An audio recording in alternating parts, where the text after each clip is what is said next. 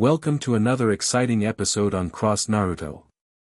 Today, we're exploring a captivating tale called What If Naruto Was the Celestial Dragon Sage, the god who existed before Great Red Naruto x Rias x Grayfia. Before we begin, if you enjoy our content, please support us by liking this video and subscribing to our channel.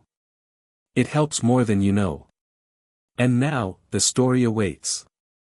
Chapter 1, Awakening. The endless void stretched in all directions, a perfect nothingness that defied comprehension. Within this emptiness, consciousness stirred. Naruto opened his eyes after what might have been a millennium or merely a moment. Time held little meaning in the space between realities. A tremor had disrupted his meditation, a subtle shift in the cosmic balance that shouldn't have been possible. "Someone's messing with forces they don't understand," he muttered, stretching limbs that hadn't moved in ages. His voice echoed strangely in the void, reminding him how long it had been since he'd spoken aloud. He stood, golden hair catching non-existent light, blue eyes shifting to slitted crimson as he extended his senses across dimensions. The disturbance pulsed again, stronger this time. Not from the dimensional gap where he'd last seen Great Red and Ophis, but from the mortal realm. "Well," he grinned, cracking his neck, "guess I'm coming out of retirement." Reality bent around him as he forged a path between worlds for the first time in eons.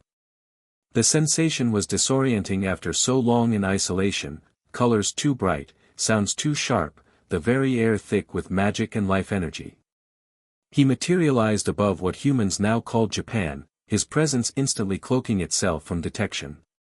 The source of the disturbance lay below, a potent concentration of demonic energy surrounding what appeared to be a high school. "Devils playing at being teenagers," Naruto snorted, dropping through the night sky. "Some things never change." As he approached, he sensed the battle taking place in an alternate dimension, a raiding game from the feel of it. But something was off. The energies weren't balanced. One participant was struggling against overwhelming odds, their determination flaring brightly against growing despair. Naruto hovered at the dimensional boundary, watching. A red-haired devil woman fought against a blonde man surrounded by what seemed to be his entire peerage. She was losing badly, her small team overwhelmed despite their valiant efforts. "Riser will never let you go, Rias," the blonde man laughed, flames dancing around his regenerating body. "Your family has agreed. Your brother has agreed. This marriage will happen." The red-haired woman, Rias, pushed herself to her feet, defiance in her eyes despite her battered condition. "I'd rather die than be your trophy, Phoenix." Naruto felt something stir within him, an emotion he hadn't experienced in millennia. Interest. Curiosity. And something like respect. Forced marriages. Political games. "Devils really haven't evolved," he muttered, then grinned as he made his decision. Time to crash a party. With casual ease, he reached out and tore through the dimensional barrier. The fabric of reality parted like tissue paper, creating a sound like thunder that drew every eye in the raiding game arena. He stepped through the breach, power rolling off him in waves that immediately knocked several of the weaker devils to their knees. "Hope I'm not interrupting anything important," Naruto said, hands in the pockets of the orange and black jacket he'd manifested. He looked around with exaggerated interest. "Nice setup you've got here." Complete silence met his entrance. Even the announcer seemed struck dumb. Riser Phoenix recovered first. "Who dares interfere in an official raiding game? Guards! Remove this intruder." Several devils in ceremonial armor appeared at the edges of the arena, magic circles forming in their hands. Naruto just smiled. "Yeah, that's not gonna work." The guards launched spells simultaneously, and watched in horror as their magic dissipated harmlessly inches from Naruto's body. "My turn?" Naruto asked cheerfully. He flicked a finger, and all the guards went flying backward, crashing into the arena walls with enough force to crack stone. Riser's face contorted with rage. "Who the hell are you?" "Just someone who hates watching unfair fights," Naruto replied, walking casually toward Rias. The girl's peerage moved protectively in front of her, a small black-haired girl, a blonde knight, and a girl with white hair. Brave, but unnecessary. He stopped a few paces away and looked directly at Rias. Up close, her crimson hair reminded him of something, someone, from long ago. You don't want to marry this guy, right? Rias blinked in surprise. No. But this raiding game is a joke, Naruto finished. No offense to your team, they fought well. But this was rigged from the start. Riser's entire peerage now surrounded their master, magic at the ready. The Phoenix himself glared with naked hostility. This is none of your business, intruder. This match determines the union of two noble devil houses. Ah, politics. Naruto stretched his arms overhead, then fixed Riser with a red-eyed stare. Here's a counter-offer, the match is void, the engagement is cancelled, and everybody goes home without getting hurt. Laughter erupted from Riser and his peerage. You're either insane or suicidal, Riser sneered. Do you have any idea who I am? Who she is? This is a matter between the Phoenix and Grayfia families. Grayfia? Naruto's eyes widened slightly, glancing back at Rias with new interest. Well, that explains the hair. You're related to Zekrom. Rias looked stunned. Zekrom Bale is my ancestor, yes. How do you? Let's just say I've been around a while, Naruto replied with a wink. Now, about this raiding game. Enough. Riser shouted, his body erupting in flames. Since you're so eager to interfere, you can face me yourself. The Phoenix launched forward with impressive speed, for a devil. To Naruto, he moved in slow motion. The flaming fist passed through empty air as Naruto simply wasn't there anymore. Over here, Naruto called from behind Riser. The Phoenix whirled, unleashing a massive wave of fire that engulfed half the arena. When the flames cleared, Naruto stood untouched, not even his clothes singed. My turn? Naruto asked, and before anyone could blink, he had Riser by the throat, feet dangling above the ground. Here's the thing about immortality, Phoenix. It's not all it's cracked up to be. Naruto's free hand began to glow with energy unlike anything the watching devils had ever seen, not magic, not demonic power, but something far more ancient. Your regeneration is impressive, but it has limits. Want to find out what they are? For the first time, fear flickered across Riser's face. He struggled against Naruto's grip but couldn't break free. I'll make this simple, Naruto continued conversationally. The engagement ends now. Rias Grayfia makes her own choices. And you, he tightened his grip slightly, you learn some respect. You can't interfere with devil politics. Riser gasped, still struggling. Who do you think you are? Naruto smiled, but it didn't reach his eyes. Someone who was old when your ancestors were still figuring out how to use fire, little Phoenix. He released his grip on Riser's throat but kept him suspended with invisible force. Now, do we have a deal? Before Riser could answer, a new dimensional tear opened in the arena. The temperature dropped noticeably as a woman stepped through, tall, silver-haired, with an aura of controlled power and authority that immediately commanded attention. That's quite enough, she said, her voice like ice. This raiding game is now officially suspended by order of Lucifer-sama. Naruto turned to study the newcomer with obvious interest. Unlike the others, this woman's power was substantial, the strongest devil he'd encountered since awakening. More intriguing was the perfect control she maintained over it, not a single energy thread out of place. Well, hello there, he said with a lazy smile. And you are? The woman's silver eyes narrowed slightly. Grayfia Lucifuge, Queen of Surzek's Lucifer. She turned to Rias. Your brother has ordered an investigation into the circumstances of this raiding game. All participants are to return immediately. Grayfia. Rias exclaimed, relief evident in her voice. Did my brother finally listen? The situation has become complicated, Grayfia replied, her eyes returning to Naruto. Starting with this unauthorized intrusion. Naruto finally released Riser, who dropped unceremoniously to the ground. Just providing a public service. This whole arrangement looked suspiciously one-sided. That is not for you to determine, Grayfia stated coolly. Who are you, and by what authority did you breach a secured raiding game? Naruto grinned. Name's Naruto. As for authority, he shrugged, I don't really need any. Dimensional barriers are more like suggestions to me. The temperature dropped further as Grayfia's power responded to her irritation. Everyone will return to the underworld immediately. Including you, she added, fixing Naruto with a stare that would have frozen most beings solid. Naruto just smiled wider. Sure, I could use a vacation. The underworld's probably changed since my last visit anyway. This is outrageous. Riser had recovered enough to protest. This match was sanctioned by the devil government. You can't just, I can and I am, Grayfia cut him off. By direct order of Lucifer-sama. Or would you like to challenge his authority, Riser Phoenix? Riser's mouth snapped shut. Naruto watched the exchange with amusement. Politics, some things really never changed, no matter the realm.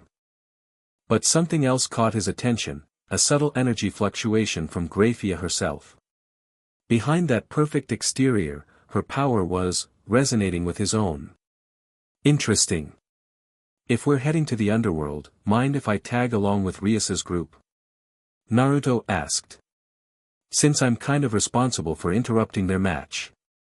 Before Grayfia could object, Rias stepped forward. I would like that. He did intervene on my behalf, after all.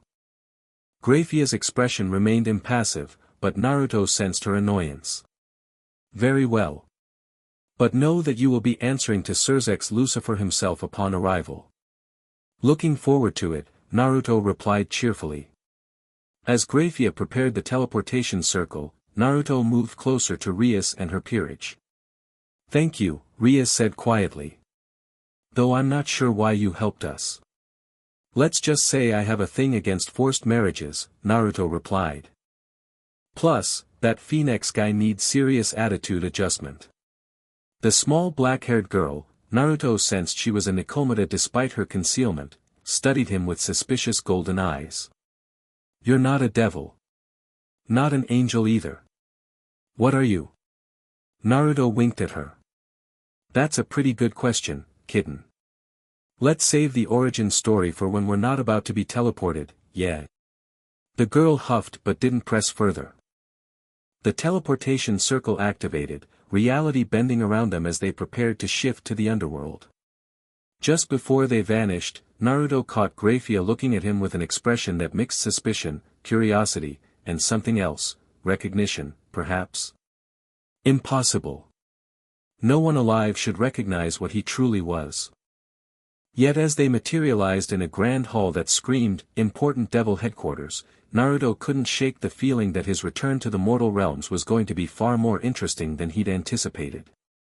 The Gremory mansion hadn't changed much in the centuries since Naruto had last glimpsed it, still ostentatious, still dripping with old money and older magic. The devils themselves, though, they'd definitely evolved. Surzex Lucifer, formerly Gremory, stood before them with an expression that mixed concern, relief, and barely concealed rage. Not at Rias or her friends, Naruto noted, but at the situation itself.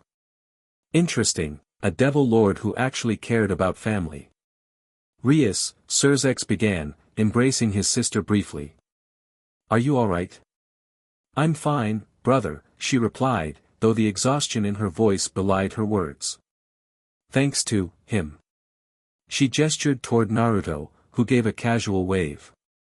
Surzex turned his full attention to Naruto, power radiating from him in controlled waves. Impressive, for a devil. And who exactly might you be?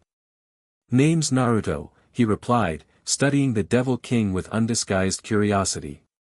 Gotta say, you're not what I expected from Lucifer these days. I'm not the original, Surzex replied carefully. But you knew that already, didn't you? Just as you knew to reference Zekrom Bale earlier. Naruto grinned. Nothing got past this one. I keep up with current events. Sometimes.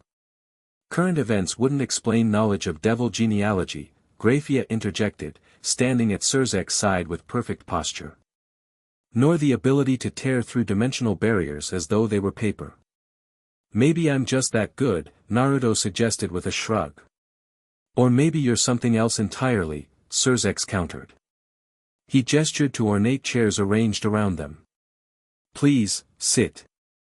I believe we have much to discuss, starting with why you interrupted my sister's raiding game. Naruto sprawled casually in one of the chairs, noting how Rias and her peerage remained standing until given permission to sit by a subtle nod from Surzek. Hierarchy everywhere. Pretty simple, really, Naruto explained. I sensed a disturbance, unbalanced energies, someone using power they shouldn't have access to. Followed it to your raiding game and found little sis here getting steamrolled by that Phoenix guy. The match was rigged. Rigged how? Surzek asked, leaning forward with intense interest. Someone was amplifying Phoenix's regeneration. Not by much, subtle enough that most wouldn't notice. But enough to give him an edge he shouldn't have had. Rias gasped. That's cheating. The whole match should be invalidated. It will be, Surzek assured her. I've already dispatched investigators. He turned back to Naruto. Few beings could detect such subtle manipulation. You're clearly no ordinary, whatever you are. Naruto shrugged again. I've got good eyes. Eyes that can see through dimensional barriers, Grayfia noted dryly. Among other things, Naruto replied, meeting her gaze. Something flickered in her silver eyes, recognition again. No, something deeper. Before Surzek could continue his questioning, the doors burst open as Lord and Lady Phoenix stormed in, followed by Riser and representatives from the Grayfia family. This is unprecedented. Lord Phoenix thundered. A sacred raiding game interrupted by an unknown entity, and now Lucifer himself is invalidating the results. The agreement between our families was predicated on a fair contest, Surzek cut in smoothly. Evidence suggests the match was compromised. What evidence? Lady Phoenix demanded. All eyes turned to Naruto, who was examining his fingernails with apparent boredom.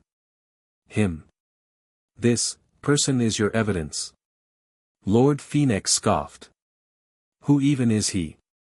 What authority does he have? That's what we're discussing, Surzek replied coolly. Naruto sighed and stood up, stretching languidly. Look, I get it. Politics, alliances, bloodlines, big deal for you folks. But here's what I saw, your kid was using boosted regeneration that came from an external source. That's cheating where I come from. How dare you accuse my son, Lord Phoenix began. I didn't say he did it, Naruto interrupted. Actually, I don't think he knew. The energy signature wasn't Phoenix at all. It was, something else. He frowned slightly, trying to place the familiar yet elusive energy signature he'd sensed. This is absurd, Riser finally spoke up. I won that match fair and square. The engagement stands. No, it doesn't, Surzek stated firmly. As Lucifer, I'm suspending all proceedings until a full investigation is complete. The argument escalated, with both families now fully engaged in heated debate. Naruto tuned it out, extending his senses beyond the room. The energy signature he detected during the raiding game was faint but still present, somewhere else in the mansion. Someone was watching. Excuse me for a sec, he murmured to no one in particular, slipping away from the political theater. He followed the energy trail through opulent hallways, past startled servants and guards who seemed unsure whether to stop him. The signature led to a seemingly unused wing of the mansion, growing stronger as he approached a particular door. Gotcha, he whispered, pushing it open without bothering to knock. Inside, a man in elaborate robes spun around in surprise, then his face split into a grin that didn't reach his eyes. Well, the man said smoothly. The interloper himself. I wondered if you'd sense me. Hard not to, Naruto replied, leaning against the doorframe. Your magic's got a distinctive stink to it. You're the one who tampered with the match. The man gave an elegant bow. Diodora Asteroth, at your service. And you are? Someone who doesn't like cheaters, Naruto replied, studying the devil. Something was off about him, his aura had an underlying corruption that reminded Naruto of. No, that couldn't be right. Cheating implies there are rules worth following, Diodora replied with a dismissive wave. The old families need shaking up.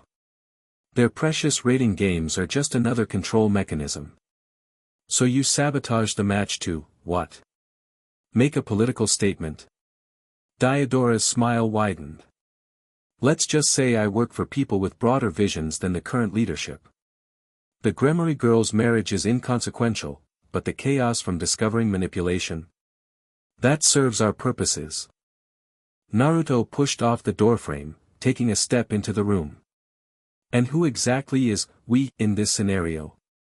For the first time, Diodora's confidence wavered. Someone even you should fear, interloper. The old powers are stirring. The balance shifts. Yeah, I noticed, Naruto replied dryly. That's kind of why I'm here. Diodora's hands moved in a complex pattern, magic circles forming. Then you've returned just in time for the end. The old Satan faction sends their regards. The attack came swiftly, not aimed at Naruto, but at the floor beneath him. A transportation circle activated, attempting to forcibly teleport him. Naruto didn't move. The magic washed over him harmlessly, circles sputtering and failing as they encountered something they couldn't possibly affect. That's cute, Naruto said, taking another step forward. Want to try again? Real fear flashed across Diodora's face. What are you? I asked first, Naruto replied, moving with sudden speed that left no time for reaction. His hand closed around Diodora's throat, lifting him effortlessly. Who are you working for? And don't say old Satan faction again, I want names. You're too late, Diodora gasped, eyes bulging. He's already aware of you. Who is? Instead of answering, Diodora's body suddenly convulsed. Dark energy erupted from his eyes and mouth as a magic circle activated on his chest, some kind of self-destruct spell. Naruto dropped him and jumped back as Diodora's body collapsed, withering rapidly into a desiccated husk. Well, that's inconvenient, Naruto muttered, crouching to examine the remains. The magic that had consumed Diodora was familiar, ancient devil magic, but corrupted somehow. Twisted. What happened here? A voice demanded from the doorway. Naruto glanced up to see Grayfia, power crackling around her as she took in the scene. Your mansion's got a pest problem, Naruto replied, gesturing to Diodora's remains. This guy was responsible for rigging the raiding game. Said he worked for the old Satan faction, whatever that is. Then he self-destructed rather than answer questions. Grayfia's eyes widened slightly, the first real reaction he'd seen from her. Diodora Asteroth. We've suspected him of treasonous activities, but never had proof. Well, now you've got a corpse, Naruto said, standing. Though I'm guessing that's not quite the proof you wanted. The old Satan faction has been a thorn in our side for centuries, Grayfia explained, approaching cautiously to examine the body. Extremists who believe only descendants of the original Satans should rule. But they shouldn't have magic capable of this. Naruto watched her work, impressed by her methodical approach. The magic wasn't purely devil in origin. There was something else mixed in, something older. Grayfia's head snapped up, silver eyes meeting his with startling intensity. How would you recognize that? Naruto shrugged. Like I said, good eyes. You're not a devil, she stated. Not an angel, fallen or otherwise. Not a yokai or dragon either. Nope. Then what are you? Naruto smiled enigmatically. Let's just say I've been around long enough to recognize when something bad is brewing. Before Grayfia could press further, shouts echoed from the hallway. Guards were approaching. We should return to Surzek-sama, Grayfia said, straightening. He needs to know about this immediately. Naruto nodded, but as they turned to leave, he caught her arm gently. One question first. That look in your eyes when you saw me, you recognized something, didn't you? For a moment, Grayfia's perfect composure slipped. Something vulnerable and uncertain crossed her face. I don't know, she admitted quietly. Your energy signature. I've seen it before. In ancient texts kept hidden in the Lucifuge archives. Drawings of a being with 9 tails who came before. She stopped herself, shaking her head. It's impossible. Just a legend. Naruto released her arm, his expression unreadable. Yeah. Just a legend. The revelation of Diodora's treachery and death shifted the entire dynamic of the gathering. The Phoenix family, faced with evidence of outside interference, grudgingly agreed to postpone the engagement pending further investigation. Riser, visibly relieved to escape without further confrontation with Naruto, departed with his parents. In the aftermath, Surzek called an emergency meeting with only Grayfia, Rias, and, surprisingly, Naruto present. Old Satan faction involvement changes everything, Surzek said gravely, pacing the private study. If they're targeting Rias specifically, we need to understand why. Because I'm your sister, Rias replied.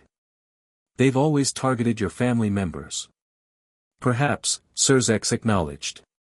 But the timing is suspicious. And their methods have evolved.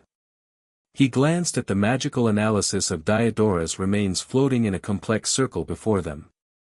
This magic shouldn't be possible for them. Someone's given them an upgrade, Naruto commented, studying the magical signature. Someone with access to knowledge that should have been lost ages ago. All eyes turned to him. You recognize it, Surzek said. It wasn't a question. Naruto nodded slowly. Parts of it. It's based on primordial magic, the kind that existed before the system the biblical God established. But it's been corrupted, twisted into something unnatural. How would you know about magic predating the biblical God? Surzek asked sharply. Instead of answering directly, Naruto walked to a nearby window, looking out at the underworld landscape.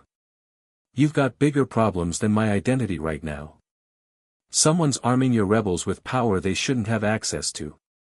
The question is who and why. Surzek and Grayfia exchanged looks. Some silent communication passed between them. Naruto-san, Surzek began carefully, I appreciate your intervention on my sister's behalf. But I need to know who or what I'm dealing with. You display power unlike anything we've encountered, knowledge of ancient magic, and familiarity with devil politics that predates even my awareness. Naruto turned back from the window with a sigh. Fair enough. Let's just say I'm older than I look. Much older.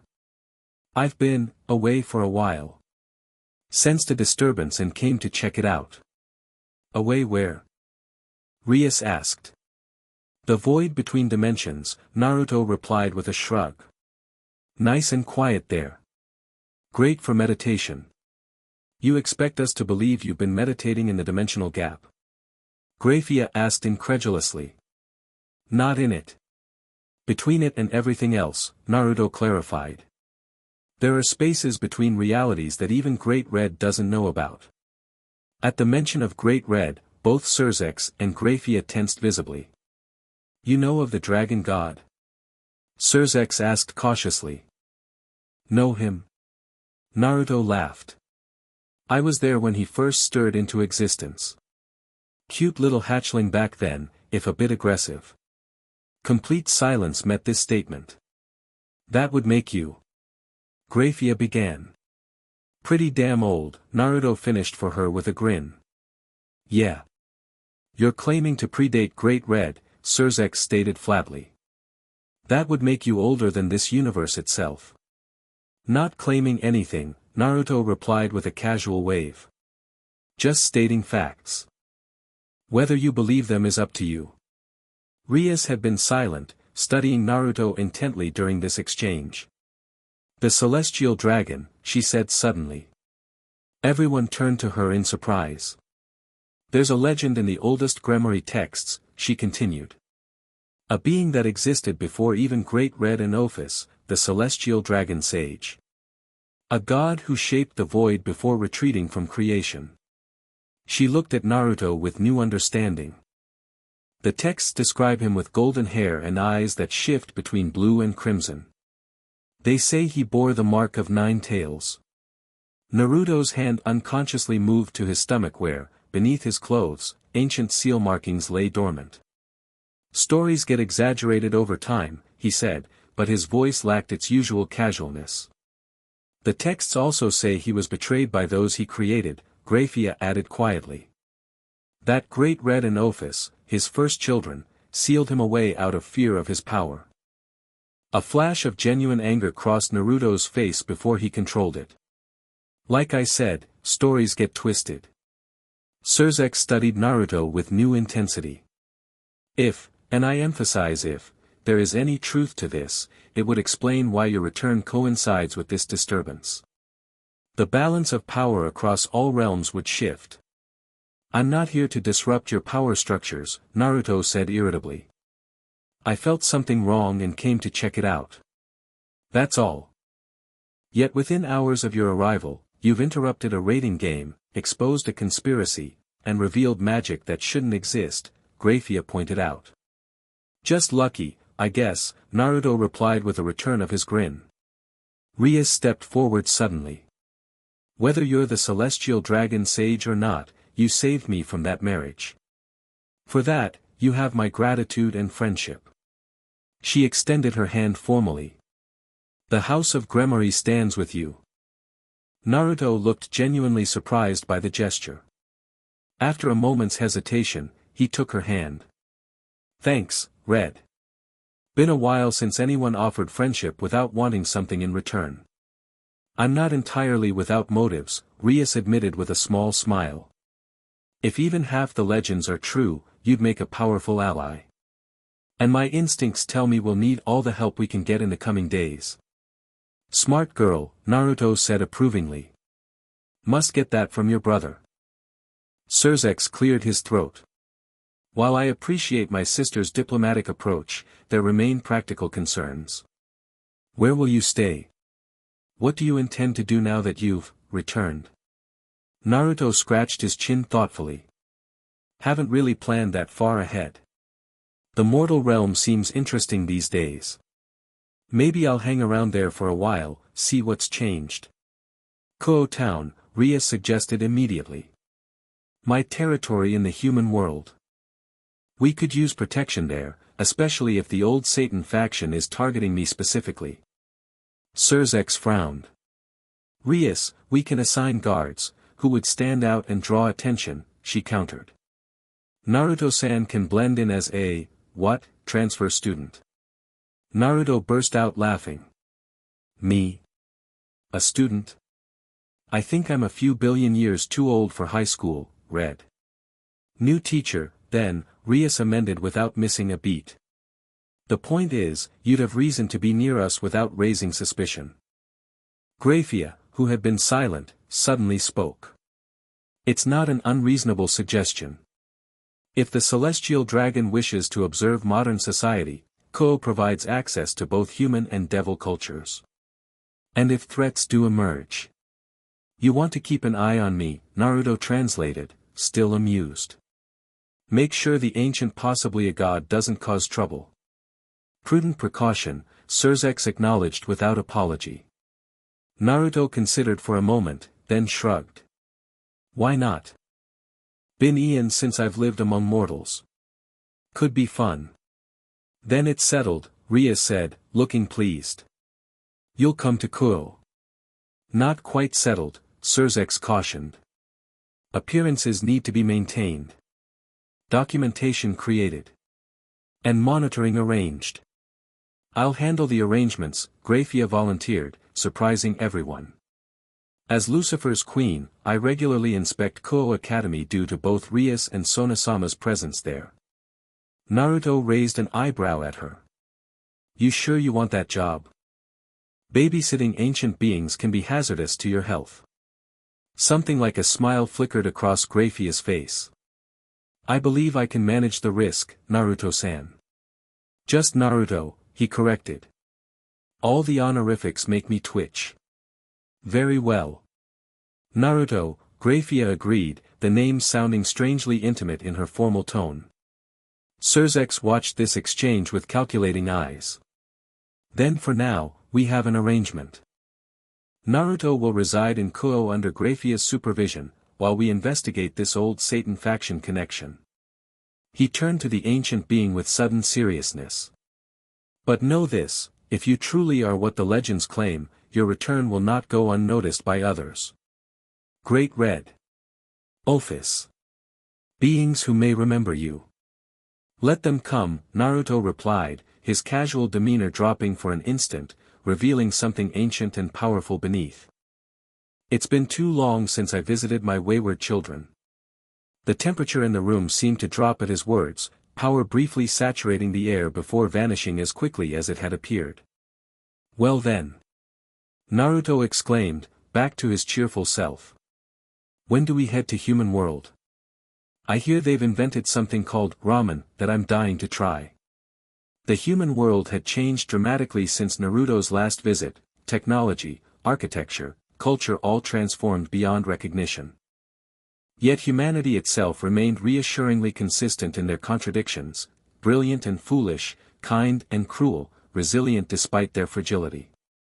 Kuoh Town embodied these contrasts perfectly, a blend of ancient traditions and modern conveniences, spiritual awareness and mundane concerns.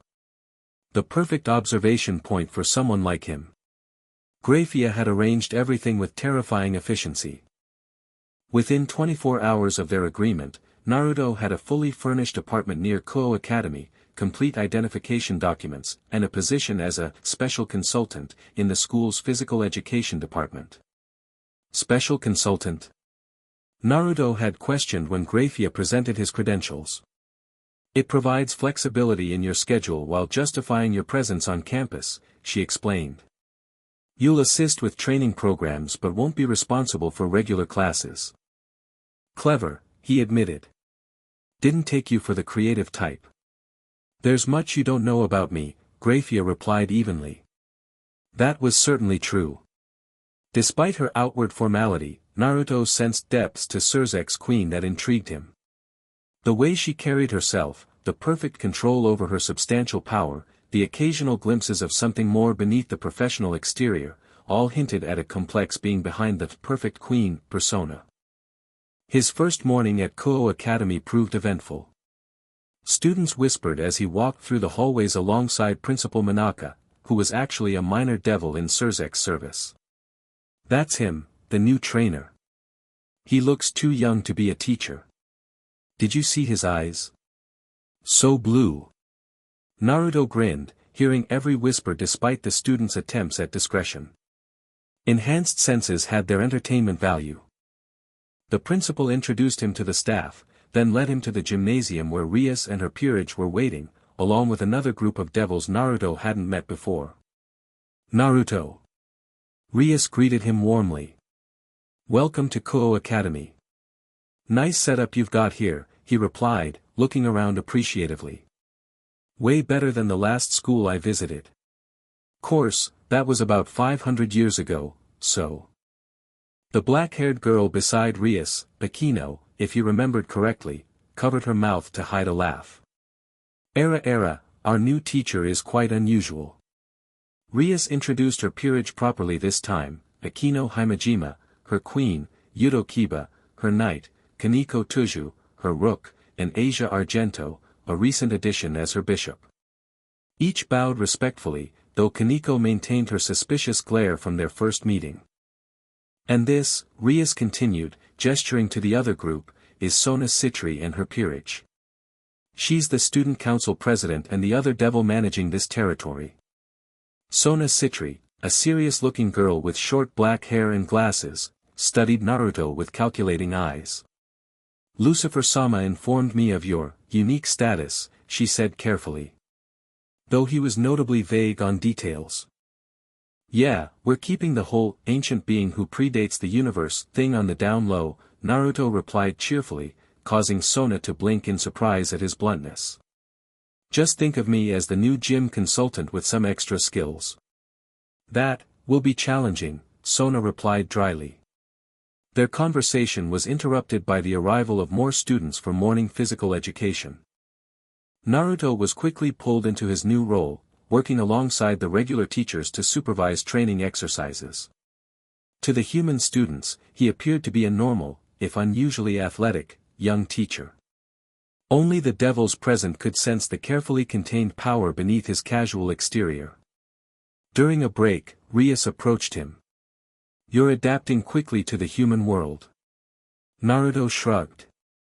It's not so different from the last time I visited. Humans still worry about the same basic things, survival, connection, purpose. Just with fancier tools now. When was your last visit? Rias asked curiously. Depends how you measure time, Naruto replied. By human calendars, probably the late medieval period. Had a nice chat with a monk in what you'd now call Tibet. Good guy, very insightful about the nature of reality. Rias shook her head in wonder. It's hard to imagine existing for so long. Don't you get lonely? Something flashed across Naruto's face, a glimpse of ancient pain quickly masked. You get used to it. Before Rias could respond, a commotion erupted across the field. Several students were pointing at the sky, where a flock of birds had suddenly taken flight in panic. Naruto tensed immediately, senses expanding. Something's coming. Rias frowned. I don't sense anything, not devil, not angel, Naruto interrupted, eyes scanning the horizon. Something else. Everyone inside, now. His tone brooked no argument. Rias immediately began herding students toward the building while Sona did the same on the other side of the field. Within minutes, the area was clear except for the devil Pirajas and Naruto. What is it? Sona asked, rejoining them. Not sure yet, Naruto replied, eyes now shifted to crimson. But it's familiar. Almost like, the air rippled about 50 feet away, reality distorting as something pushed through from another dimension. A tear appeared, jagged and unstable, completely different from the controlled portals devils typically used. A figure stepped through, humanoid but wrong somehow, its proportions slightly off, skin too pale, eyes too large and entirely black. It wore what appeared to be tattered remains of formal attire. What is that? Akino whispered, power crackling around her fingers. Trouble, Naruto replied grimly. The creature's head swiveled unnaturally until it faced their group. Its mouth opened far wider than any human mouth could, revealing multiple rows of needle-like teeth. Found, you. It rasped, voice like grinding metal. Dragon. Sage. Every devil present turned to stare at Naruto. Friend of yours? Kiba asked, a sword materializing in his hand.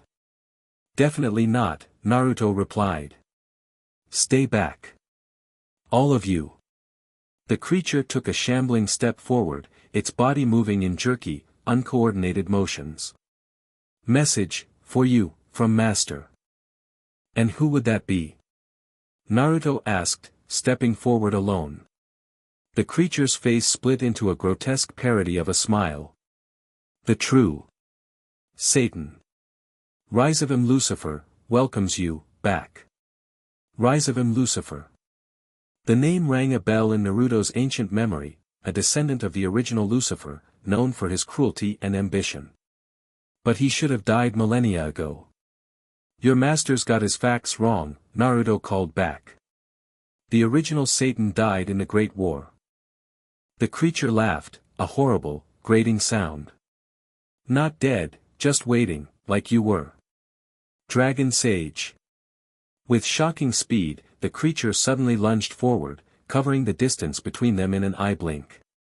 Clawed hands reached for Naruto's throat, only to pass through empty air as Naruto simply vanished and reappeared behind it. Too slow, Naruto commented. The creature whirled, faster this time, black ichor dripping from its mouth. Not here, to fight, just deliver. Warning. I'm listening, Naruto replied calmly. The balance shifts, the creature rasped. Old powers, awaken. Choose your side, carefully. Rizevim-sama offers alliance. Naruto actually laughed at that. Your master thinks I need allies. Cute. The creature's expression didn't change. Not even you can face what comes. The infinity and dreams remember you. They prepare. Ophis and Great Red. The creature was warning him that his children knew of his return. Tell your master thanks for the heads up, Naruto replied coldly. But I don't make deals with devils who send abominations as messengers. Not abomination, the creature replied. Evolution. Your power, his knowledge, perfect combination. Understanding dawned on Naruto's face. He's experimenting with my energy signature. That's what I sensed during the raiding game, he's trying to replicate primordial power. The creature's grotesque smile widened. Smart, as legends say. Last chance, join, or perish. Naruto's expression hardened. I think I'll pass. And you can tell Rizevim something from me. He moved forward in a blur, hand extended. No one uses my power without permission. His palm connected with the creature's chest.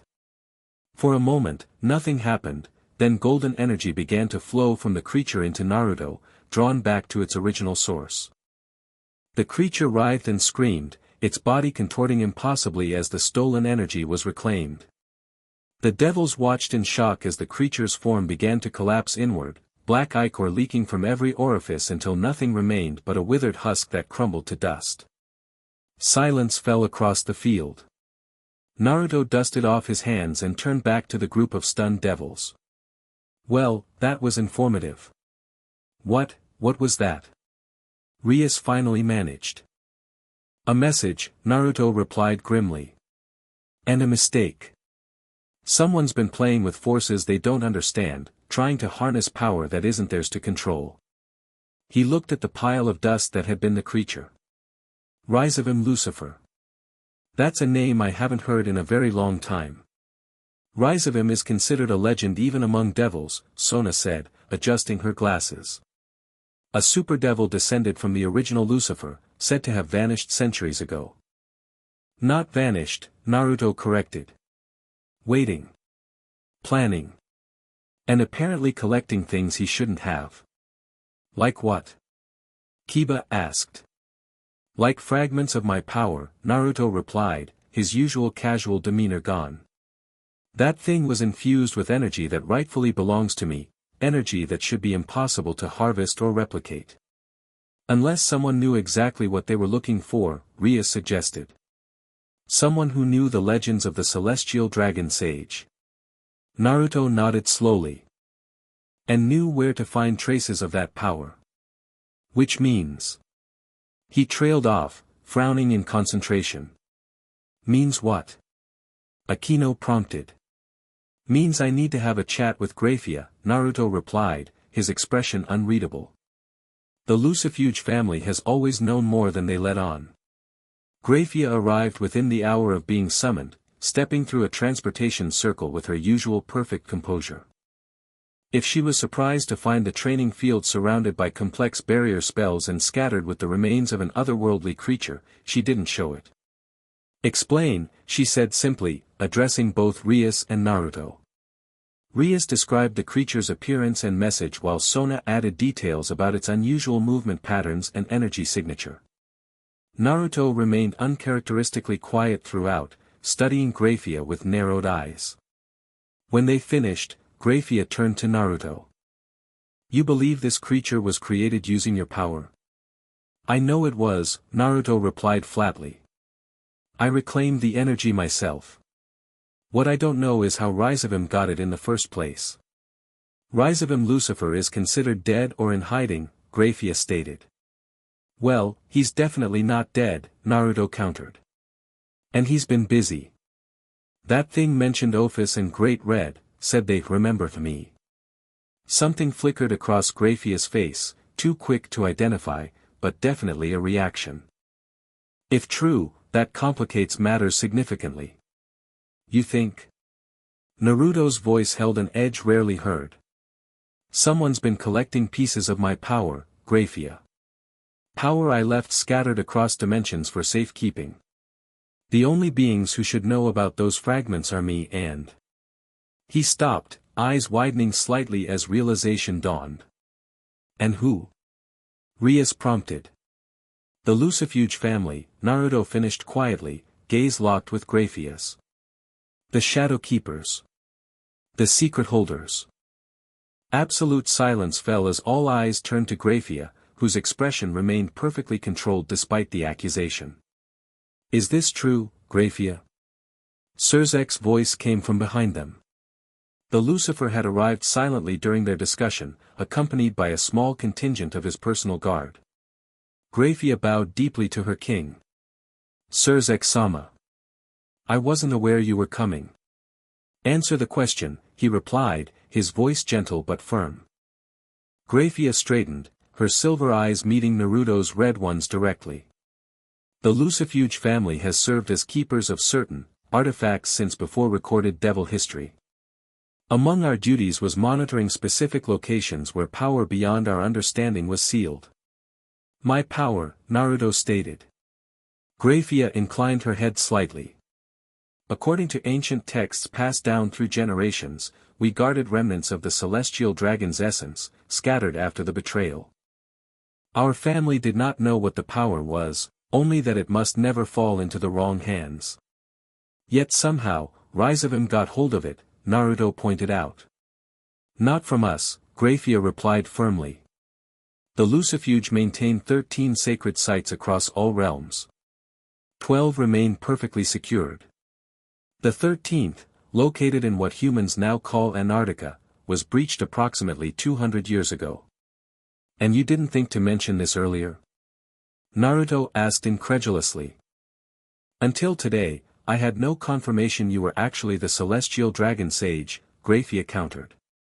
Only suspicions based on legends and your unusual energy signature. Surzek stepped forward, power radiating from him in controlled waves. This changes our assessment of the situation. If Rizevim Lucifer has indeed returned and possesses fragments of primordial power, all 3 realms could be threatened. 4 realms, Naruto corrected absently.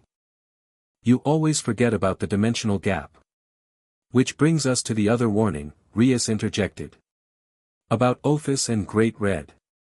If they truly remember you. Then they know I'm back, Naruto finished, running a hand through his golden hair in frustration. And neither of them will be particularly thrilled about it. The legends speak of betrayal, Sona said cautiously. That the Dragon of Infinity and the Dragon of Dreams sealed away their creator out of fear. Naruto's expression darkened. Legends exaggerate. It wasn't fear, it was ambition. They wanted the power I possessed, power I refused to give them. So they took what they could and banished me to the void between realities. Your own children betrayed you? Rias asked softly. Naruto's laugh held no humor. Family drama is universal, Red. Even for beings like us. He turned back to Grayfia. I need to see the remaining 12 sites. If Rizevim found one fragment, he'll be hunting the others. Grayfia looked to Surzek, who nodded after brief consideration. The Lucifuge sacred sites have never been revealed to outsiders, she said. But these are extraordinary circumstances. I will show you. I'm coming too, Rias declared. No, Naruto and Surzek said simultaneously. This is too dangerous, Surzek continued. If Rizevim is targeting fragments of the celestial dragon's power, these sites will be heavily monitored. All the more reason to have backup, Rias argued. My peerage is strong, and we've already encountered one of these creatures. Naruto studied her determined expression and sighed. She's got a point. Plus, having devil royalty along might make navigating the less accessible realms easier. I cannot permit, Surzex began. With all due respect, Naruto interrupted, you can't actually stop me. And if I decide to take Rias along, that's what will happen. His tone wasn't threatening, merely stating facts.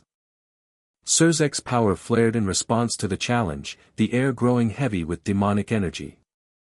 Naruto didn't react at all, standing casually as though completely unthreatened by one of the most powerful devils in existence.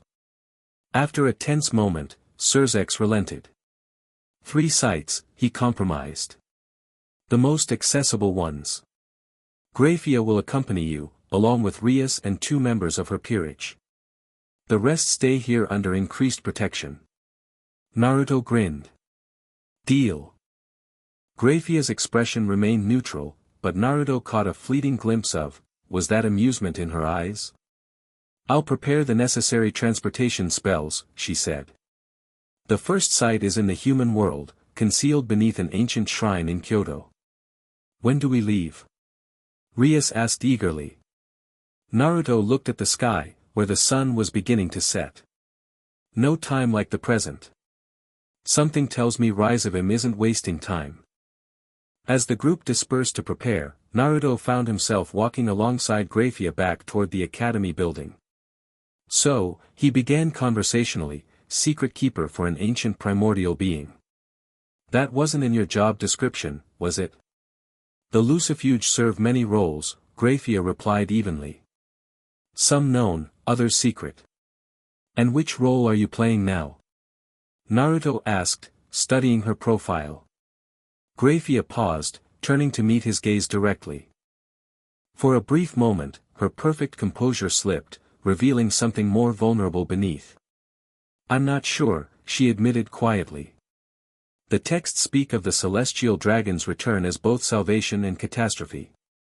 The end of one age, the beginning of another. Heavy stuff, Naruto commented. No pressure or anything. The corner of Grayfia's mouth twitched in what might have been the ghost of a smile. Indeed. Perhaps that's why the Lucifuge were chosen as guardians, we understand the weight of duty. And the price of loyalty, Naruto added, more seriously than was his habit. Your family has carried this burden for eons without ever knowing why. We serve, Grayfia said simply. It is our purpose. And what about your purpose, Grayfia? Not the Lucifuge family's, yours. The question seemed to catch her off guard. For a moment, she looked almost lost, silver eyes troubled. I serve Surzek-sama, she replied, but the answer sounded hollow even to her own ears. Naruto's expression softened. There's more to existence than service, you know. Even for beings like us. Before Grayfia could respond, Rias called out to them from the school entrance, waving excitedly. The moment of vulnerability vanished as Grayfia's perfect mask slid back into place. But as they walked toward the others, Naruto couldn't help but wonder what else lay beneath that flawless exterior, and why he felt so determined to find out. Chapter 2, Resonance. The Kyoto shrine looked ordinary enough, weathered stone steps leading to a modest wooden structure nestled among ancient cedar trees. Tourists snapped photos while locals offered prayers, completely unaware of what lay beneath their feet. This is it? Naruto asked, hands in his pockets as he surveyed the seemingly mundane sight. Gotta say, not what I expected for a secret vault housing a fragment of primordial power. Grayfia stood beside him in a perfectly tailored business suit, her idea of blending in with humans. The obvious is often the best hiding place. Countless supernatural beings have passed through Kyoto over the centuries. None detected what lies beneath. Rias adjusted her sunglasses, trying to look inconspicuous despite her crimson hair drawing stares. She'd chosen to bring Akino and Kaneko along, power and sensitivity to supernatural energies being the deciding factors. I sense nothing unusual, Aquino commented, umbrella shading her from the afternoon sun. That's the point, Kaneko muttered, ice cream in hand despite the serious mission. Naruto closed his eyes, extending senses beyond normal perception. The shrine buzzed with minor spiritual energy, prayers and offerings from centuries of worship creating a blanket of ambient power. But beneath that... There, he said suddenly, eyes snapping open. Clever. The entrance is hidden within the spiritual noise, like hiding a whisper in a crowded room. He started up the shrine steps, the others following close behind. Tourists parted unconsciously for their group, a subtle repulsion field courtesy of Grayfia ensuring privacy. At the main altar, Naruto stopped, head tilted like he was listening to something beyond hearing. Without warning, he stepped through the offering box, his body passing through solid wood as though it were mist. Show off, Rias muttered before Grayfia guided them to the actual entrance, a maintenance door hidden behind the shrine that opened to reveal stone steps descending into darkness. You could have used the door, Grayfia informed Naruto when they rejoined him in the subterranean passage. Where's the fun in that? He replied with a grin that caught the light from Aquino's magically conjured flame. The passage stretched deep beneath the shrine, walls inscribed with protection wards in languages even Rias couldn't identify. The air grew heavy with power as they descended, pressing against their skins like deep-sea pressure. The Lucifuge have maintained this site for over 6,000 years, Grayfia explained as they walked. It was established shortly after what humans call the Jaman period began. I remember when this was all ocean, Naruto commented absently. Before the land rose and humans arrived. Nice fishing back then. The casual reference to his incomprehensible age sent a shiver through the group. It was one thing to know intellectually that Naruto predated civilization, another entirely to hear him discuss it like someone might mention their childhood neighborhood. The passage ended at a circular chamber carved directly into bedrock. At its center stood a stone pedestal supporting a crystal orb that glowed with gentle blue light. That's it? Kaneko asked skeptically. Doesn't look like much. Naruto approached slowly, expression uncharacteristically solemn. It's not supposed to. The less attention it draws, the better. He stopped a few feet from the pedestal, crimson bleeding into his eyes as he studied the orb. The containment is intact. No signs of tampering. We inspect each site annually, Grayfia confirmed. This one was last checked 3 months ago. Naruto circled the pedestal, frowning. Something's not right. The energy signature is muted. Like it's been siphoned somehow. Impossible, Grayfia stated. The barriers are intact. Nothing could extract power without breaking them. Unless they didn't need to break in, Naruto replied. He extended a hand toward the orb, stopping just short of touching it. Someone's found a way to draw energy through the barriers themselves. Subtle. Barely noticeable unless you're the original source. Rizevim? Rias asked. Maybe. Or someone working with him. Naruto finally touched the crystal, and the chamber flooded with blinding light. The orb pulsed beneath his fingers, recognition passing between fragment and creator. Energy spiraled around Naruto's arm, golden threads weaving into his being as the fragment recognized its origin. What's happening? Aquino asked, shielding her eyes. The fragment is rejoining its source, Grayfia explained, watching with undisguised fascination. Returning to where it belongs. The light intensified, then suddenly collapsed inward. The crystal orb dulled to transparent emptiness as the last of its energy flowed into Naruto. He staggered slightly, catching himself against the pedestal. You okay? Rias moved forward in concern. Fine, Naruto replied, rolling his shoulders. Just. Been a while since I've reclaimed a fragment. Forgot how intense it feels. His eyes glowed briefly before returning to their usual blue. Like reconnecting with a piece of yourself you didn't realize was missing. Grayfia approached the now empty orb, examining it closely. The containment crystals were designed to be impenetrable. If someone found a way to extract energy without breaking them, then the other sites are compromised too, Naruto finished grimly. We need to move faster. Before anyone could respond, Kaneko suddenly tensed. Someone's coming. They all felt it a moment later, presences approaching rapidly through the passage they'd used to enter. Many presences, with ill intent radiating before them. Guess we weren't as stealthy as we hoped, Naruto commented, cracking his knuckles. Company's coming. The first attackers appeared at the chamber entrance, humanoid like the creature at Kuoh, but more refined in their movements. Their bodies looked almost normal except for elongated limbs and those same entirely black eyes. Intruders identified, one rasped. Primary target, Celestial Dragon. Secondary targets, Devil Nobility. Capture or kill. Charming, Rias muttered, crimson destruction energy forming around her hands. Do these belong to Rizevim too? Different energy signature, Naruto observed. Similar base, but modified differently. Someone else is playing with my power. The creatures attacked without further warning, moving with shocking speed. Akino's lightning crashed into the first wave, incinerating two instantly. Kaneko intercepted one that leapt toward Rias, her small fist punching clean through its chest. They're stronger than they look, she warned, shaking ichor from her hand. Grayfia stepped forward, ice magic crystallizing the air around her. With geometric precision, she froze 3 attackers solid, then shattered them with a gesture. The passage is narrow, she noted. We can hold them here. More creatures poured in, climbing walls and ceiling in defiance of gravity.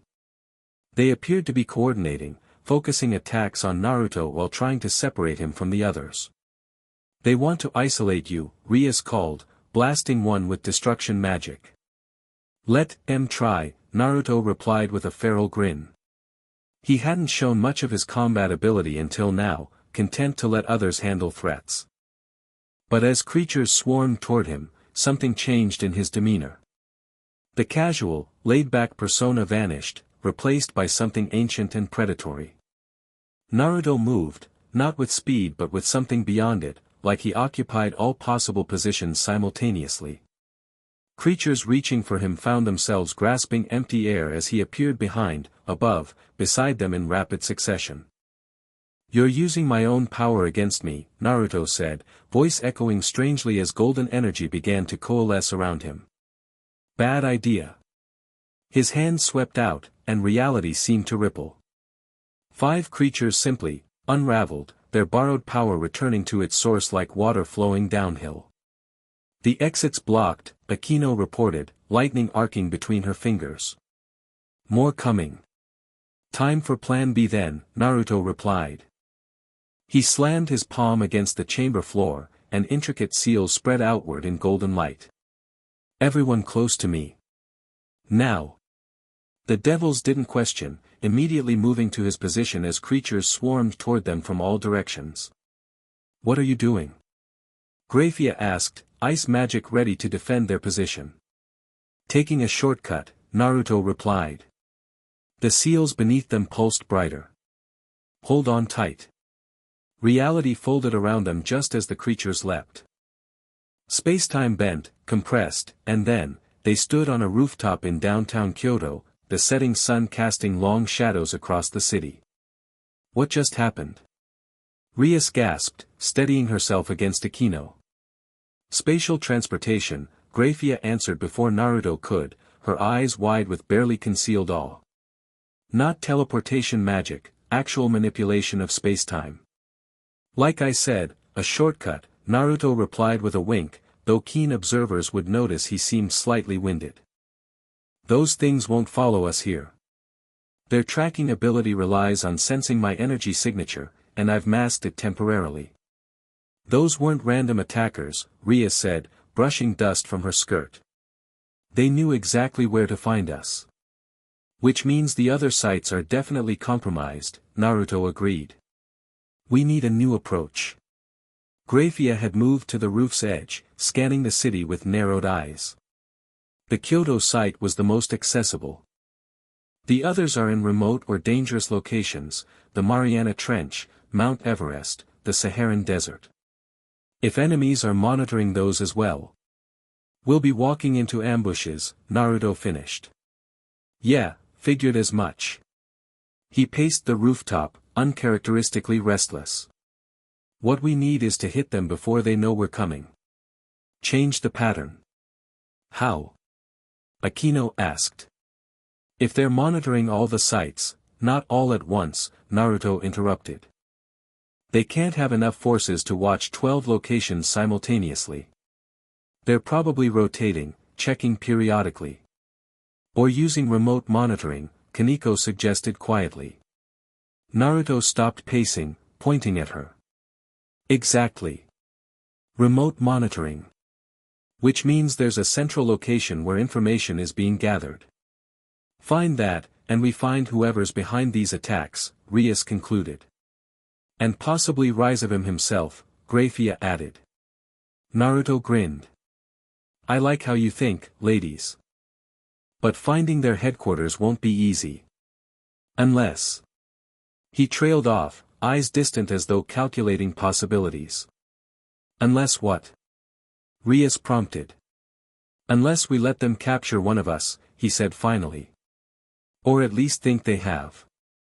Absolutely not, Grayfia stated flatly. The risk is unacceptable. Not for any of you, Naruto clarified. For me.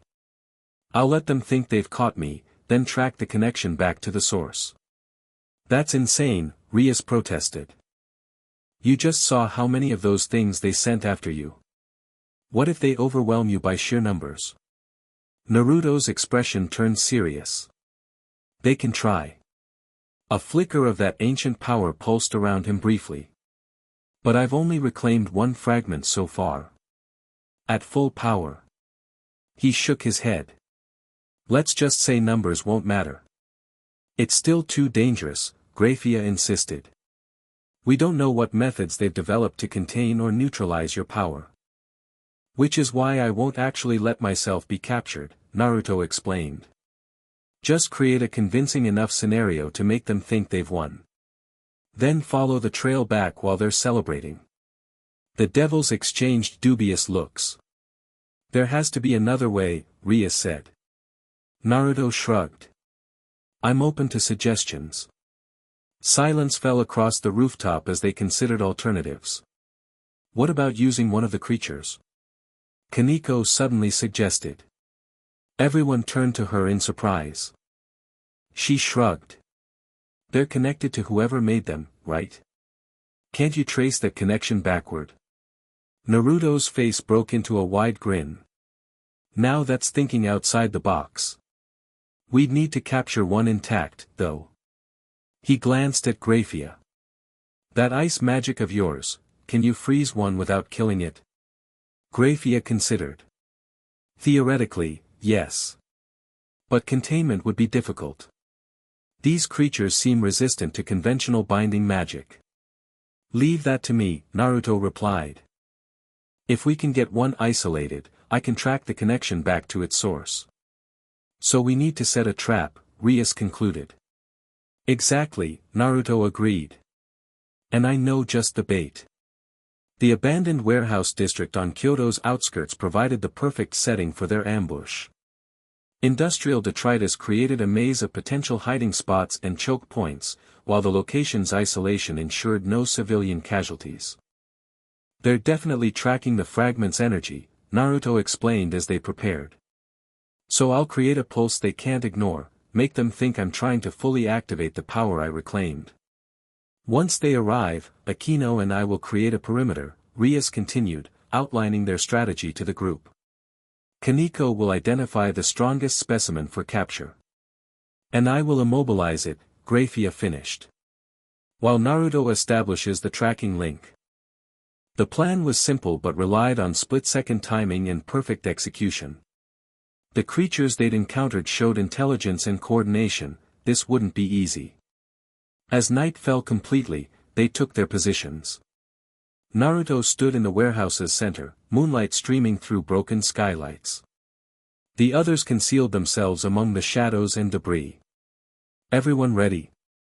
Naruto's voice came through the communication circle Rias had established. Affirmative responses echoed back. Then let's go fishing, he said. Closing his eyes, Naruto reached deep within himself to the reclaimed fragment now integrated with his being. He drew it forward carefully, allowing its power to rise to the surface without fully activating it, like striking a match near gasoline without letting it drop. Golden energy began to swirl around him, pulsing with ancient power that sent ripples across dimensional boundaries. To any being sensitive to such things, the signal was unmistakable, a fragment of primordial power, active and vulnerable. And now we wait, he murmured. They didn't wait long.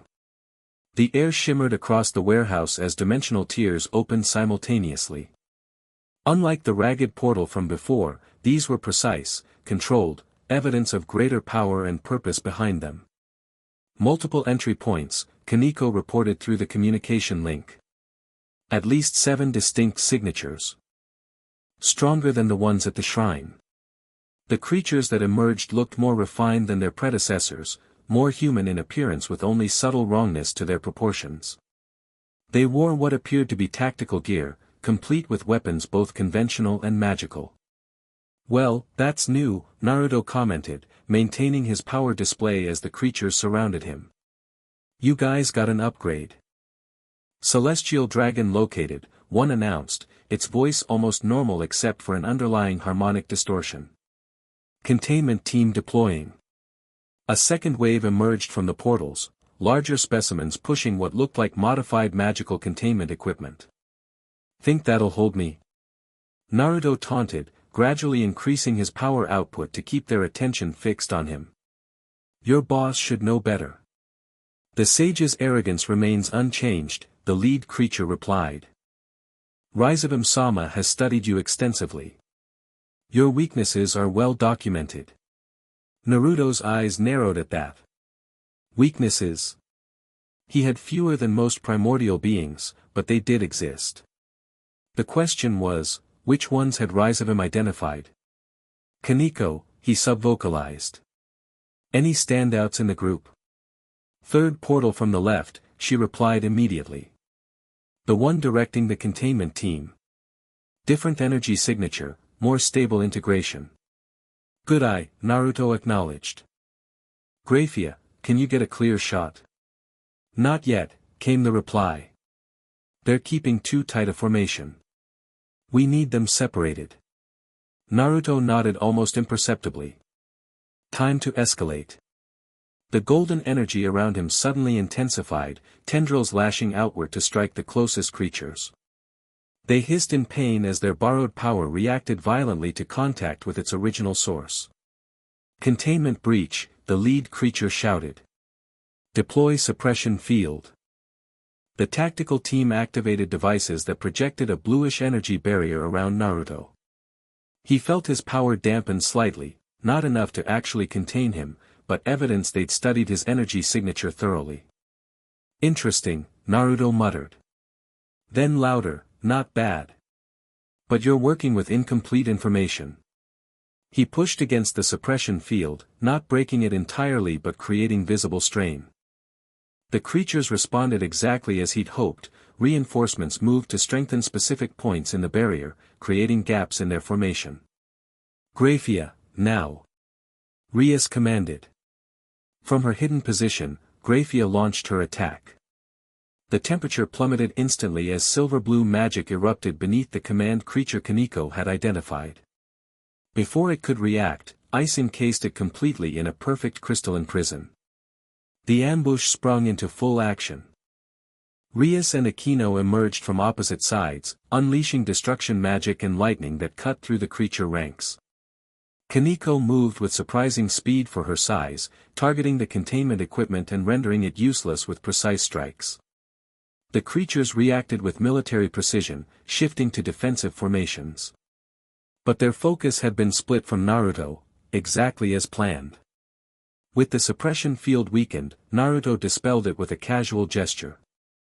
Golden energy flooded the warehouse as he moved toward the frozen command creature. The others formed a protective perimeter around him, holding back the increasingly desperate attacks. Whatever you're going to do it fast. Rias called, destruction magic obliterating two creatures that got too close. They're calling for backup.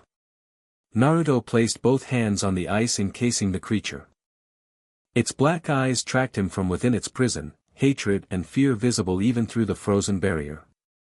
Let's see who's pulling your strings, Naruto muttered, closing his eyes in concentration. He sent his awareness flowing through the ice, past the creature's physical form, and into the magical tether that connected it to its creator. The link was complex, layers of magic woven with fragments of his own power, creating a connection that worked across dimensional boundaries. Following it was like swimming upstream against a powerful current, fighting resistance every inch of the way. But Naruto had done harder things in his long existence. His consciousness traveled along the tether, passing through layers of magical protection and misdirection. Whoever had created these creatures was paranoid about being tracked, which only made Naruto more determined to find them. Finally, he broke through the last barrier and caught a glimpse of the source, a laboratory filled with complex magical equipment. In its center stood a figure Naruto didn't recognize, a woman with long black hair streaked with silver, her hands manipulating complex magical formulas floating in the air before her. Before he could see more, searing pain shot through the connection. The woman had sensed his intrusion and was burning the magical tether to sever it. Naruto pulled back just as the link collapsed, gasping as his awareness snapped back to his physical body. Got what we need? Akino asked, lightning cascading around her as she held the perimeter. Partial success, Naruto replied, shaking his head to clear it. Found their lab, got a look at one of the masterminds. Not Rizevim himself, but someone working for him. We need to go, Grayfia announced. More portals forming. She was right. The air around them shimmered as new dimensional tiers began to open, larger than before, radiating enough power to make even Naruto take notice. Time for that shortcut again, he agreed. But before he could activate his spatial transportation, the frozen creature in front of him began to glow from within. Cracks appeared in Grayfia's ice as the light intensified. Self-destruct sequence, Naruto realized. Everyone down. He threw up a barrier just as the creature exploded with enough force to shatter every window in the warehouse. The blast contained his reclaimed power, twisted and amplified to maximize destruction. When the dust settled, the warehouse was half collapsed around them. Naruto's barrier had protected them from the worst of the explosion, but the effort had clearly cost him. Blood trickled from his nose as he maintained the shield. So much for our prisoner, Rias coughed, waving away dust clouds. They really don't want us tracking them, Akino observed. Naruto lowered the barrier, wiping blood from his face. Doesn't matter. I saw enough.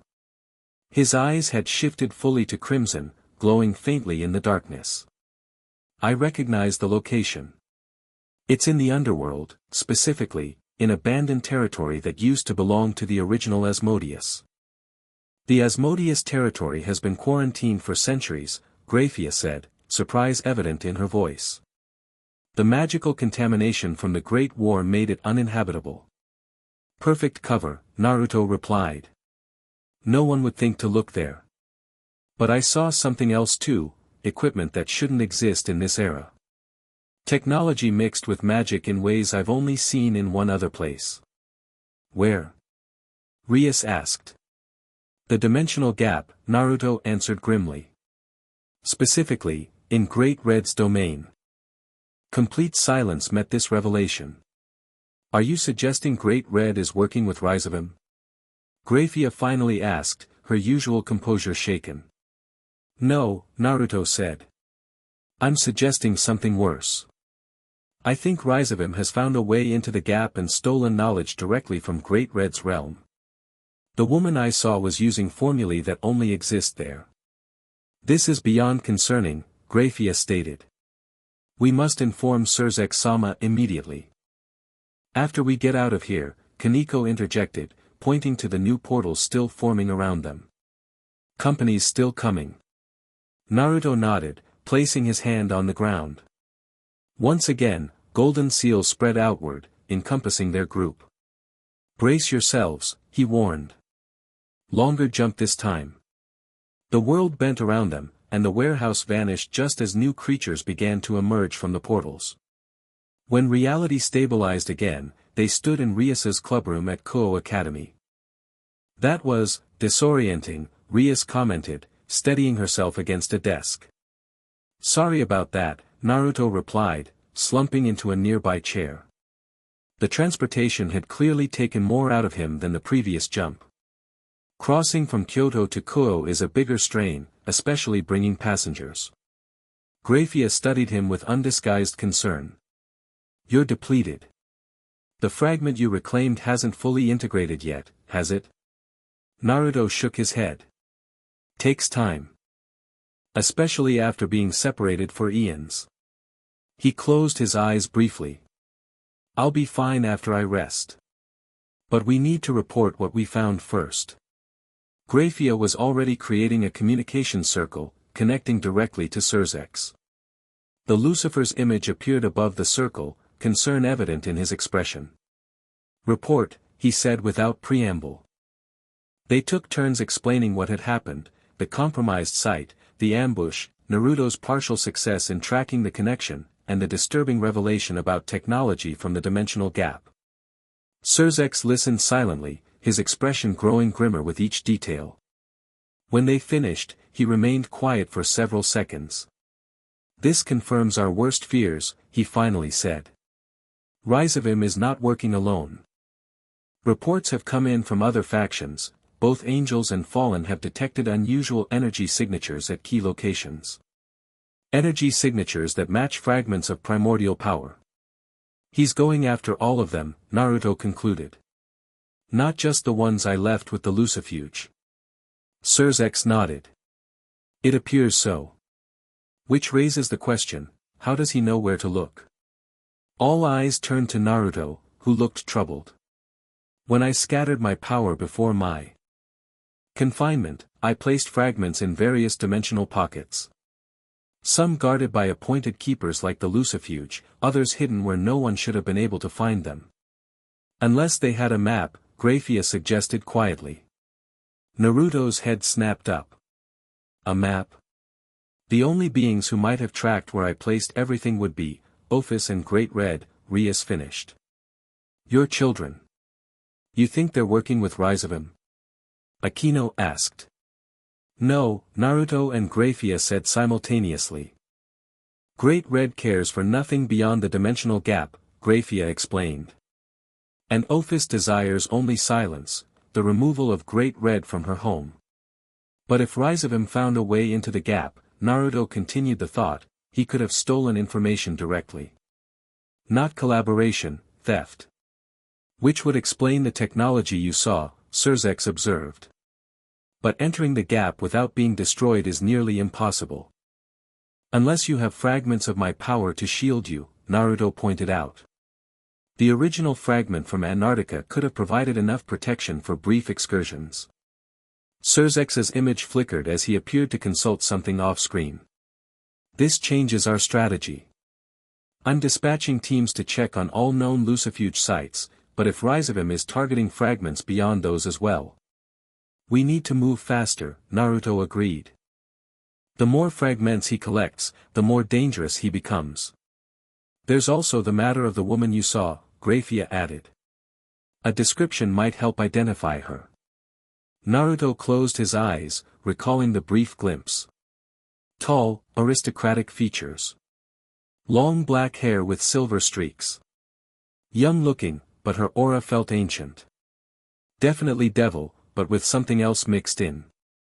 Surzex and Grayfia exchanged significant looks.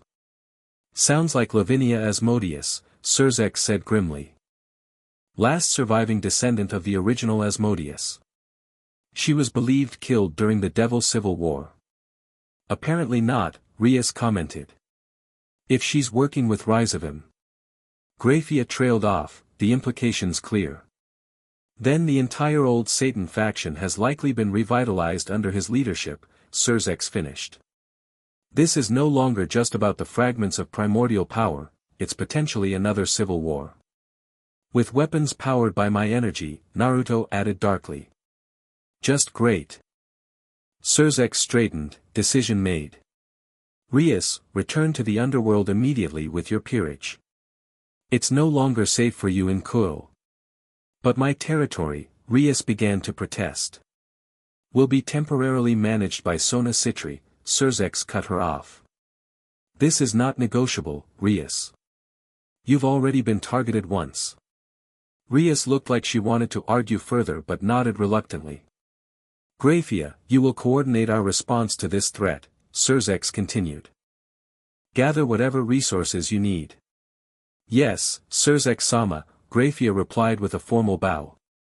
And Naruto? Surzex hesitated, clearly weighing his words carefully. I would request your continued assistance in this matter. As the original source of these power fragments, your insight is invaluable. Naruto smiled faintly at the carefully diplomatic phrasing. You mean you want the ancient primordial being on your side rather than sitting this out? Smart move. Will you help us? Surzex asked directly. Naruto glanced around the room, at Rias's determined expression, Akino's quiet vigilance, Kaniko's stoic presence, and finally at Grayfia's silver eyes watching him intently. Yeah, he said finally. I'm in. These are my power fragments being misused, after all. Besides, his grin returned, though tinged with something darker, it's been too long since I paid Rizevim Lucifer a personal visit. The Grayfia estate in the underworld hummed with activity as additional security measures were implemented. Word of the old Satan faction's resurgence had spread quickly through the upper echelons of Devil Society, creating a political firestorm that threatened to engulf even the great Satan themselves. Naruto watched it all with detached amusement from a balcony overlooking the estate grounds. Politics never changed, regardless of realm or era, always the same scramble for advantage, the same fear of losing position and power. Enjoying the show? Rias asked, joining him at the balcony rail. Reminds me of the old days, Naruto replied. Though back then, disputes were settled with more fireballs and fewer committee meetings. Rias laughed. Don't let the formal negotiations fool you. There's still plenty of magical combat happening behind closed doors. She leaned against the rail, crimson hair caught in the underworld's perpetual twilight breeze. The Elder Council has been in emergency session for hours. Your presence is causing quite the stir. I tend to have that effect, Naruto acknowledged with a shrug. Primordial beings showing up after eons of absence makes people nervous. Can't imagine why. It's not just that, Rias said. It's the timing. With Rizevim reappearing and these fragments being hunted. Some are suggesting it's not coincidence. Naruto raised an eyebrow. They think I'm working with Rizevim. Some do, Rias admitted. Others think you orchestrated this whole situation to force your way back into supernatural politics. Because I'm so desperate to sit through Devil Committee meetings, Naruto replied dryly. Truly, my diabolical plan revealed. Rias smiled but her expression quickly turned serious. I don't believe either theory, obviously. But my brother is facing significant pressure to contain you somehow. Contain me? Naruto laughed. I'd like to see them try. I'm serious, Naruto, Rias insisted. The old families are frightened. They're pushing for some kind of binding agreement, magical contracts to limit your activities while in devil territory. Naruto's amusement faded. They want to put a leash on me. Like I'm some weapon to be controlled. Essentially, yes, Rias confirmed. I thought you should know. My brother opposes the idea, but if enough elders unite against him. Politics, Naruto muttered. Always the same game. He turned fully to face Rias. Why tell me this? Warning me might be seen as treason. Rias met his gaze steadily. Because you saved me when you had no reason to.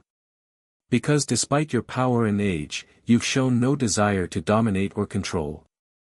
And because. She hesitated, color touching her cheeks, I consider you a friend. The simple statement caught Naruto off guard. Friends. Such a basic concept, yet one he'd experienced so rarely in his long existence. Beings of his stature inspired fear, awe, worship, not friendship. Thank you, Rias, he said with unusual sincerity. That means more than you know. Before she could respond, the balcony doors opened to admit Grayfia. As always, she moved with perfect grace, but Naruto immediately noticed tension in her posture. The council session has concluded, she announced formally. Surzek-sama requests your presence, Naruto-san. Just Naruto, he corrected automatically. What's the verdict? Am I to be leashed and muzzled like a dangerous pet? Grayfia's eyes widened slightly, the closest she came to showing surprise. You were informed of the proposals. I told him, Rias admitted. He deserved to know. Grayfia studied the younger devil for a moment before nodding. Indeed he did. And to answer your question, no, Surzek-sama successfully opposed such measures. However, a compromise was reached. Which is? Naruto prompted. You will be officially recognized as an independent power, neither subject to devil law nor opposed to it. In exchange, you will assist in recovering the stolen fragments and neutralizing the threat Rizevim poses. Sounds reasonable, Naruto conceded. What's the catch? A flicker of what might have been approval crossed Grayfia's face. The catch, as you put it, is that you will be accompanied at all times by a representative of the great Satans while in devil territory. A babysitter, Naruto translated. An observer, Grayfia corrected. I have been assigned that role. Now that was interesting. Naruto studied Grayfia with new curiosity. You volunteered? I was the logical choice, she replied evenly. As a Lucifuge, I am already familiar with the nature of your power fragments. As Lucifer's queen, I have the authority to act independently. And as the strongest queen in devil society, I can theoretically. She paused delicately. Theoretically stop me if I go rogue? Naruto finished, amused rather than offended. That was the council's reasoning, Grayfia acknowledged. Though I believe we both know the reality is somewhat different. The admission surprised him. Most would maintain the polite fiction that they stood a chance against a being of his power. So you're stuck with me, Naruto summarized. Poor Grayfia. Something unexpected happened then, Grayfia smiled. A small, restrained expression, but a genuine smile nonetheless. I have endured worse assignments, she said. Was that, humor in her voice? Rias looked between them with undisguised interest. Well, this should be entertaining. Surzek-sama awaits us in his study, Grayfia continued, composure perfect once more. He has information regarding the next fragment location. Naruto pushed away from the balcony rail. Lead the way, official observer. As they followed Grayfia through the mansion's ornate corridors, Rias leaned closer to Naruto. She volunteered, you know, she whispered. No one assigned her. She specifically requested the position. Naruto glanced at Grayfia's straight back as she walked ahead of them, silver hair swaying gently with each perfect step. Is that so? He murmured. Interesting. Surzek's private study reflected its owner's duality, part formal devil nobility, part pragmatic military commander. Ancient tomes lined bookshelves alongside modern tactical maps and communication devices that would look at home in a human military headquarters. The Lucifer himself stood examining a three-dimensional projection hovering above his desk, a topographical map showing what appeared to be a mountain range. The Himalayan site, Grayfia identified immediately. Surzek nodded without looking up. Our surveillance teams report unusual activity in the area. Energy signatures consistent with the creatures you encountered in Kyoto. So they're already there, Naruto observed, studying the projection. That's the third fragment I left with the Lucifuge. Fifth strongest, if I recall the ancient texts correctly, Grayfia added. Good memory, Naruto acknowledged. The Himalayan fragment contains aspects of my spatial manipulation abilities. In the wrong hands. Transportation across dimensional boundaries becomes possible, Sirzex finished. Which explains how Rizevim's forces move so freely between realms. If they fully extract and integrate that fragment, their portal capabilities would expand exponentially, Grayfia noted with concern. Then we stop them before they can, Naruto stated simply. When do we leave? Immediately, Sirzex replied. But not alone. I've assembled a specialized team to accompany you. He activated a communication circle. Send them in. The study doors opened to admit a group Naruto hadn't expected, Rias and her complete peerage, along with Sona Citri and 2 members of her own group. You're sending children to fight Rizevim? Naruto asked incredulously. We're hardly children, Sona responded coolly, adjusting her glasses. Some of us have fought in raiding games since before you, returned. Raiding games aren't war, Naruto countered. Which is why they're not going as frontline combatants, Sirzex explained. Each member brings specific skills valuable for this mission. Akino's lightning affinity will counter the electromagnetic disruption fields Rizevim's forces deployed in Kyoto.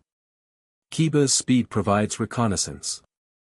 Kaneko can sense energy fluctuations others miss. Asia's healing abilities may prove critical. And Sona's strategic planning is unmatched among young devils, Grayfia added. Her queen, Tsubaki, specializes in barrier manipulation, essential for containing any fragments we recover. Naruto looked unconvinced. It's still too dangerous. We volunteered, Rias stated firmly. This affects all devil kind. If Rizevim succeeds, the power balance shifts permanently. Besides, Sona added pragmatically, our youth works to our advantage. The old Satan faction dismisses us as irrelevant, they won't expect our involvement. Tactical surprise, Kiba confirmed with a confident smile. Naruto glanced at Grayfia, whose expression remained carefully neutral. You approve this plan? I provided input, she replied diplomatically. Which means you have reservations too, Naruto translated. Grayfia inclined her head slightly, the barest acknowledgement. The risk is significant. However, the alternative is worse. If Rizevim secures the Himalayan fragment, his forces gain mobility we cannot counter. Naruto sighed, recognizing the logic despite his instinctive opposition. These children had powers and abilities that would make them legendary warriors in earlier eras. And the stakes were indeed too high to ignore any advantage. Fine, he conceded. But they follow orders without question. First sign of serious danger, they fall back. Non-negotiable. Agreed, Sirzex said before Rias could protest. This is primarily a recovery mission, not an offensive operation. Get in, secure the fragment, get out. And if we encounter Rizevim himself? Sona asked practically. A cold smile crossed Naruto's face. Then you kids stand back and watch what happens when someone steals from a primordial being. The temperature in the room seemed to drop several degrees as ancient power briefly flared around him, a reminder that beneath his casual demeanor lay something far more dangerous than any devil, even one of Sirzek's caliber. Preparations are complete, Grayfia announced, breaking the tense moment. Transportation directly to the Himalayan site would alert enemy forces. We'll arrive at a safe distance and approach on foot. In the Himalayas? Akino questioned. The altitude alone will be managed through magical augmentation, Grayfia finished smoothly. Standard procedure for operations in extreme environments. Naruto watched the silver-haired queen efficiently directing final preparations, assigning positions and equipment with military precision. Despite his initial reservations about involving the younger devils, he had to admit the plan was solid. Grayfia had clearly considered every contingency, from environmental challenges to enemy capabilities. You've done this before, he observed quietly when she paused near him. Military operations against the old Satan faction.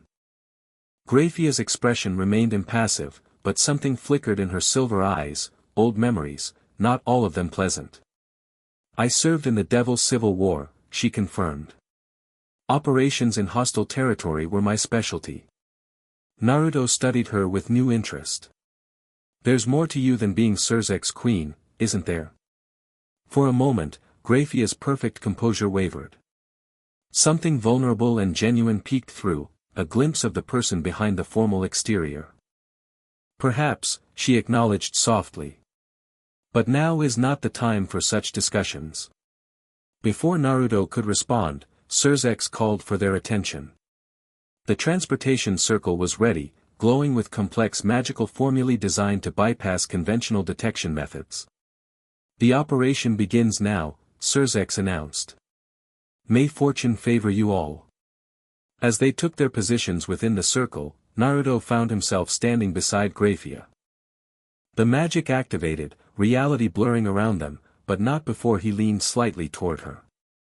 When we get back, he said quietly, I want to hear that story. The last thing he saw before transportation magic engulfed them was Grayfia's surprised expression, and the faintest hint of a smile. The Himalayas stretched before them, jagged peaks piercing the sky like ancient titans frozen in battle. Despite magical protection against the elements, everyone except Naruto and Grayfia shivered in the thin, frigid air. The site is approximately 3 kilometers northeast, Grayfia informed them, consulting a magical compass that responded to the fragment's unique energy signature. We should arrive within 2 hours, accounting for terrain. If we're not ambushed first, Kaneko muttered, golden eyes scanning their surroundings warily. That's why we're taking the difficult route, Sona explained, pointing to a treacherous ridgeline. Enemy forces will expect approach from the valley. The ridge offers minimal cover but maximum visibility. And maximum exposure to winds that could blow us off the mountain, Kiba observed. I can create wind barriers, Akino offered. Not perfect, but enough to prevent accidents. Naruto listened to their planning with growing approval. These children were disciplined and thoughtful, adapting quickly to the harsh environment. Let's move, he said finally. Daylight's limited at this altitude. They set out in formation, Kiba and Kaneko on point, Rias and Sona directing from the center, support members flanking, with Naruto and Grayfia bringing up the rear. The arrangement allowed Naruto to monitor their entire group while maintaining conversation with Grayfia without being overheard. So, the Devil's Civil War, he began casually as they navigated a particularly narrow section of ridge. Not the kind of background I'd expect from Lucifer's proper queen. Grayfia's eyes remained fixed on the path ahead. The war changed many of us. What I was before matters less than what I chose to become after. And what were you before? Naruto pressed gently. The wind whipped silver strands across her face as she considered her answer. Complicated, she finally replied. I was born to the Lucifuge family, raised to serve Lucifer. When the original died and factions formed around potential successors, my family divided as well. You didn't follow the old Satan faction? Naruto guessed. Initially, I did, Grayfia admitted, surprising him. The Lucifuge have always served Lucifer. When Rizevim declared himself the rightful heir, many of my family supported him, myself included. Naruto studied her profile, fascinated by this glimpse into her past. What changed? I saw what Rizevim truly was, she replied, voice hardening. Not a leader seeking to preserve devil traditions, but a sadist craving power for its own sake. He experimented on his own followers. Transformed them using forbidden magic. Her hands tightened imperceptibly at her sides. Including members of my family. And you defected, Naruto concluded. I tried to save those I could, Grayfia corrected. Failed most. Succeeded with some. Eventually found myself fighting alongside Surzek and his resistance. The simple account couldn't possibly capture the full trauma of those experiences, but Naruto heard what remained unsaid, the guilt, the loss, the hard-earned wisdom. That's why you volunteered to observe me, Naruto realized. You've seen what happens when primordial power falls into the wrong hands. Grayfia glanced at him then, silver eyes meeting his with surprising directness. Partly. But also because I believe you're our best chance at stopping Rizevim permanently. She hesitated. And because I wish to understand what you truly are. The Lucifuge texts speak of the celestial dragon with both reverence and fear. And what have you concluded? Naruto asked, genuinely curious. That the texts are incomplete, she replied simply. They describe your power but not your nature. They speak of what you can do, not who you are. And who am I, Grayfia Lucifuge? Naruto's voice had lost its usual casual tone, the question unexpectedly earnest. She considered him for a long moment before answering. I don't know yet. But I intend to find out. Their conversation was interrupted by Kaniko's raised hand signaling the group to stop. The small Nikomata dropped to a crouch, placing her palm against the rocky ground. Vibrations, she reported when the others gathered around. Multiple sources. Heavy equipment being moved approximately 1 kilometer ahead. They've started extraction, Grayfia concluded grimly. We need to see what we're dealing with, Sona said. Kiba. The blonde knight nodded, drawing a sword that seemed to shimmer between visibility and shadow. Knight's reconnaissance. I'll be back in 10 minutes. Before anyone could object, he vanished, not teleporting but moving with such supernatural speed that only Naruto could track his progress along the treacherous mountain path. Impressive, Naruto commented. That's not just devil speed. Yudo possesses multiple sacred gear abilities related to swords, Rias explained with evident pride. Including one that enhances his natural knight speed. True to his word, Kiba returned precisely 10 minutes later, materializing beside them with barely a sound. His expression was grim. It's worse than we thought, he reported. They've established a full excavation operation. At least 30 of those creature soldiers, plus what appear to be regular devil troops. They're using modified mining equipment to dig directly into the mountain face. Have they reached the fragment yet? Grayfia asked. Kiba shook his head. Still digging, but they're close. I could feel the energy pulsing from inside the mountain. What about leadership? Sona pressed. Any sign of Rizevim or the woman Naruto described? No Rizevim, Kiba replied. But there is a woman directing the operation. Black hair with silver streaks, matches the description. She's performing some kind of ritual at the excavation site, strengthening the barrier around it. Lavinia Asmodeus, Grayfia identified. If she's personally overseeing this extraction, the fragment must be more valuable than we realized. Naruto frowned in concentration. The Himalayan fragment contains aspects of spatial manipulation, but also something else, a portion of my sensory abilities. Combined with what they already have. They could locate the remaining fragments without needing to track your movements, Grayfia concluded, alarm evident in her voice. We need to stop them now, Rias declared. Agreed, Sona said. But we need a strategy. Frontal assault against superior numbers in entrenched positions. Would be suicide, Naruto finished. Especially with Lavinia there. Don't underestimate her, if she's mastered even a fraction of the power she's stolen, she's extremely dangerous. What do you suggest?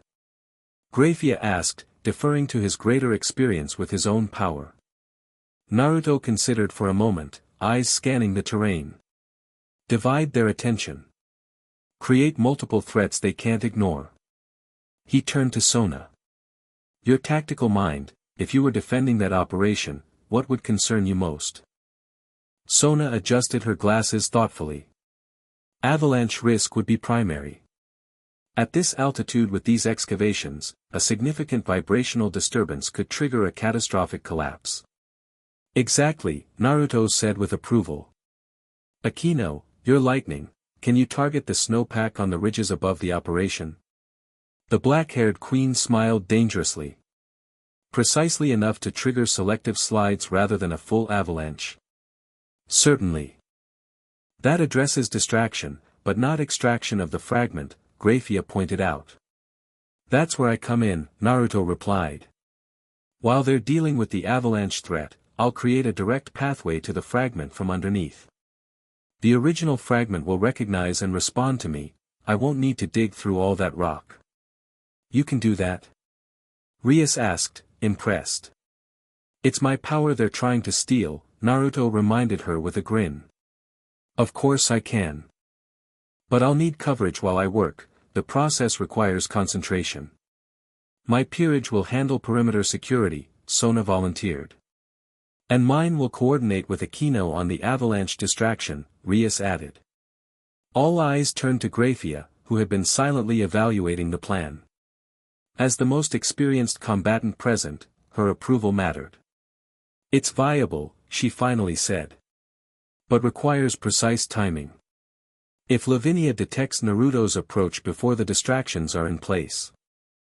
Then I'll handle Lavinia personally, Naruto stated with uncharacteristic coldness. She's playing with power she doesn't understand. Time she learned why that's dangerous. The deadly seriousness in his voice reminded everyone present that despite his usually casual demeanor, Naruto was not someone to be taken lightly, especially when it came to his stolen power. We move in 30 minutes, Grayfia decided, taking command naturally. Final positioning and synchronization now. Sona, establish secure communication links. Rias, coordinate with Akino on avalanche targets. As the younger devils dispersed to prepare, Grayfia turned to Naruto.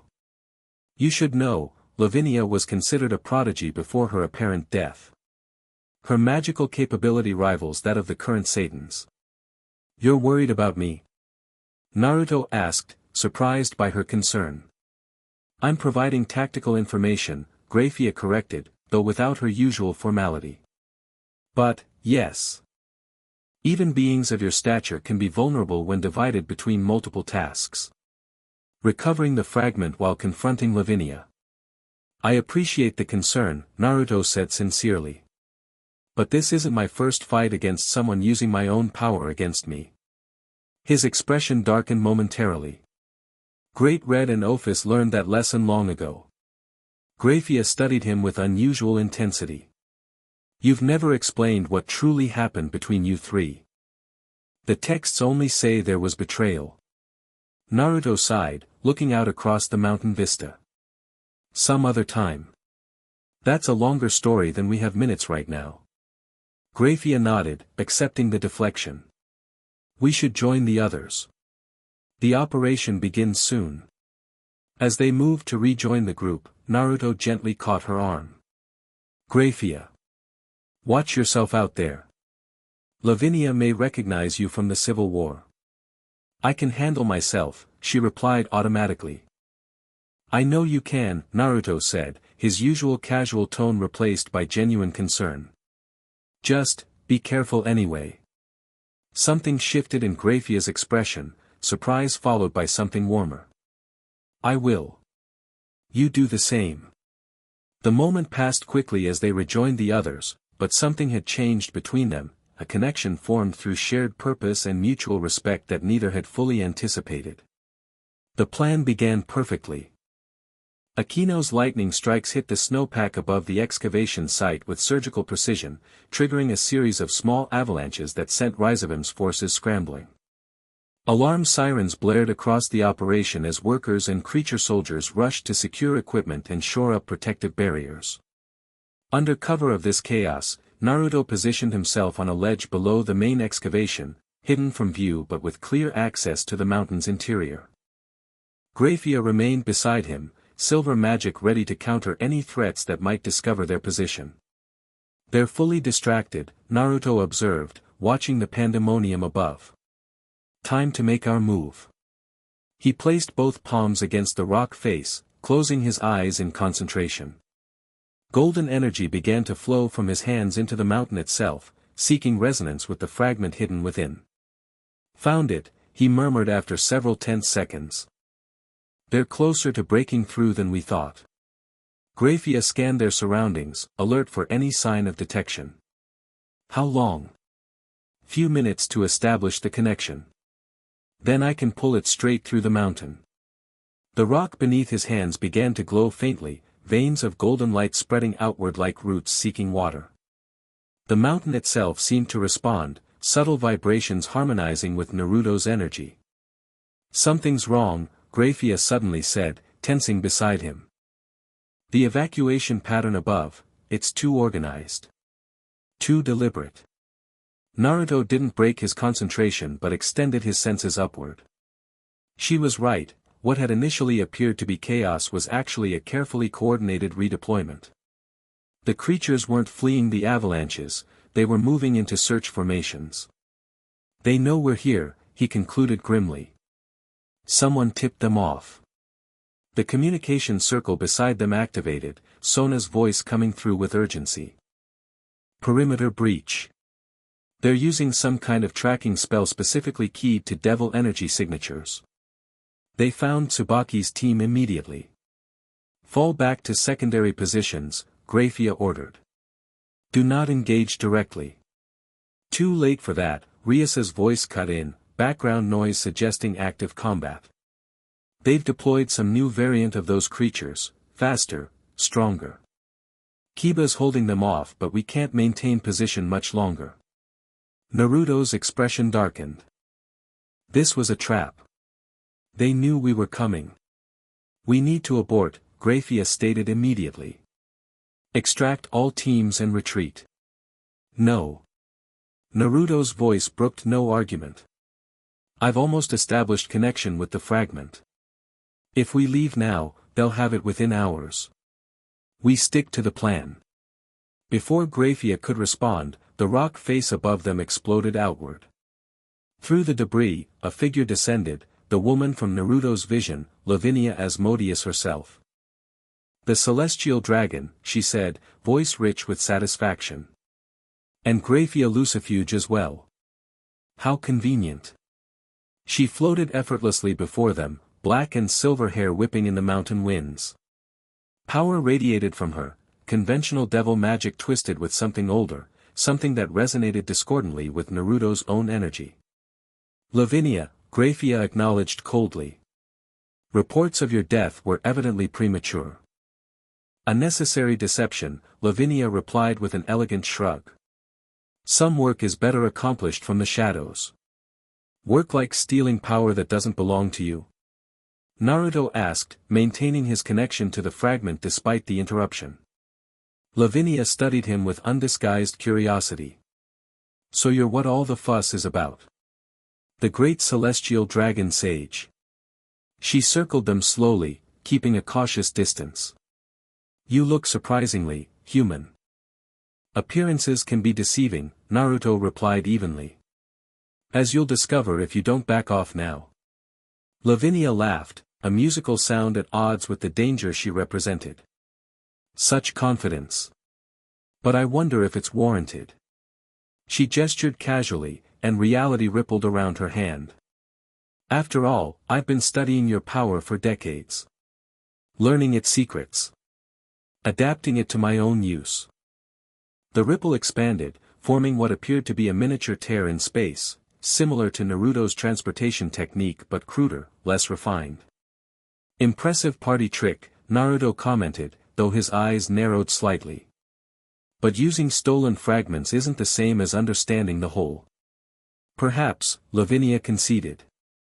But I understand enough. She turned her attention to Grayfia. The strongest queen. I remember you from the war. So righteous in your betrayal of our cause. I betrayed nothing, Grayfia replied calmly. I simply recognized madness when I saw it. Madness? Lavinia echoed. Is it madness to seek restoration of our rightful place? To reclaim the power that should be ours? While they spoke, Naruto continued his work, golden energy spreading deeper into the mountain, closing in on the fragment. Through their communication circle, they could hear the sounds of battle intensifying as both devil peerages fought against overwhelming odds. "Your rightful place is a fantasy," Grayfia stated. "The old ways led to stagnation and eventual defeat in the Great War. The current system has brought peace and prosperity." "Peace?" Lavinia spat. "Compromise and weakness, you mean? Devils bowing to angels and fallen, making treaties with humans. Disgraceful." Her eyes gleamed with fanaticism. "But soon we'll restore the natural order. With the power of the celestial dragon, Rizevim Sama will fail," Naruto interrupted flatly. "Just like every other would-be god I've seen come and go." He looked up at her, eyes shifting to crimson. "And you're about to see why." The mountain beneath them suddenly rumbled, not from avalanches above but from within. Golden light burst from the rock face behind Naruto as his connection with the fragment finalized. "No!" Lavinia shouted, realizing what was happening. She thrust both hands forward, black-purple energy crackling between her fingers as she attempted to disrupt Naruto's connection. Grayfia moved instantly, silver-blue magic forming a perfect barrier between Lavinia's attack and Naruto. The collision of energies sent shock waves across the mountainside, dislodging massive chunks of ice and rock. "You can't stop this," Naruto said, voice resonating with power as the mountain trembled more violently. "The fragment recognizes its true owner." Lavinia's face contorted with rage and desperation. "Centuries of planning. You think we'll let you ruin everything?" She raised her hand to her lips and whispered words that seemed to bend reality around them. The response was immediate. Throughout the mountain, alarm sirens blared with new urgency. Above and around them, the excavation equipment began to self-destruct in coordinated explosions. "She's collapsing the entire operation," Grayfia realized. "Burial protocol, they'd rather destroy the fragment than let you reclaim it." Naruto's expression hardened. Too late for that. With a final surge of effort, he pulled, and the mountain seemed to fold inward upon itself, rock and ice parting like water as a glowing golden sphere emerged directly into his waiting hand.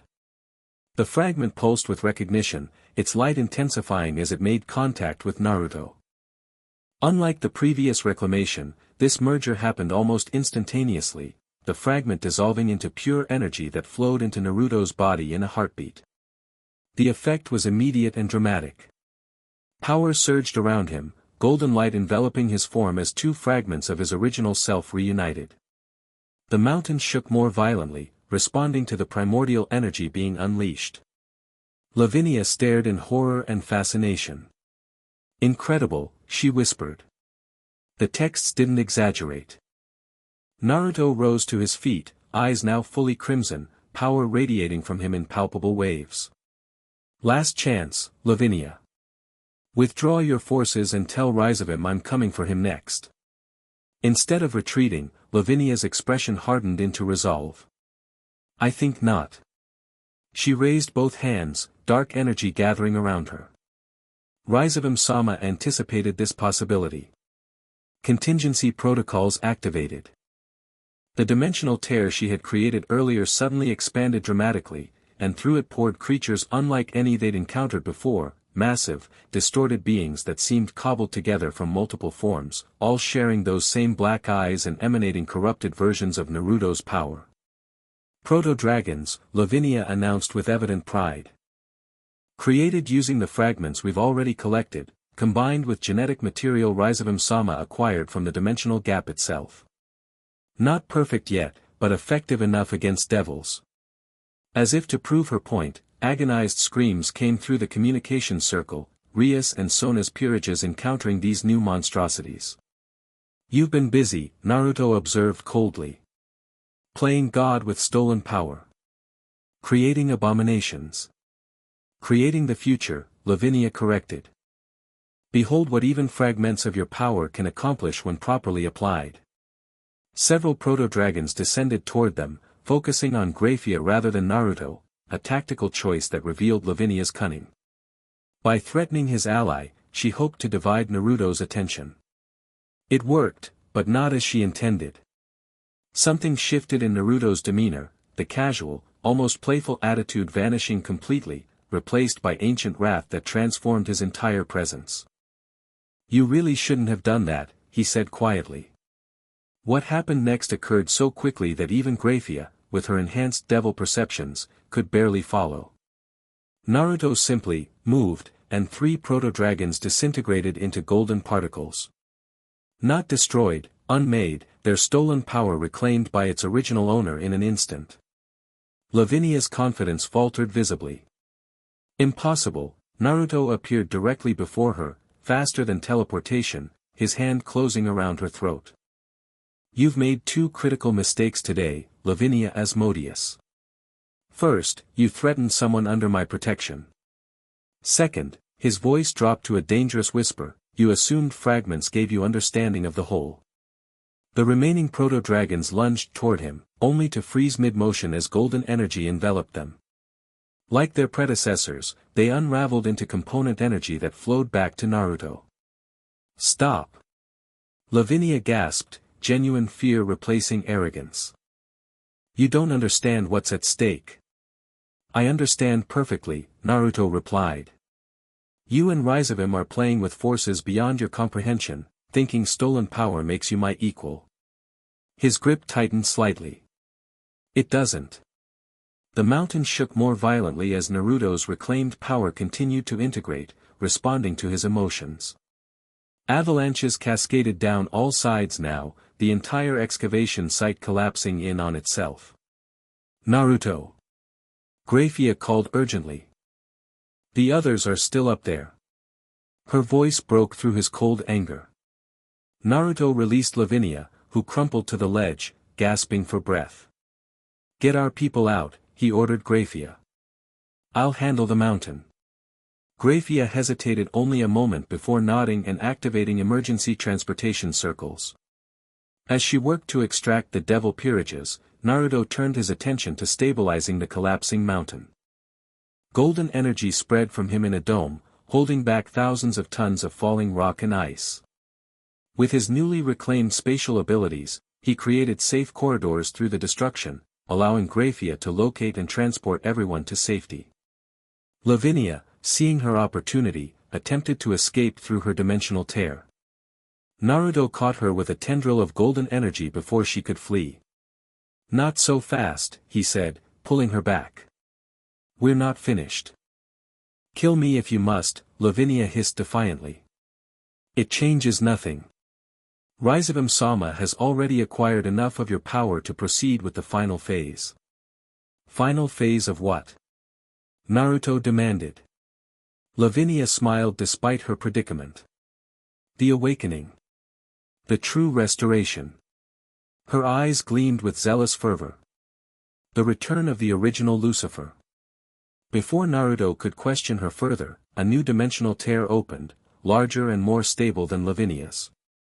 Through it reached a hand that seemed human at first glance, but on closer inspection was subtly wrong, too pale, fingers too long, nails like claws. "That's enough, Lavinia," a melodious voice called through the portal. "You've done well, but it's time to withdraw." The hand grabbed Lavinia, yanking her through the tear with impossible strength. Naruto lunged after them, but the portal snapped closed just before he could cross the threshold. "Damn it!" he snarled, golden energy crackling around him in response to his frustration. The mountain continued to collapse around him, but with the devils safely evacuated, Naruto no longer needed to hold it stable. He let the avalanches run their course, burying the excavation site and all evidence of Rizevim's operation beneath tons of rock and ice. When he finally teleported to their designated rendezvous point, a sheltered valley several kilometers from the disaster, he found a scene of controlled chaos. Asia moved among the injured, her healing sacred gear glowing as she treated wounds. Rias and Sona were conducting head counts, while Grayfia coordinated communication with the Underworld. "Everyone accounted for?" Naruto asked, approaching Grayfia. She nodded, relief visible despite her composed exterior.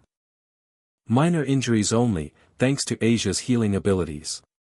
Those proto-dragons caused significant damage before you neutralized them." Not my finest moment, Naruto admitted.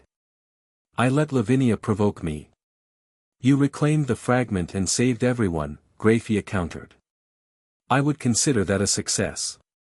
A tactical success, maybe, Naruto agreed. But strategically? Lavinia escaped with whatever knowledge she gained, and Rizevim is proceeding with something called the Awakening. Grayfia's expression darkened. The return of the original Lucifer. That's impossible. He died in the Great War, his body was destroyed completely.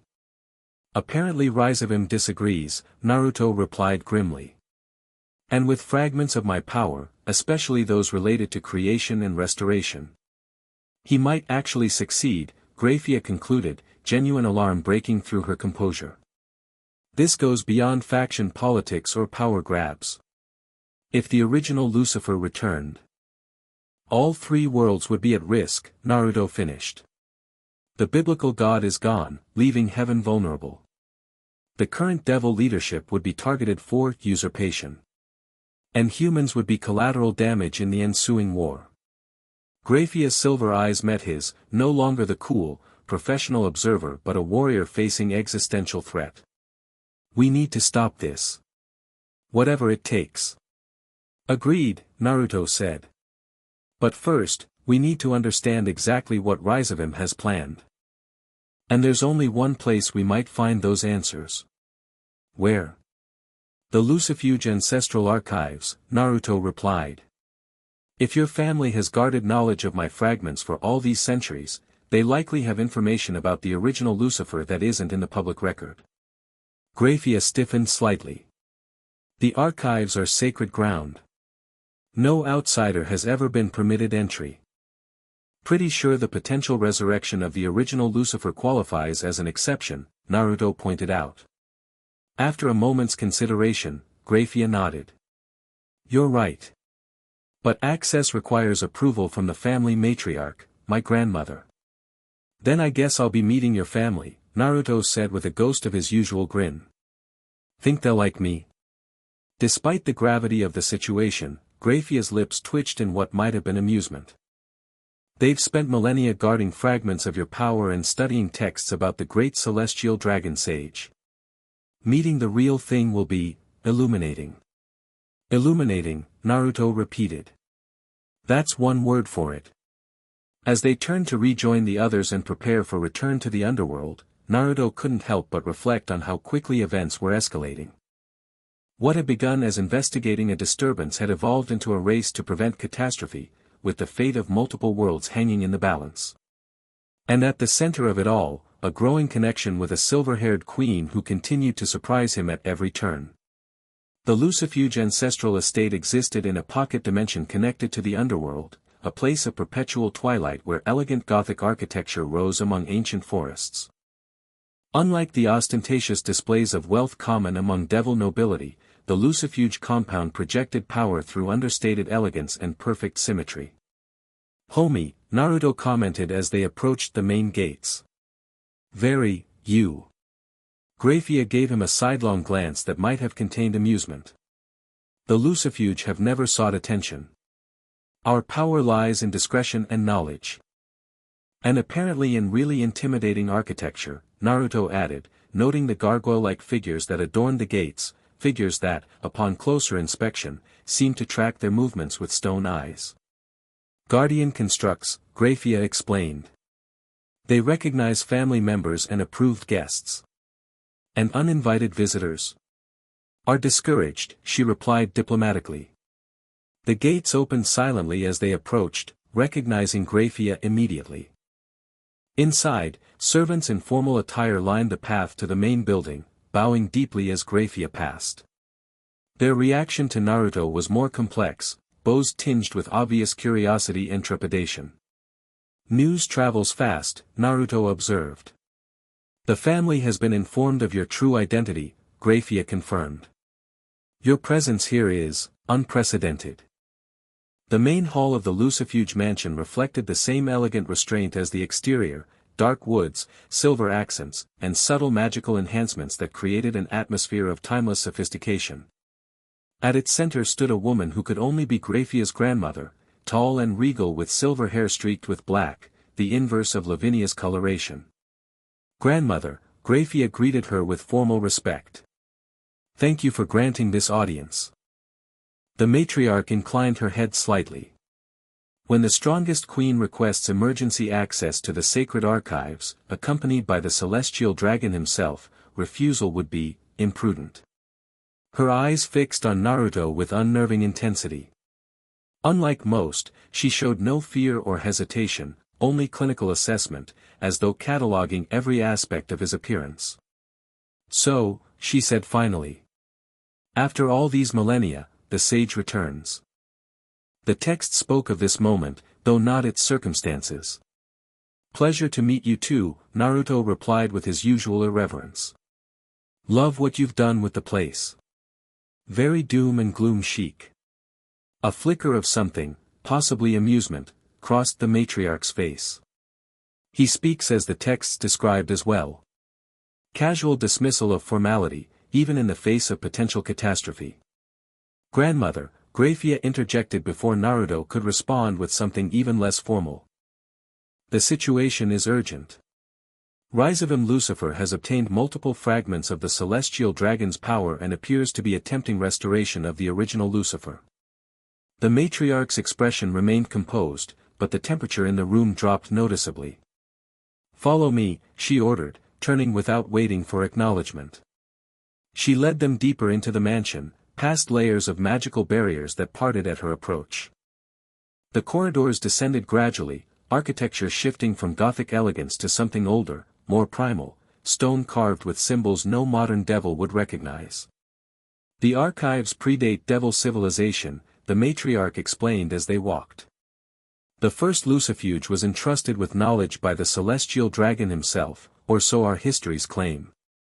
She glanced at Naruto. Perhaps you could clarify that point. Your histories are basically right, Naruto confirmed. Though it wasn't so formal as entrusting. More like a conversation that got out of hand. A conversation? Grayfia asked, curiosity overcoming her usual reserve. Naruto shrugged. I was creating the foundations for what would become the supernatural realms. Your ancestor, first of the shadow wielders, asked some surprisingly insightful questions. I explained more than I probably should have, including the nature of my power and why I was fragmenting it. And why was that? The matriarch pressed. Insurance, Naruto replied simply. After what happened with Ophis and Great Red, I realized concentrating too much power in one place created temptation. Better to scatter it, hide most, and entrust some pieces to beings who understood the responsibility. Like the Lucifuge, Grayfia concluded. Among others, Naruto confirmed.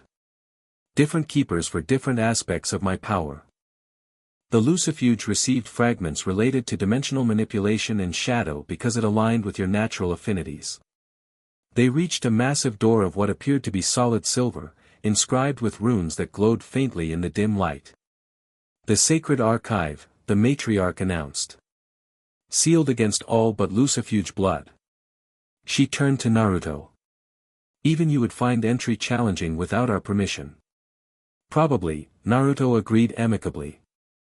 Though, challenging isn't the same as impossible. The matriarch almost smiled. Indeed. She placed her palm against the center of the door, where the runes converged in a complex pattern.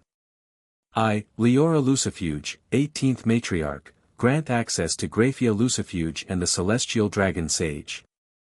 The door responded immediately, runes flaring bright silver before the massive portal swung inward with surprising silence.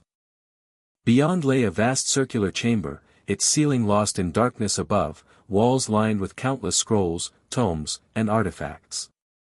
At its center stood a pedestal supporting what appeared to be a crystal identical to the ones housing Naruto's fragments. Unlike the fragments they'd recovered, however, this crystal pulsed with dark energy rather than golden light. What is that? Grayfia asked, instinctively moving closer to Naruto. The first secret, Leora replied solemnly. A fragment of the original Lucifer, preserved after his fall in the Great War. Naruto's expression darkened. You kept a piece of Lucifer. After everything that happened? It was necessary, Leora stated without apology. The balance required it. Balance of what? Grayfia demanded, clearly as surprised by this revelation as Naruto. Leora moved to a section of shelving, retrieving an ancient scroll that she placed on a reading table. The cosmic equilibrium, she explained, unrolling the document to reveal diagrams of interconnected realms. The original supernatural order established by the celestial dragon required counterbalancing forces. God and Lucifer. Creation and destruction. Without both, the realms destabilize. That's why you preserved a fragment, Naruto realized. After God and Lucifer both fell in the Great War, the balance was compromised. Precisely, Leora confirmed. This fragment has remained dormant, maintaining minimal equilibrium. But if Rizevim succeeds in gathering enough of your power, he could use it to restore Lucifer completely, Grayfia concluded. Not just resurrection, but full restoration to primordial status. With one critical difference, Naruto added grimly. The original Lucifer, for all his flaws, was a natural counterbalance, created as part of the cosmic order. A restored version, powered by corrupted fragments of my energy and controlled by Rizevim, would be an abomination, Leora finished. Powerful enough to threaten all realms, but without the inherent limitations that governed the original. Grayfia moved to the scroll, studying the diagrams with intense focus. These connection patterns, they match reports of unusual energy fluctuations across all three worlds in recent months. The preparatory phase, Leora confirmed. Rizevim has been establishing resonance points at key locations. Each corresponds to a major ley line intersection. How many fragments would he need? Naruto asked, examining the crystal containing Lucifer's remnant. To achieve critical mass for restoration? Leora considered.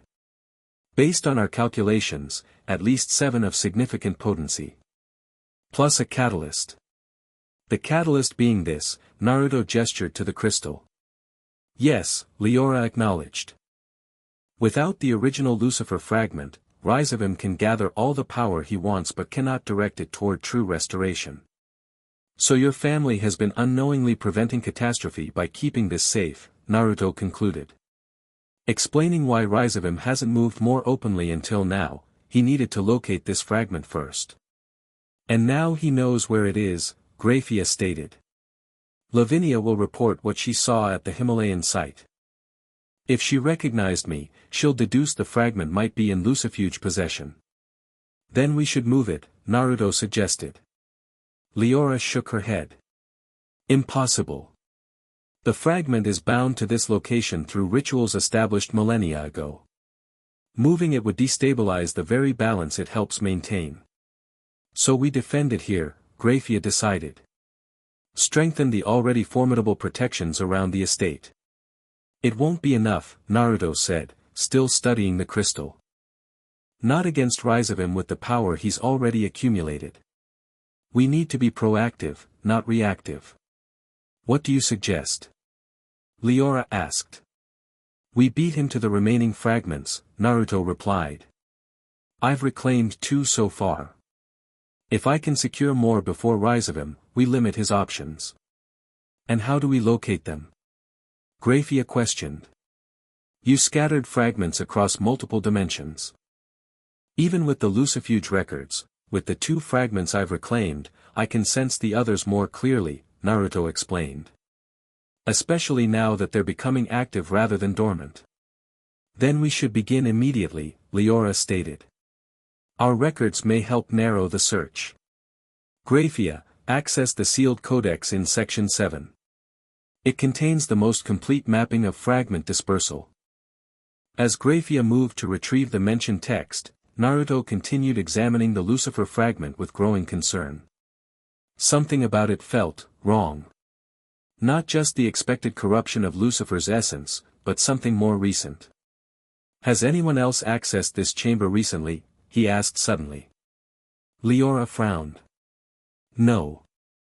Only the matriarch and designated archivists may enter. The last authorized visit was 3 weeks ago, routine maintenance of preservation spells. Who performed it? Marcellus Lucifuge, our senior archivist, Leora replied. He served in that capacity for over 4 centuries. Naruto placed his hand near the crystal, not touching it but sensing its energy pattern. This has been tampered with. Recently. Leora's composure cracked slightly. Impossible.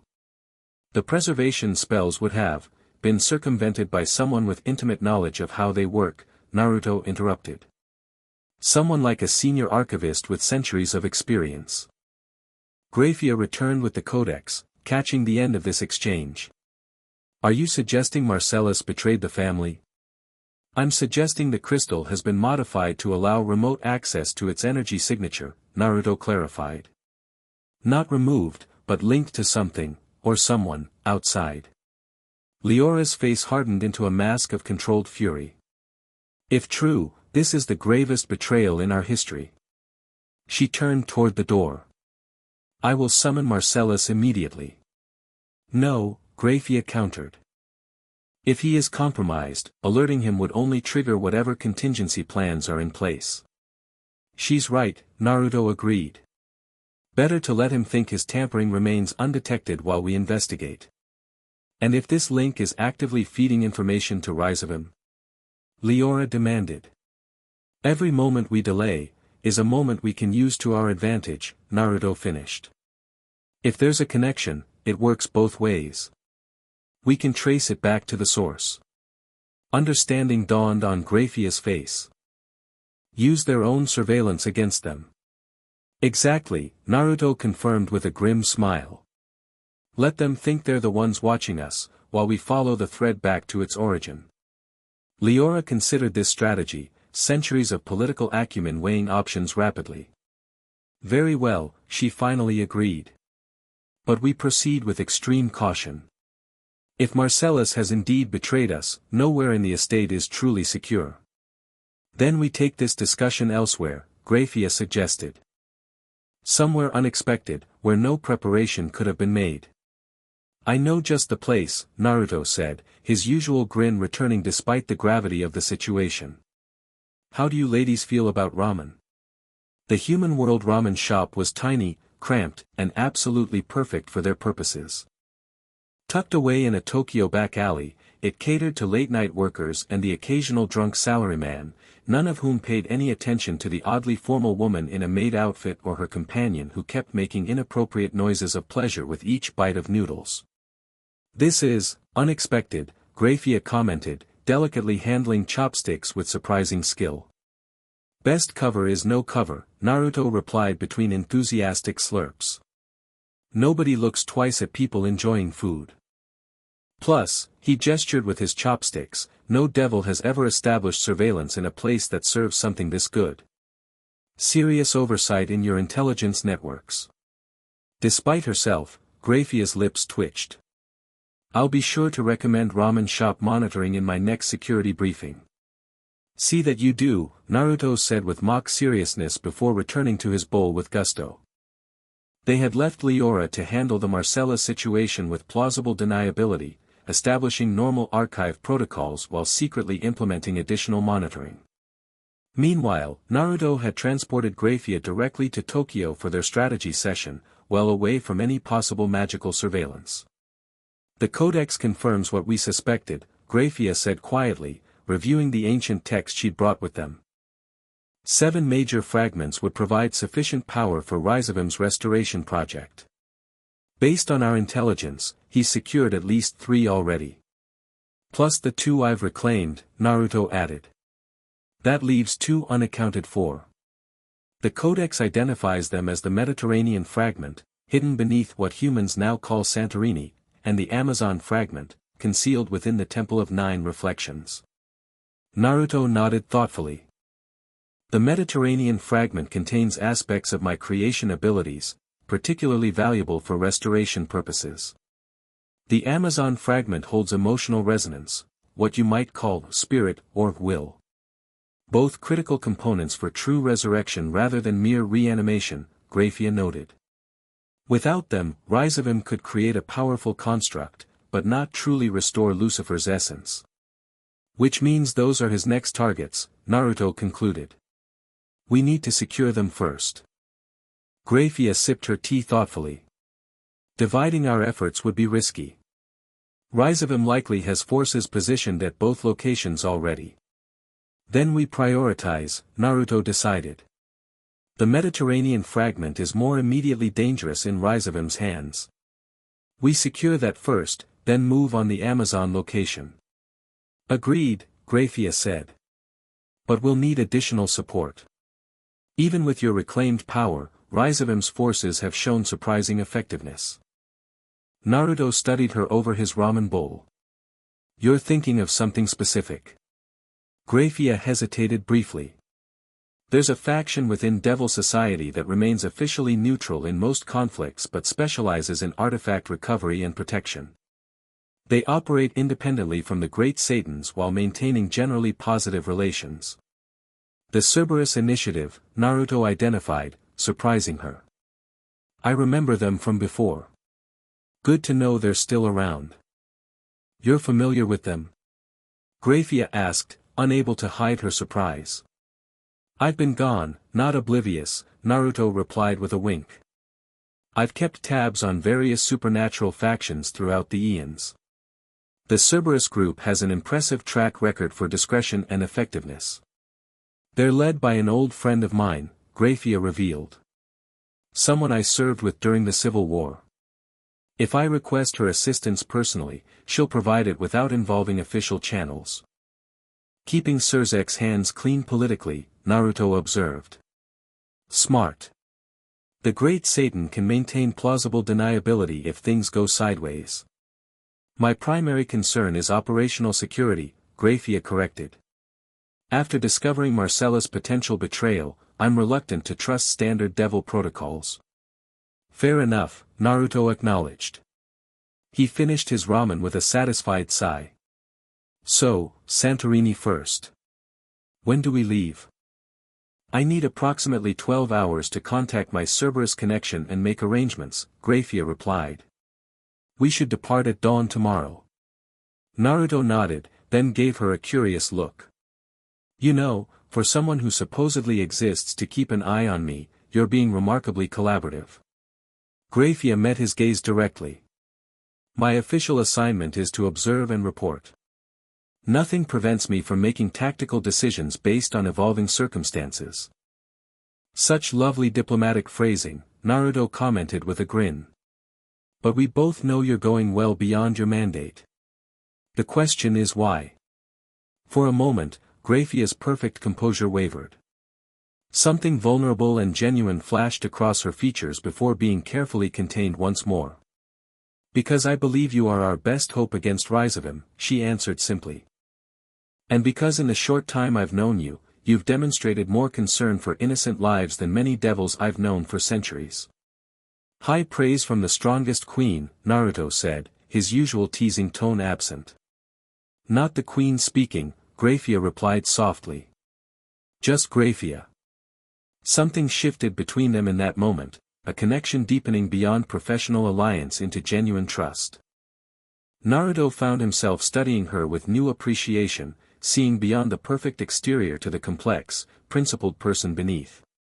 The moment was broken by the shop owner announcing closing time. As they prepared to leave, Naruto placed his hand gently on Grayfia's arm. For what it's worth, he said quietly, in all my long existence, I've rarely met anyone who balances duty and principle as well as you do. Just Grayfia. Her silver eyes widened slightly at the compliment, a faint color touching her cheeks.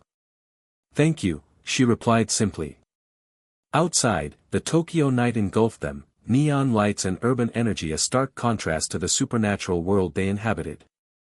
As Naruto prepared to transport them back to their respective locations, Grayfia suddenly spoke. Naruto. When this is over, I have questions. About what really happened between you, Ophis, and Great Red. About why you scattered your power and withdrew from creation. Naruto's expression grew distant, ancient memories surfacing. That's a long, complicated story. I would like to hear it someday, Grayfia said. If you're willing to tell it. Naruto studied her for a moment before nodding slowly. Someday, he agreed. But first, let's make sure there is a someday for everyone. With that promise hanging between them, they vanished from the Tokyo alley, two beings from different worlds, united by common purpose and growing mutual respect that might, given time, evolve into something more. Chapter 3, Transcendence. Dawn broke over Santorini in watercolor hues, pinks and oranges painting whitewashed buildings cascading down volcanic cliffs. Tourists wouldn't arrive for hours yet, leaving the narrow streets eerily quiet as Naruto and Grayfia made their way toward the ancient caldera. Beautiful place to hide a fragment of primordial power, Naruto commented, hands in his pockets as they navigated steep pathways. Though I remember when this whole island was one big mountain before it blew its top. The volcanic eruption provides perfect cover, Grayfia replied. Natural energy fluctuations mask the fragment signature, and the geological instability discourages magical investigation. They reached a viewing point overlooking the caldera, the flooded crater left by one of history's most devastating volcanic eruptions. The morning sun glinted off impossibly blue water far below. Down there? Naruto asked, extending his senses toward the submerged volcano. Grayfia nodded. According to the Codex, approximately 400 meters below the water's surface, within a magma chamber that's been dormant since the Bronze Age. Dormant doesn't mean dead, Naruto cautioned. That volcano's still very much alive, just sleeping. Before Grayfia could respond, the air shimmered beside them as a transportation circle formed. 3 figures materialized, 2 women and a man, all wearing identical black tactical gear marked with the 3-headed dog insignia of the Cerberus Initiative. The leader stepped forward, a striking woman with short auburn hair and eyes that shifted color depending on the light. A thin scar ran from her left temple to jawline, adding character to otherwise classical features. Grayfia, she greeted with a nod. It's been too long. Seraphina, Grayfia acknowledged with evident respect. Thank you for coming on such short notice. When the strongest queen calls in a personal favor, only fools refuse, Seraphina replied with a hint of a smile. Her gaze shifted to Naruto, assessing him with professional curiosity. So you're the celestial dragon everyone's whispering about. Depends who's whispering, Naruto replied with an easy grin. Some people call me other things, most not repeatable in polite company. Seraphina's lips twitched. Irreverent. Just like the report said. She gestured to her companions. Darius, our barrier specialist. Lyra, underwater operations expert. Both have level 5 clearance and have been briefed on the essentials only. Meaning they know I'm powerful but not exactly what I am, Naruto translated. Operational security, Seraphina confirmed unapologetically. The fewer who know the full picture, the better. Smart, Naruto approved. What's the situation down there? Any sign Rizevim's people beat us here? Seraphina's expression turned serious. We deployed remote sensors 6 hours ago. Definite magical activity approximately 300 meters down, excavation spells and dimensional stabilizers consistent with artifact extraction. They're already here, Grayfia concluded grimly. But still working, Seraphina countered. The fragment appears intact, just under siege. If we move now, we can interrupt their operation before extraction completes. Naruto closed his eyes briefly, extending his senses toward the caldera. With 2 fragments already reclaimed, his perception had sharpened considerably. He could feel the Mediterranean fragment pulsing beneath the volcano, and the discordant energies surrounding it as Rizevim's forces attempted to break its protective barriers. They're struggling, he observed. The volcanic environment is interfering with their extraction spells. But they're adapting quickly, I'd give them another hour at most before they succeed. Then we have no time to lose, Grayfia stated. What's your insertion plan, Seraphina? The Cerberus leader tapped her wrist, projecting a 3-dimensional map of the underwater caldera. Standard underwater approach would be detected immediately. Instead, we'll use a precision dimensional jump to this point. She indicated a location near the fragment signal, bypassing most of their perimeter security. Most, but not all, Naruto noted, studying the projection. They'll still have inner defenses. Which is where you come in, Serafina replied. According to Grayfia, you can recognize and neutralize the creatures they've created using your energy. More than recognize, reclaim, Naruto confirmed. Though it's not instantaneous, especially if they've found ways to stabilize the integration. Our job is creating the window you need, Serafina explained.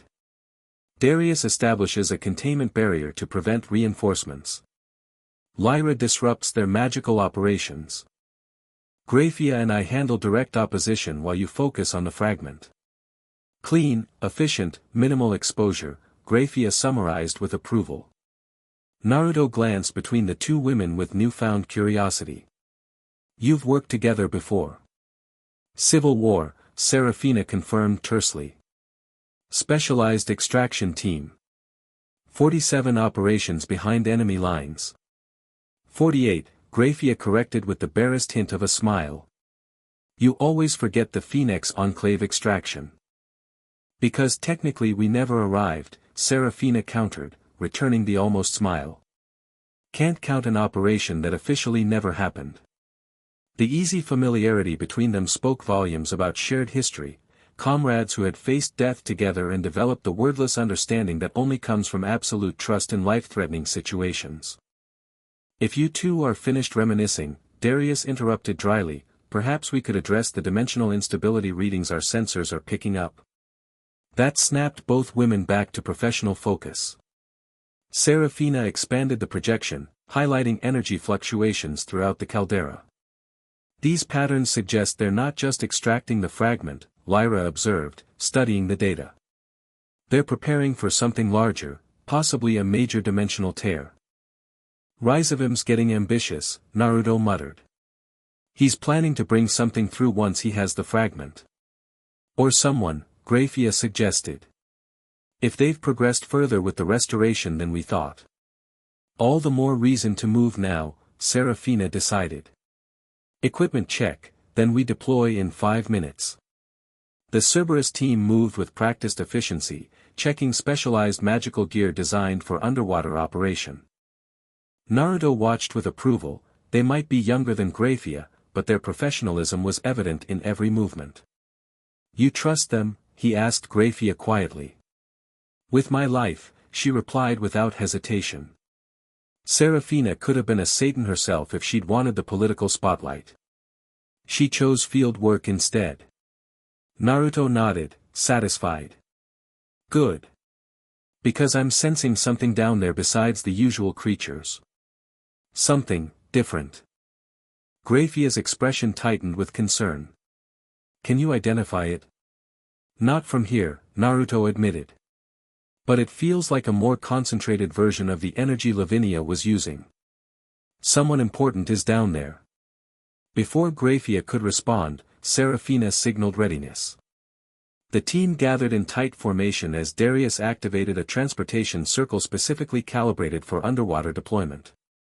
Remember, Serafina instructed, once we materialize, we'll be under approximately 30 atmospheres of pressure. Barrier spells will protect us, but conservation of movement is essential. No unnecessary actions. And if the barrier fails? Naruto asked, though his tone suggested mere curiosity rather than concern. Then we experience what humans call the bends at an accelerated and fatal rate, Serafina replied evenly. Followed by explosive decompression. Very messy. Fun times, Naruto commented with a grin that would have unnerved anyone not accustomed to high-risk operations. The circle activated, reality bending around them as they transitioned from cliffside viewpoint to crushing oceanic depths in an instant. The shift was disorienting despite their preparation. Absolute darkness replaced sunlight, immense pressure replaced gentle sea breeze, and the ambient magic of the fragment replaced normal atmospheric energy. Darius activated their barrier immediately, a shimmering blue dome encompassing their team while simultaneously providing illumination. The underwater landscape revealed itself, jagged volcanic rock formations stretching in all directions, punctuated by hydrothermal vents releasing superheated water and minerals into the crushing depths. Serafina signaled silently, pointing toward a glow visible about 200 meters distant. Unlike their magical illumination, this light pulsed with unnatural rhythm, magical excavation in progress. They moved forward carefully, Lyra taking point with specialized underwater detection spells active. The volcanic environment proved more challenging than anticipated, random thermal currents disrupted their movement, while mineral-laden water interfered with magical communication. Naruto, despite never having trained with their team, adapted seamlessly to underwater operation. His movements appeared effortless, as though the crushing pressure and resistance were inconsequential. Grayfia noticed his eyes had shifted fully to crimson, using enhanced senses to navigate the murky environment. They were halfway to the extraction site when Lyra suddenly froze, hand raised in the universal signal to halt. She pointed toward what had appeared to be natural rock formations ahead, revealing them as camouflaged sentries upon closer inspection. Unlike the creatures they'd encountered previously, these guardians had adapted perfectly to the underwater environment.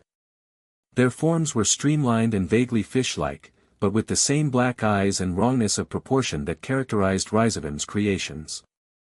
8 sentries, Serafina indicated through the magical communication link connecting their team. Standard perimeter pattern.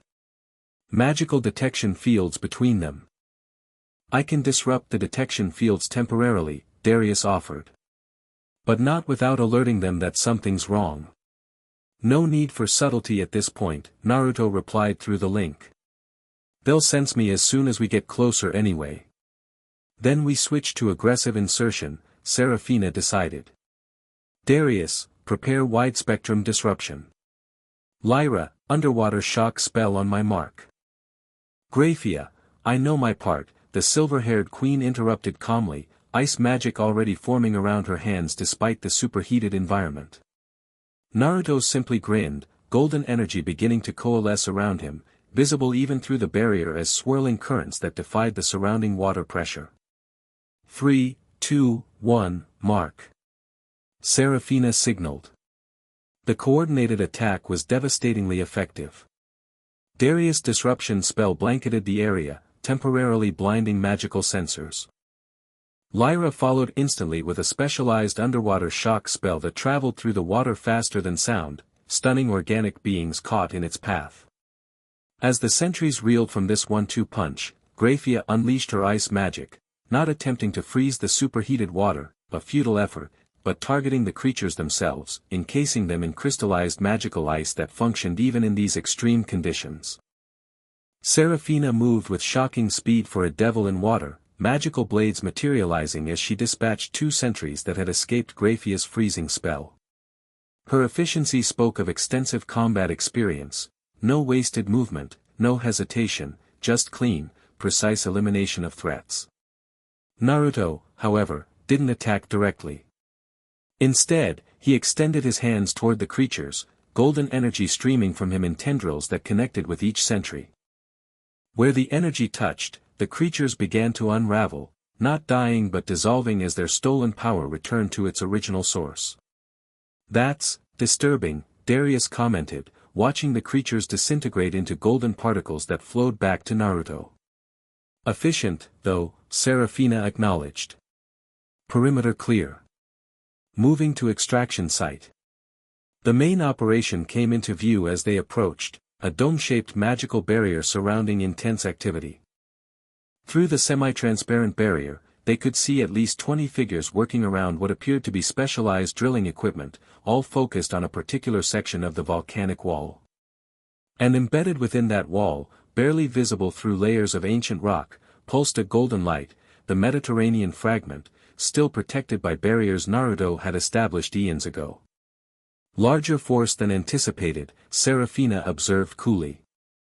And that equipment isn't standard magical excavation gear. Those are dimensional fracture drills, military-grade technology that shouldn't exist outside official armories. Someone has friends in high places, Lyra muttered. Or excellent thieves, Grayfia countered. Naruto's attention, however, had fixed on a figure overseeing the operation from a raised platform. Unlike the workers, this person stood perfectly still, observing with unnatural patience. "That's our VIP," he informed the team. "And it's not Lavinia." As if sensing observation, the figure suddenly turned, looking directly toward their position despite the considerable distance and magical concealment. Even through the murky water and magical barriers, Naruto could see the figure smile, revealing teeth too sharp to be natural, in a face too perfect to be real. "We've been spotted," Seraphina warned, already shifting to combat stance. "No," Naruto corrected grimly. "He knew we were coming." The figure raised one hand in a casual gesture of acknowledgement, then spoke words that somehow carried through water, magical barriers, and distance to reach them with perfect clarity. "The celestial dragon arrives, as predicted. Right on schedule." The voice was melodious yet wrong, like beautiful music played slightly out of tune. "Rizevim will be pleased." The extraction barrier suddenly pulsed brighter, energy patterns shifting from excavation to offensive configuration. Warning signals flashed across Darius' monitoring equipment. "They're initiating a dimensional collapse," he shouted through the communication link. "The entire chamber is destabilizing." "They're going to drop the volcano on the fragment," Naruto realized. "If they can't have it, no one will." Without waiting for team consensus, Naruto surged forward, golden energy exploding around him as he abandoned stealth entirely. The water around him began to boil despite the crushing pressure, superheated by the sudden release of primordial power. "Cover him," Seraphina ordered, the Cerberus team moving instantly to support positions. Grayfia matched Naruto's advance, silver-blue magic creating a path through the resistance forces that began pouring out of the barrier. Unlike her usual precise, controlled fighting style, she now unleashed devastating area attacks, flash freezing entire sections of water, creatures and all. Inside the extraction barrier, the mysterious figure watched their approach with evident amusement. "So predictable," he commented to no one in particular. "The dragon rushes in, just as the models projected." The dimensional drills increased their power output, the volcanic rock around the fragment beginning to fracture. Alarm indicators flooded Darius' monitoring equipment. "Magma chamber integrity failing," he warned. "If those fractures reach the active sections of the volcano, catastrophic eruption," Lyra finished. "They're trying to trigger a full caldera collapse." Naruto reached the barrier first, slamming into it with enough force to send shock waves through the surrounding water. Golden energy cascaded around him as he pushed against the magical construct, not trying to break it, but to integrate with it, his power seeking resonance with the stolen fragments used in its creation. The barrier resisted momentarily, then yielded with a silent underwater flash as Naruto reclaimed the energy powering it. He burst through into the extraction chamber, immediately focusing on the drills threatening the fragment. "Too late, dragon," the mysterious figure called. "The process is self-sustaining now. In approximately 3 minutes, this entire volcano will collapse inward, burying your precious fragment under cubic kilometers of rock and magma." Naruto finally got a clear look at the figure, male-presenting, with features that appeared almost angelic in their perfection, but with subtle wrongness that became apparent on closer inspection. Eyes slightly too large and entirely golden. Skin too smooth, like polished marble rather than living tissue.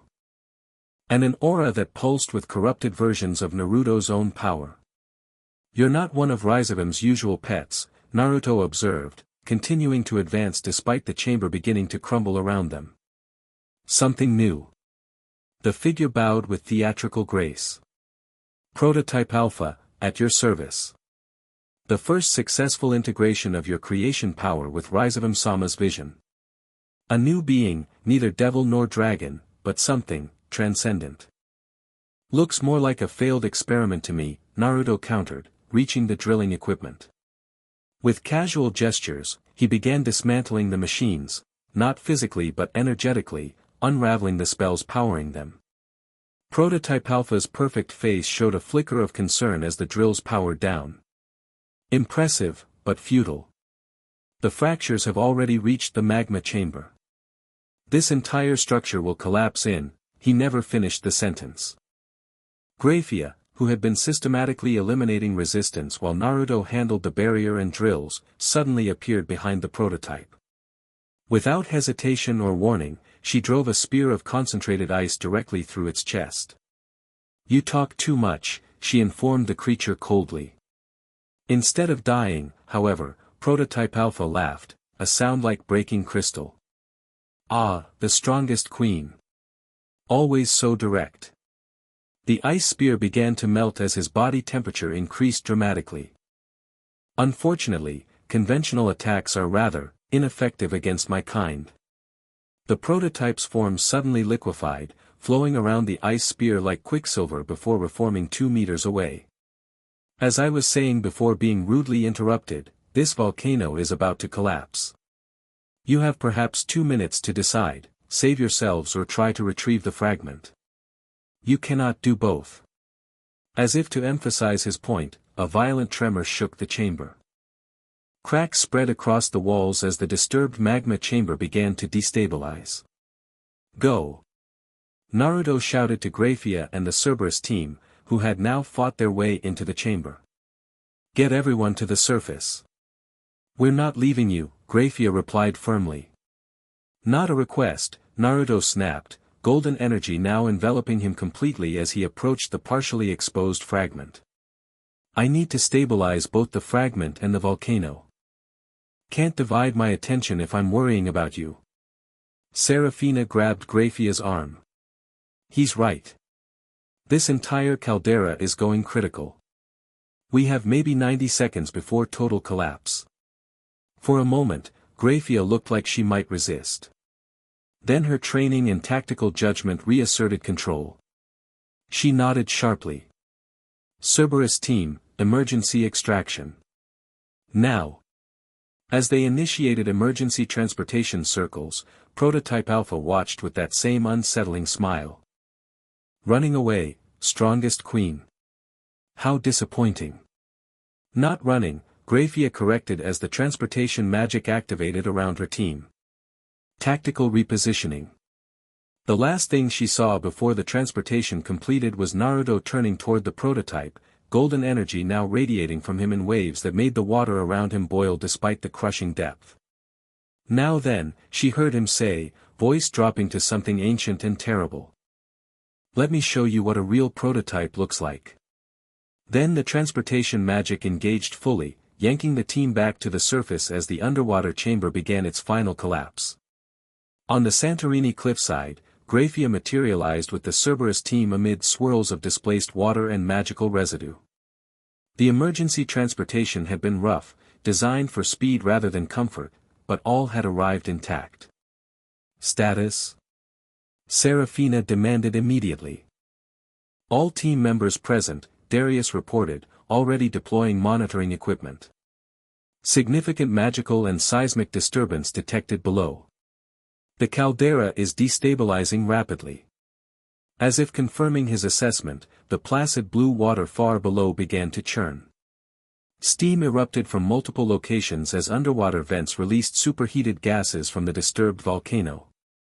"Surface evacuation?" Lyra asked, eyeing the tourist town around them. "Already initiated," Serafina confirmed, indicating flashing emergency vehicles in the distance. "Greek authorities are implementing standard volcanic warning protocols. They believe it's a normal geological event." Grayfia stood at the cliff edge, silver eyes fixed on the churning caldera below. Her normally perfect composure showed cracks, tension evident in her stance, concern visible in the subtle furrow of her brow. "He'll make it," Serafina said quietly, moving to stand beside her old comrade. "From what Cerberus intelligence has gathered, he survived far worse than an angry volcano." "It's not the volcano I'm concerned about," Grayfia replied. "That prototype was different from the other creatures, more stable, more intelligent. Almost like a successful integration," Serafina finished the thought. Which suggests Rizevim has progressed further with his experiments than we realized. Before Grayfia could respond, the caldera below erupted in a spectacular display of power, not lava and ash, but pure golden energy that shot skyward in a perfect column. The beam pierced clouds, its brilliance forcing even the magically protected observers to shield their eyes. "That's not volcanic activity," Darius stated unnecessarily, monitoring equipment going haywire as it attempted to process the unprecedented energy readings. The golden column pulsed once, twice, then expanded outward in a perfect dome that encompassed the entire caldera. Within this dome, time and space themselves seemed to distort, water freezing in impossible formations, light bending at unnatural angles. "He's rewriting reality within the containment field," Grayfia realized. "Reversing the damage to the volcanic structure." Indeed, as they watched, the churning water calmed impossibly quickly. Steam vents sealed themselves. The very geology of the caldera appeared to be reconstructing itself from within. "That's not just power," Serafina observed with quiet awe. "That's creation magic in its purest form." The golden dome held for several minutes, then began to contract inward, condensing toward its point of origin deep below. As it shrank, a figure became visible rising through the water, Naruto, ascending straight upward through hundreds of meters of ocean as if gravity were merely a suggestion. He reached the surface and continued rising, golden energy carrying him effortlessly to the cliffside where they waited. As he touched down beside them, the last of the golden dome vanished with a final pulse of light. "Fragment secured," he announced casually, holding up a glowing crystal that pulsed with golden light. "Volcano stabilized. Prototype neutralized. All in all, a productive morning." His attempt at nonchalance was somewhat undermined by his appearance, clothing partially disintegrated, hair singed at the ends, and a network of golden energy still visible beneath his skin like luminous veins. "You look terrible," Grayfia informed him with remarkable composure, though relief was evident in her voice. "You should see the other guy," Naruto replied with a grin. "Actually, you can't, there's not enough left to see." "The prototype?" Serafina questioned. Naruto's expression darkened. "Destroyed, but not before I learned some troubling information. It wasn't just a random experiment, it was a test run for the vessel Rizevim is creating." "Vessel?" Grayfia's concern was immediate and evident. "For the original Lucifer's essence," Naruto confirmed grimly. "Rizevim isn't just trying to restore Lucifer's power, he's creating a physical form specifically designed to house it. A perfect integration of primordial energy and physical matter." "Is that even possible?" Darius asked, genuine scientific curiosity momentarily overriding tactical concerns. "Theoretically, yes," Naruto admitted. "With enough of my creation aspect fragments and proper understanding of how integration works, a suitable vessel could be constructed." "Which is why he sent the prototype," Grayfia concluded. "Not expecting it to win, but to test integration stability against exposure to your direct power." "A calibration run," Serafina agreed. "Gathering data on how the integration holds up under stress." "Exactly," Naruto confirmed, examining the crystal in his hand. "The prototype was designed to fight me, then return with data. When I prevented its escape, it tried to self-destruct and transmit findings remotely." "Did it succeed?" Lyra asked sharply. "Partially," Naruto admitted. "I blocked most of the transmission, but some data likely made it back to Rizevim. On the plus side," he held up the fragment, which pulsed brighter in response to his touch, "we've secured another piece of the puzzle." As they watched, the crystal began to dissolve, golden energy flowing into Naruto just as it had with previous fragments. The process was smoother this time, integration happening almost instantaneously as the reclaimed power recognized its original source. The effect on Naruto was immediate and visible. The golden energy beneath his skin stabilized, no longer appearing as erratic veins but as a harmonious whole. His eyes, which had remained crimson since the underwater battle, now shifted back to blue but retained an underlying luminosity. 3 fragments reintegrated, he noted, rolling his shoulders as if adjusting to the renewed power. Much better. And the volcano? Darius asked, still monitoring the caldera. The readings suggest you did more than just prevent collapse. I restored it to geological stability, Naruto explained. Using the creation aspect of the fragment I just reclaimed. The volcano was destabilizing because the fragment itself was integrated into the geological structure. Removing it would have triggered eruption regardless of Rizevim's interference. So you rewrote the volcano's internal structure to compensate for the fragment's removal, Grayfia concluded, impressed despite her usual reserve. Basic reality adjustment, Naruto replied with a casual shrug that belied the astronomical power such an act required. Nothing special. Serafina, who had been conferring with her team while they spoke, approached with renewed urgency. Our intelligence network just flagged multiple alerts. Unusual activity detected at various supernatural hotspots worldwide, all beginning simultaneously approximately 10 minutes ago. When Naruto reclaimed the fragment, Grayfia noted. Rizevim is accelerating his timeline. The prototype must have transmitted enough data for them to proceed, Naruto agreed grimly. Which means they're moving on the final fragment immediately. The Amazon Temple of 9 Reflections, Grayfia confirmed. We need to mobilize now. My team requires recovery time after deep water operation, Serafina cautioned. Standard protocol demands at least 12 hours before another high-stress deployment. There's no time, Naruto countered. If Rizevim secures the Amazon fragment, he'll have everything he needs except the Lucifuge catalyst. The moment he realizes we have that too, he'll launch a direct assault on the Lucifuge estate. Grayfia's expression hardened with resolve. Then we move immediately. Serafina, your team has done enough, return to base and coordinate intelligence. Alert Surzek-sama about potential threats to the Underworld, particularly the Lucifuge estate. And us? Naruto asked, though her intention was already clear. We go to the Amazon, Grayfia stated. Just the two of us. Serafina looked like she wanted to object but recognized the strategic necessity. 2 operators, minimal footprint, maximum speed, she acknowledged reluctantly. Tactically sound, if extremely high risk. Risk is relative when one operator is a primordial being, Grayfia pointed out with impeccable logic. True enough, Serafina conceded. She clasped Grayfia's arm in warrior fashion. Vatra su Elohim.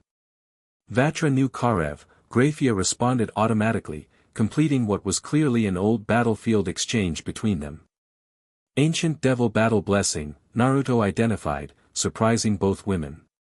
Fire before us, fire within us. Haven't heard that in millennia. Serafina recovered first, offering a respectful nod. Perhaps you're as old as they say after all, Celestial Dragon. Older, probably, Naruto replied with a grin. But who's counting? As the Cerberus team prepared for departure, Naruto turned to Grayfia. Just us against whatever forces Rizevim has deployed. Sure about this? Grayfia met his gaze directly, silver eyes reflecting absolute determination. We're the logical choice. My familiarity with the codex specifications combined with your power provides optimal chance of success. Always so practical, Naruto observed, though his tone suggested admiration rather than criticism. Has anyone ever told you that you rationalize your emotions incredibly well? Grayfia blinked, genuinely caught off guard by the observation. What do you mean? I mean, Naruto said, stepping closer, that your tactical assessment is perfect, as always. But it's not why you suggested just the two of us. For perhaps the first time since they'd met, Grayfia seemed momentarily at a loss for words. Something vulnerable and unexpectedly human flashed across her features before she carefully composed herself once more. We have a mission to complete, she stated, neither confirming nor denying his implication. Naruto's smile softened. Yes, we do. And for what it's worth, I'm glad it's you with me. The admission hung between them, neither fully acknowledged nor dismissed, as they prepared for what might well be their most dangerous mission yet. The Amazon rainforest spread below them in endless green canopy, untouched by human development for thousands of years. No roads led to their destination, no landmarks visible from the air would guide conventional travelers to the Temple of Nine Reflections. The temple exists partially in our dimension and partially in the spirit realm, Grayfia explained as they hovered above the seemingly unbroken jungle. Access requires both physical presence at the correct coordinates and spiritual resonance with the temple's guardians. I remember, Naruto replied, eyes scanning the forest below. I designed it that way specifically to protect this fragment. The emotional aspect is particularly volatile, dangerous in the wrong hands. Using the power of his reclaimed fragments, Naruto had transported them directly from Santorini to the approximate location of the temple, a feat that would have been impossible for most beings but seemed to require minimal effort from him now.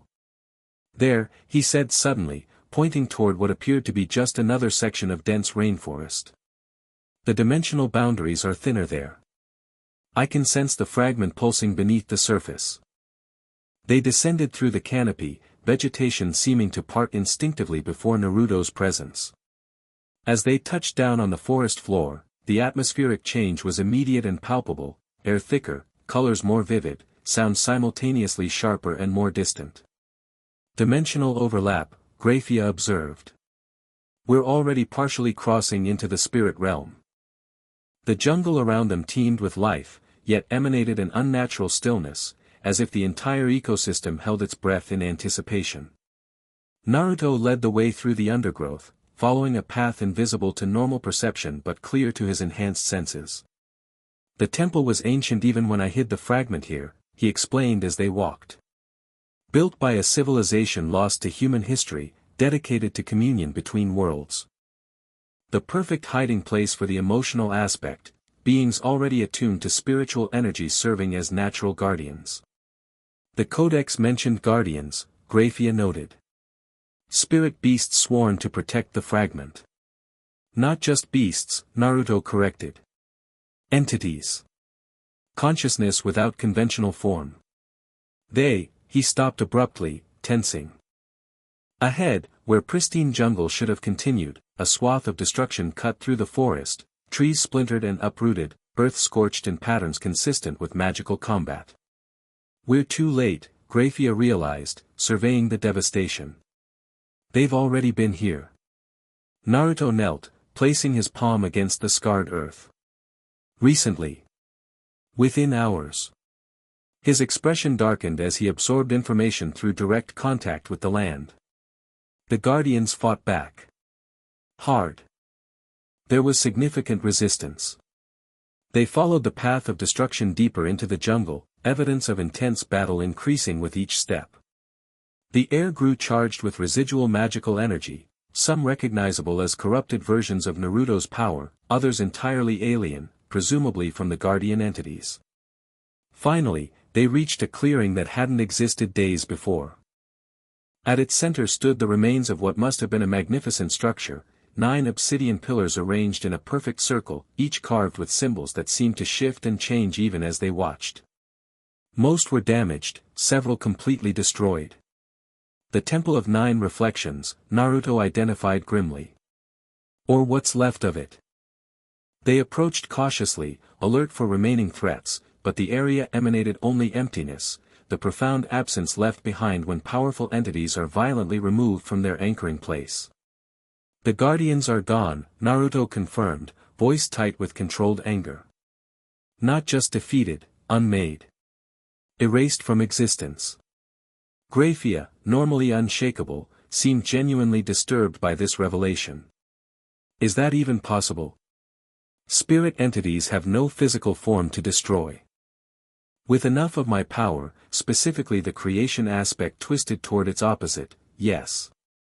Naruto moved to the center of the ruined circle, where a depression in the earth marked what had once been the temple's heart. They didn't just take the fragment. They desecrated the entire spiritual nexus to ensure nothing could be restored. He knelt beside the depression, hand hovering above it as he closed his eyes in concentration. Golden energy flowed from his palm into the earth, seeking resonance with any remnant of the fragment that might remain. After several tense moments, he opened his eyes. Nothing. They were thorough, took everything, including the spiritual anchor points that connected this place to the spirit realm.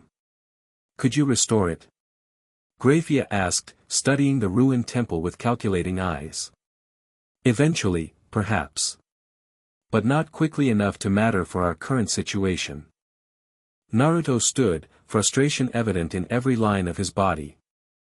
Rizevim now has enough fragments to proceed with his plan. All he needs is the catalyst from the Lucifuge archives. Which means, Grayfia began, then froze as realization struck. The Lucifuge estate. If Marcellus truly betrayed us, he could guide them directly to the catalyst. We need to warn them, Naruto agreed, already preparing for dimensional transportation. If Rizevim launches a full assault, he never completed the sentence. The air before them shimmered and tore open, revealing not the controlled portal of deliberate transportation, but the jagged edges of a force-dimensional breach. Through this tear stepped a familiar figure, Lavinia Asmodeus, though changed since their last encounter. Her form seemed more fluid somehow, black and silver hair moving independently of natural physics, eyes now entirely golden like the prototype they'd encountered in Santorini. Power radiated from her in palpable waves, devil magic interlaced with unmistakable threads of Naruto's stolen energy. Too late, celestial dragon, she announced, voice carrying unnatural harmonic undertones. The final phase has begun.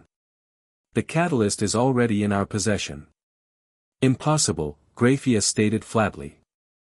The Lucifuge estate's defenses were designed to repel external threats, Lavinia interrupted with a smile that didn't reach her eyes. Not betrayal from within. Marcellus Lucifuge has served our cause for centuries, patiently waiting for this moment. Naruto's power flared visibly, golden energy cascading around him as rage momentarily overwhelmed his control. Where is Rizevim? Where has he taken the catalyst? Lavinia's smile widened. Why, to the place where it all began, of course. The original throne room of Lucifer himself, hidden within the deepest reaches of the dimensional gap. The gap? Grayfia's composure finally cracked, genuine shock registering on her face. No devil can survive there without specialized protection. Even with fragments of primordial power, who said anything about surviving? Lavinia asked with disturbing serenity. Vessels are temporary. Transformation is eternal. Understanding dawned in Naruto's eyes. He's not planning to control Lucifer's resurrection. He's offering himself as the final component, a willing sacrifice to complete the integration. Willing ascension, Lavinia corrected. Rizevim-sama will not cease to exist, he will transcend, becoming one with the restored Lucifer. Neither fully the original nor merely Rizevim, but something greater than either. He's insane, Grayfia stated. He's brilliant, Lavinia countered. And you're already too late to stop it. The ritual begins as we speak. Naruto stepped forward, power condensing around him until the very air crackled with energy. Then why are you here, Lavinia? Just to gloat. For the first time, uncertainty flickered across her perfect features. I came to offer you a choice, celestial dragon. Join us willingly, contribute your power to the restoration, and receive honored place in the new order. Or oppose us and be destroyed when Lucifer returns to his full glory. A generous offer, Naruto replied, voice deceptively calm. Here's my counter-proposal. He moved with impossible speed, appearing directly before Lavinia before she could react. His hand closed around her throat, golden energy cascading from the contact point throughout her body. Tell me exactly where in the gap Rizevim has gone, and I might let you survive what comes next. To his surprise, Lavinia laughed despite his crushing grip. You still don't understand, do you? I'm not here merely as messenger.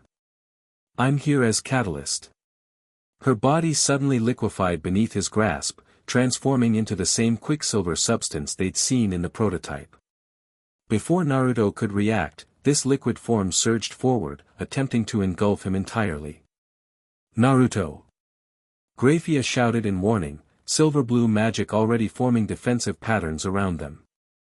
But the attack wasn't what either had anticipated.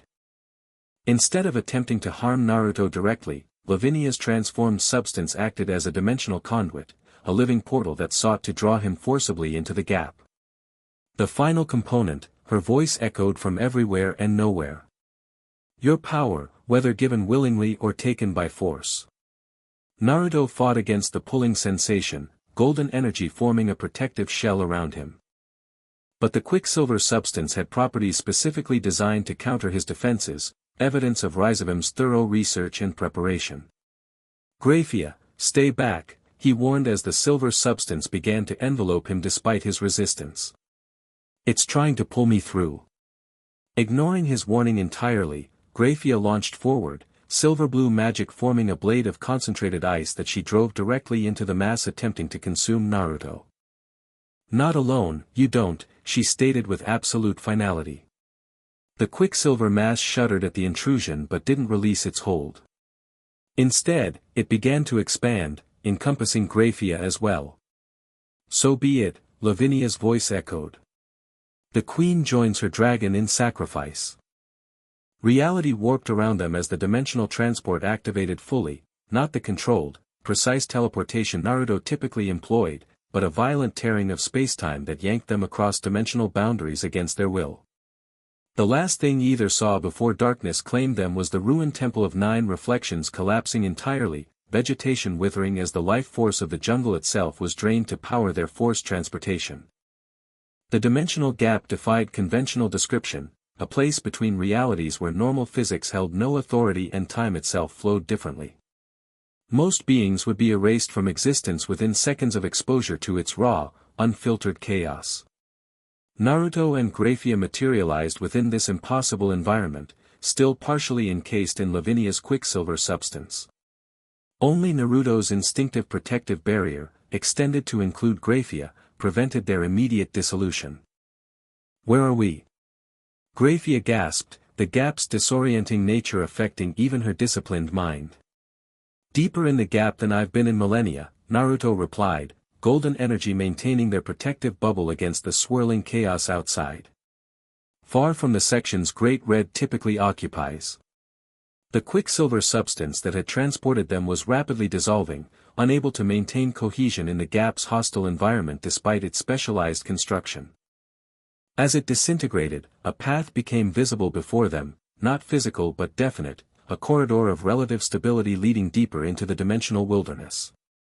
Rizevim has modified the gap itself, Naruto observed with grudging admiration. Creating a pathway stable enough for his forces to traverse. Impressive, if incredibly dangerous. For us as well? Grayfia asked practically, already recovering her composure despite their dire situation. For you, potentially, Naruto admitted. The gap can't unmake me, I existed before it did. But even with my protection, prolonged exposure would be harmful to any being of lesser origin. Define harmful, Grayfia pressed. Progressive dissolution of your spiritual essence, followed by conceptual erasure, Naruto replied bluntly. I can shield you temporarily, but if we're separated. Then we won't be separated, Grayfia stated with simple finality. Where does this path lead? Naruto extended his senses along the artificial corridor, expression growing increasingly troubled as he processed what he found. To somewhere that shouldn't exist anymore. Lucifer's original throne room, the seat of power he established when first breaking away from heaven. I thought it was destroyed during the Great War. It was, Naruto confirmed grimly. Which means Rizevim has reconstructed it using my creation fragments.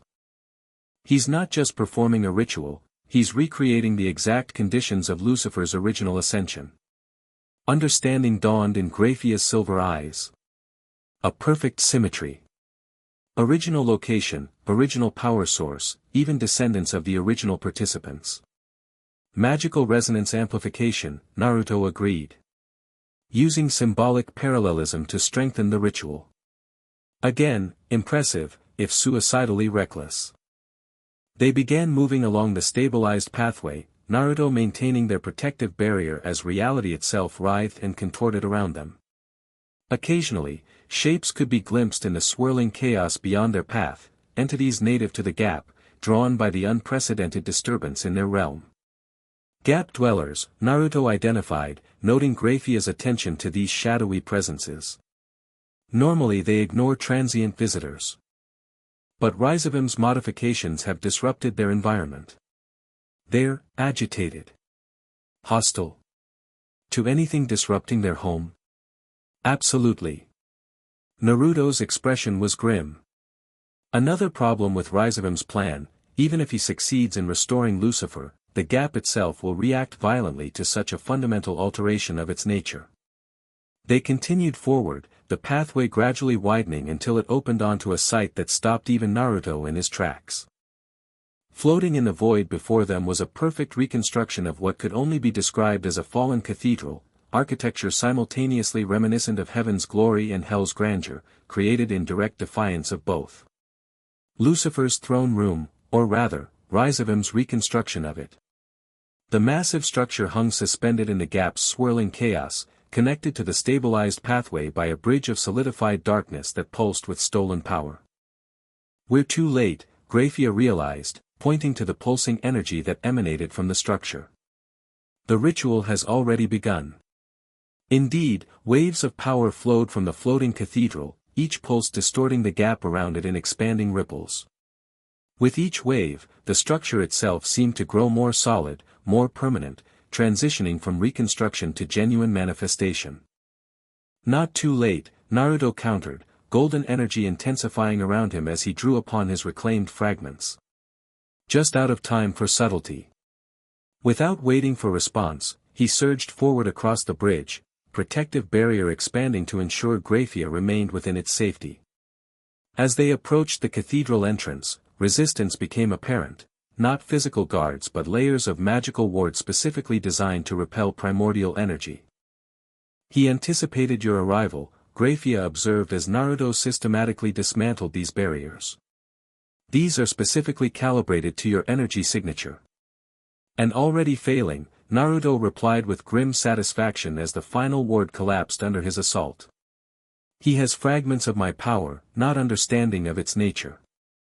They burst through the cathedral's massive doors into a scene straight from supernatural nightmare.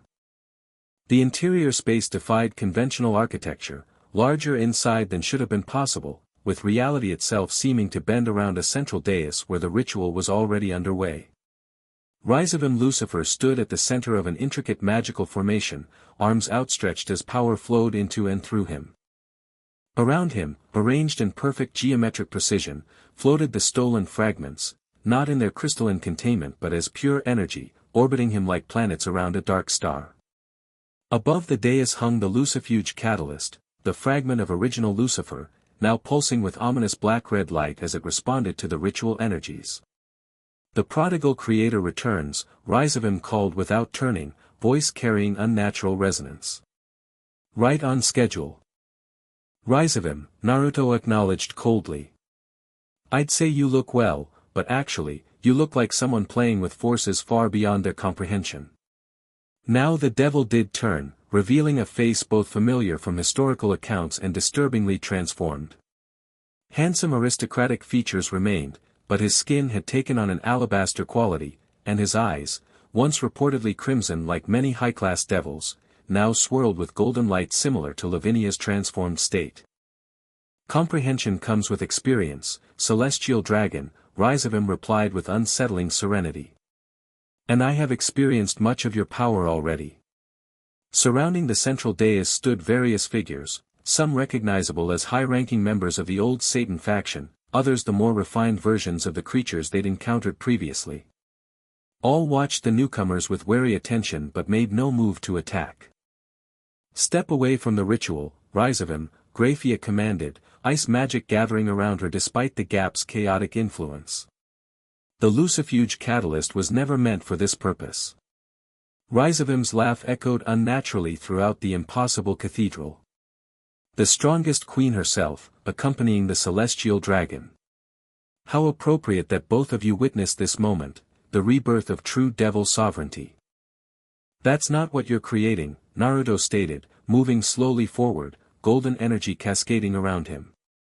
You're not restoring Lucifer, you're creating an abomination that will destabilize all realms. Spoken like a creator who fears being surpassed by his creation, Rizevim countered. Isn't that what happened before? Your first children, Ophis and Great Red, recognized your weakness and seized power for themselves. The accusation struck deeper than Naruto expected, momentarily disrupting his advance. Noticing this reaction, Rizevim's smile widened. Yes, I know the true history, not the sanitized version in the Lucifuge archives. You weren't betrayed, you failed. Created beings with ambition but without compassion, then acted surprised when they turned on you. You know nothing of what happened, Naruto replied, but uncertainty had crept into his voice. I know enough, Rizevim pressed his advantage. Enough to understand that your power, while vast, has limitations. Limitations I intend to transcend through perfect integration with Lucifer's essence. While they spoke, the ritual continued progressing. The orbiting fragments moved faster, their light intensifying as they drew energy from the gap itself. The Lucifuge catalyst pulsed in rhythm with this acceleration, each beat sending visible shock waves through the dimensional fabric around them. Integration isn't just about power, Naruto warned, genuine concern breaking through his anger. The emotional aspect you stole from the Amazon temple, it can't be controlled through force of will. It responds to spiritual resonance. A problem already solved, Rizevim replied confidently.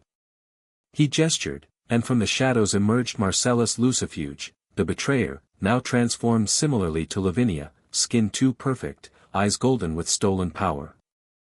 The Lucifuge have maintained spiritual connection to both the fragments and Lucifer's essence for millennia, Rizevim explained. Marcellus provides the emotional resonance the ritual requires. Grayfia stared at her transformed family member with cold fury. You betray not just your family but your sacred duty. I fulfill the true Lucifuge purpose, Marcellus replied, voice carrying the same unnatural harmonics as Lavinia's had. Service to Lucifer, the real Lucifer, not the pretender who claimed his title. Naruto had continued his careful advance during this exchange, golden energy gathering around him as he prepared to disrupt the ritual. Rizevim, however, merely smiled at the attempt. Too late, celestial dragon, he announced as the orbiting fragments suddenly accelerated dramatically. The final phase has begun. The fragments collapsed inward simultaneously, crashing into Rizevim with enough force to create a shock wave that staggered everyone present. Instead of destroying him, however, they melded with his form, golden light suffusing his body as stolen power integrated with his being. Naruto lunged forward, attempting to interrupt the process, but a barrier of pure chaotic energy erupted around the dais, drawn directly from the gap itself. Even his considerable power couldn't penetrate it immediately. Grayfia, he called over the building roar of energies. The catalyst. If we can disrupt its connection to the ritual, she needed no further instruction. With perfect precision, she launched spears of concentrated ice magic toward the floating Lucifer fragment. The projectiles penetrated the upper boundary of the barrier, which had been optimized to contain Naruto's energy but not calibrated against devil magic. The ice spears struck the catalyst, disrupting its pulsing rhythm momentarily, but not enough to halt the process.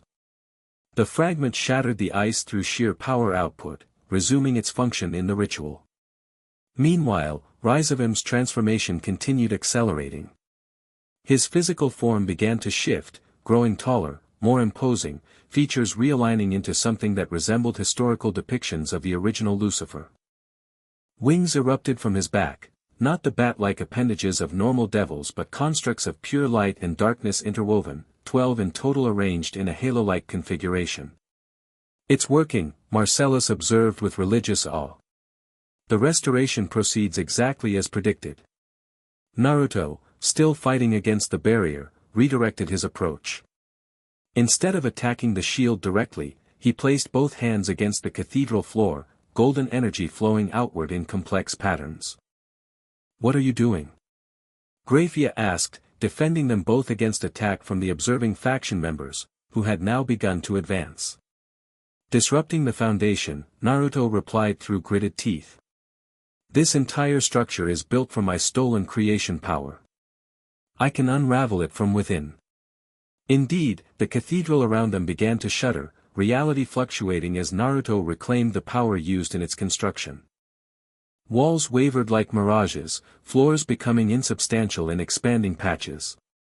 But the central dais remained solid. Rizevim had anticipated this tactic as well, using power from different fragments to create redundant stability systems. The transforming devil turned his increasingly inhuman gaze toward Naruto, voice now a chorus of harmonics that seemed to echo from multiple sources simultaneously.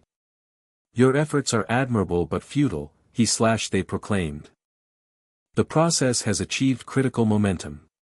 Even you cannot stop it now. As if to prove this point, the Lucifuge catalyst suddenly descended from its suspended position, merging directly with Rizevim's transforming body. The effect was immediate and dramatic. A pillar of black-red energy erupted upward, punching through the cathedral ceiling into the gap beyond. No! Naruto shouted, redoubling his efforts against the barrier, which was weakening but still intact. The observing faction members began to chant in ancient devil language, a ritual litany that hadn't been heard since Lucifer's original ascension, calling upon primordial darkness to witness and bless the restoration. Grayfia, recognizing the chant from forbidden Lucifuge texts, felt cold dread wash over her. If the ritual reached completion with that invocation active, the resulting entity would be empowered beyond even Rizevim's ambitious calculations.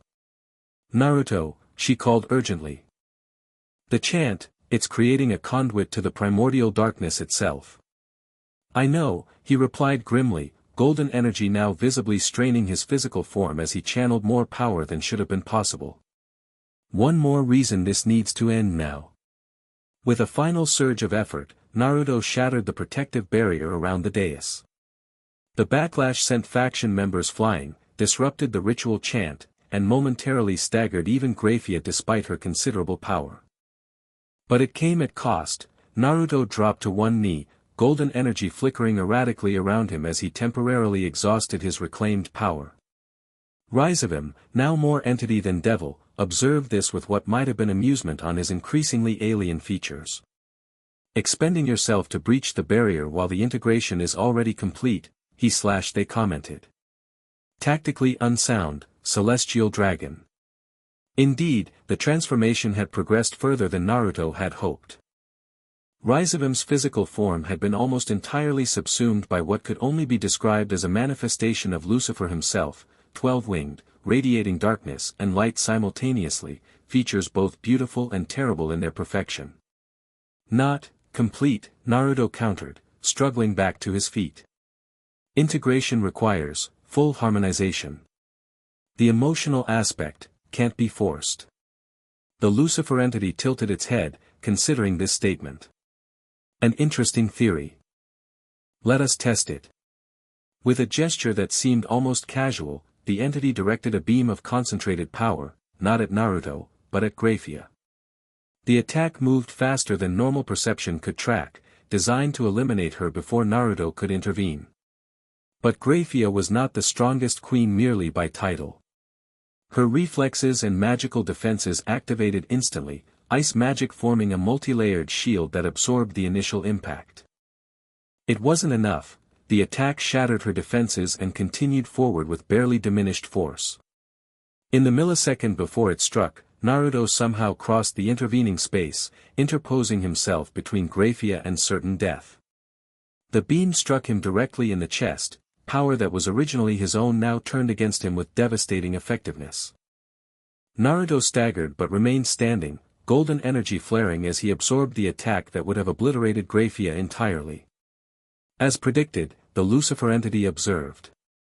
Emotional attachment, your persistent weakness. Blood trickled from Naruto's mouth as he straightened, the wound in his chest already beginning to heal with golden light. Not weakness, he corrected. Source. And with that cryptic statement, he did something entirely unexpected. Instead of attacking again, he closed his eyes and simply released his power. Golden energy exploded outward from him in all directions, not as attack but as pure, unfiltered emanation. The Lucifer entity raised defensive barriers instantly, expecting assault, but Naruto's power flowed around these defenses like water around stone, neither attacking nor retreating but simply existing in its purest form.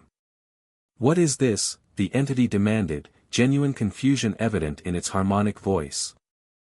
"The part you don't understand," Naruto replied, eyes still closed, power continuing to radiate from him in waves that filled the cathedral entirely. "The part you can't replicate, no matter how many fragments you steal." Grayfia, watching from behind Naruto, suddenly understood. Emotional resonance, she whispered. "He's activating the Amazon fragment within the integration." Indeed, the Lucifer entity was reacting to Naruto's emanation, not with pain or discomfort, but with visible instability. The perfect integration began to fluctuate, areas of Rizevim's original form momentarily visible through the Lucifer overlay. "Impossible," Marcellus gasped, witnessing the destabilization. The integration was perfect. "No integration is perfect without genuine harmony," Naruto countered, opening eyes that now glowed with pure golden light. "You stole my power but not its nature. You can imitate creation but not understand it. And creation without understanding is inherently unstable," Grayfia finished, moving to stand beside Naruto despite the danger. Her silver magic began to flow in tandem with his golden energy, creating an unexpected synchronicity that amplified the effect on the fluctuating entity. The Lucifer entity struggled visibly against this disruption, massive wings beating against the air as if trying to physically dispel the resonance affecting its integration. "This changes nothing," it declared, voice shifting disconcertingly between Rizevim's aristocratic tones and something older, deeper. "The restoration progresses regardless of temporary instability." "Not temporary," Naruto corrected, advancing slowly toward the dais with Grayfia at his side. "Fundamental. The emotional aspect responds to genuine connection, something you sacrificed in your quest for power." As if to demonstrate this principle, Naruto reached out and took Grayfia's hand. The moment their fingers interlaced, their combined energy surged dramatically, golden and silver light weaving together in patterns that directly counteracted the chaotic energies maintaining the Lucifer manifestation.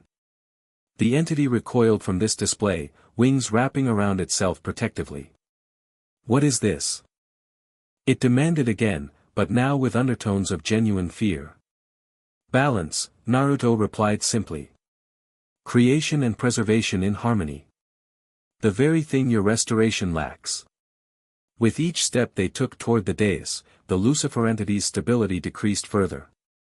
Patches of Rizevim became visible for longer periods, the perfect overlay of Lucifer's essence struggling to maintain cohesion. Faction members who had recovered from the barrier collapse watched in horror as their leader's glorious transformation began to unravel before their eyes. "Stop them!" Marcellus commanded, golden eyes wide with panic.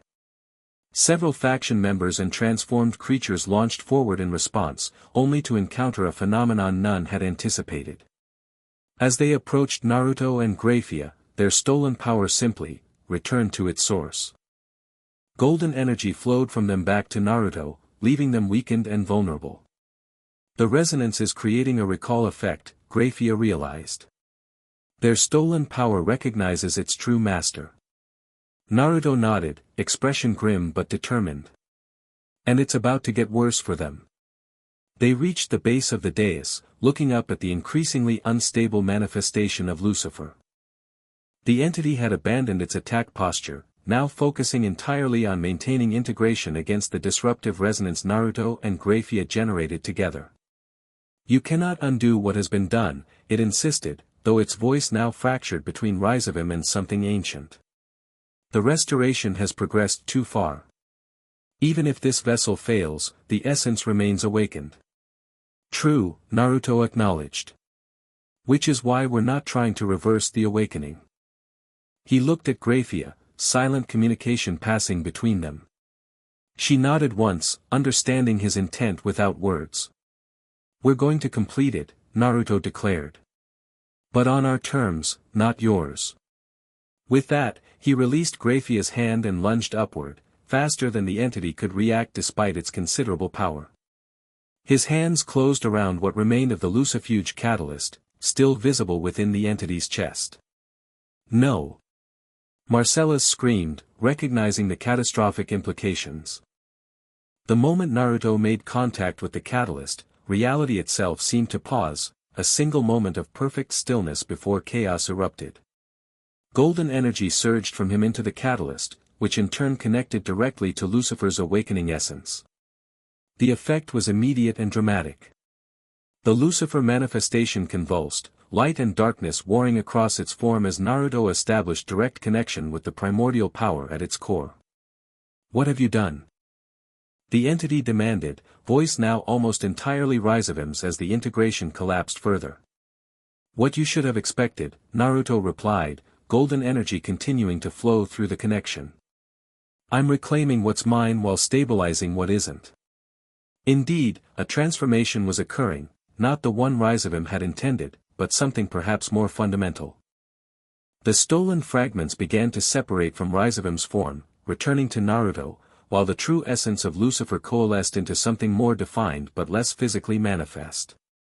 Grayfia, recognizing what was happening, quickly erected barriers around them all, containing the increasing energy discharge as Naruto effectively rewrote the ritual from within. "The balance," she said with sudden understanding. "You're restoring it." Naruto nodded, strain evident in his features as he maintained the connection. The original balance, Lucifer as conceptual counterweight, not physical entity. The role he was meant to fulfill before ambition corrupted purpose.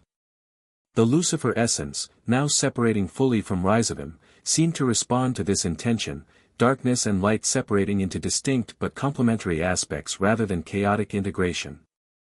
Rizevim himself became visible again, the grandiose transformation reversed as stolen power returned to its source. His face contorted with rage and desperation as he felt his ambitions literally dissolving around him. "No! The power is mine!" The restoration was perfect, he screamed, attempting to recapture the escaping energy and failing. "The restoration continues," Naruto corrected, golden light now emanating from his eyes, mouth, and the wound in his chest as power surged through him beyond what his physical form could comfortably contain. "Just not as you envisioned it."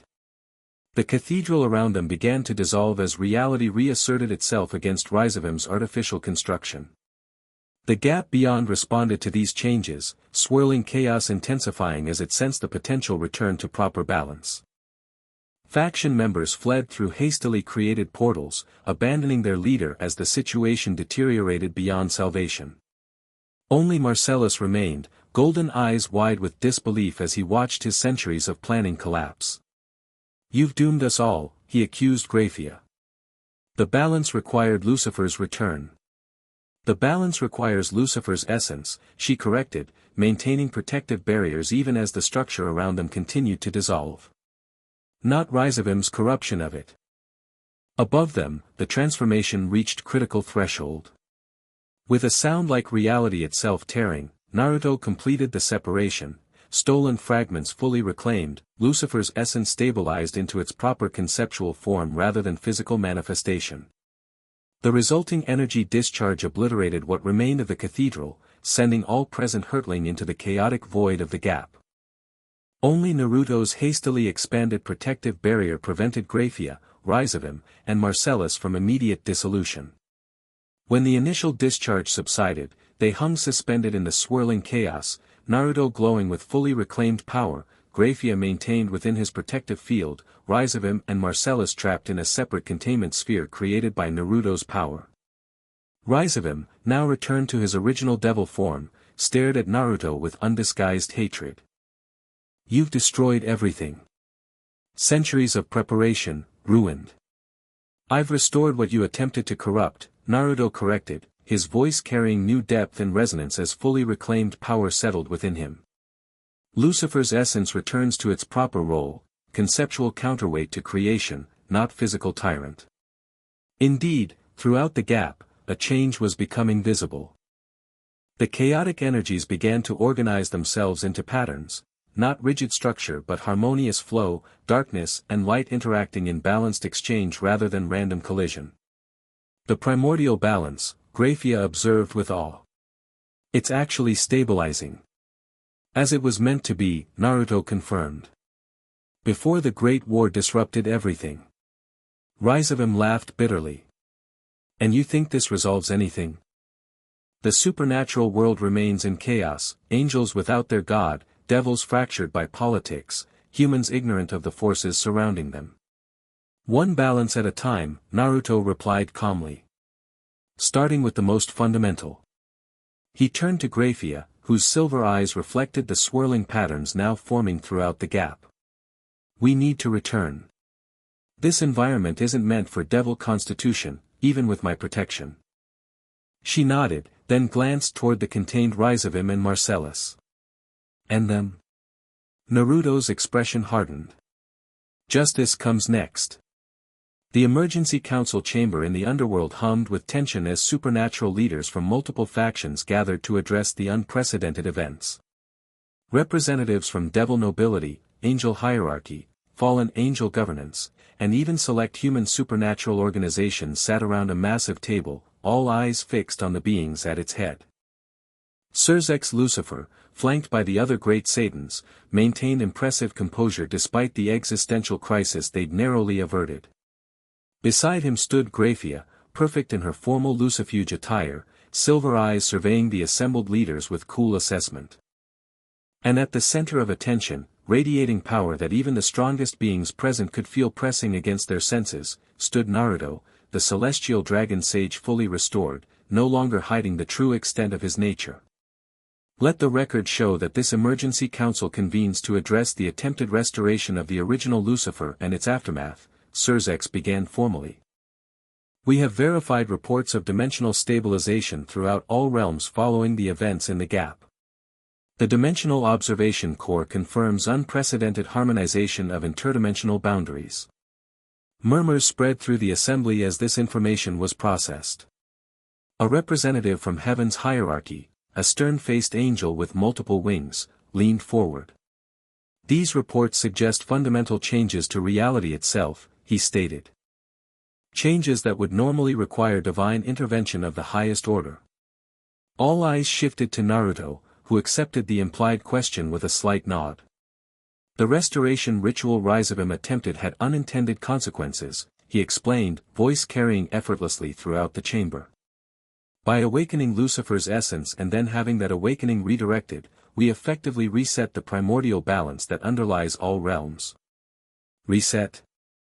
Questioned Azazel, leader of the fallen angels, his usually carefree demeanor replaced by intense focus.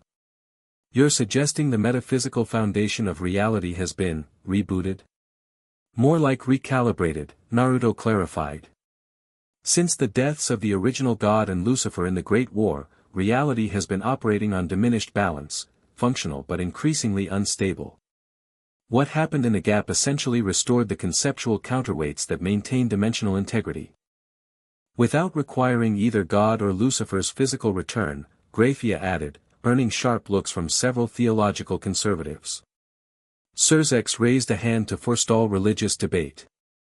The immediate concern is practical, not theological. All factions report increased stability in magical operations, clearer dimensional boundaries, and reduced chaotic incursions.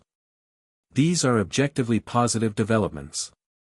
Developments initiated by an entity whose very existence was unknown to most of us until recently, noted Lady Treachery, representing the Devil Elder Council.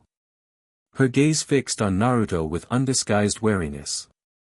The celestial dragon sage, a primordial being whose power apparently rivals or exceeds that of Great Red and Ophis combined. Naruto met her gaze evenly. I existed before them. That doesn't make me your enemy, or your master. I have no interest in ruling supernatural politics. Yet your actions have reshaped the very foundation of our existence, Lady Treachery countered. Actions taken without consultation or consensus. Would you have preferred Rizevim's alternative? Grayfia interjected, silver eyes cooling several degrees. The physical return of a corrupted Lucifer, empowered by stolen primordial energy, controlled by a sadist with delusions of godhood? That silenced the criticism temporarily, though suspicious glances continued from various corners. The question remains, Surzex redirected diplomatically, what happens now? With balance restored and your power reclaimed, Naruto-san, what are your intentions? It was the question everyone wanted answered, the primordial being's plans now that he had returned to full potency. The tension in the chamber thickened noticeably as all awaited his response.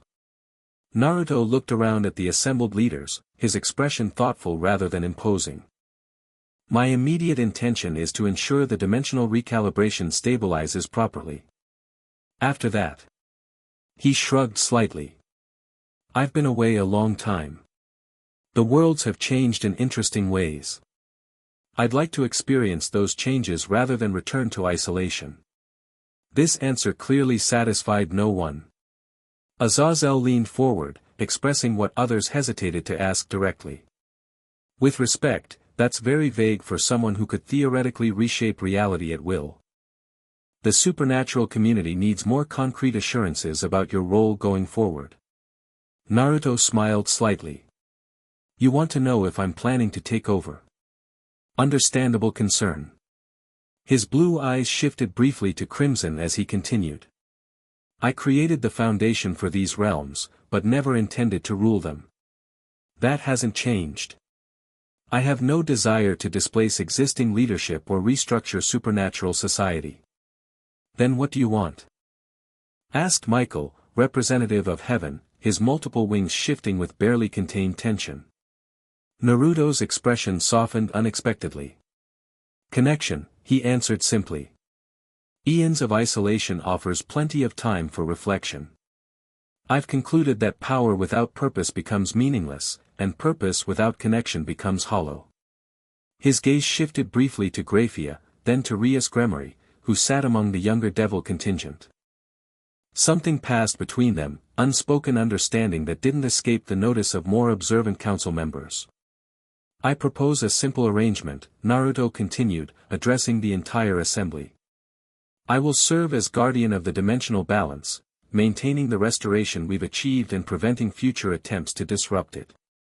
In exchange, I ask only for the freedom to exist within your realms without political entanglement. Surzex considered this proposal with the careful assessment that had made him an effective leader. A dimensional guardian would benefit all factions, particularly given recent events. However, some form of oversight would ease concerns. The observation corps could, began one of the devil elders. No, Naruto interrupted firmly.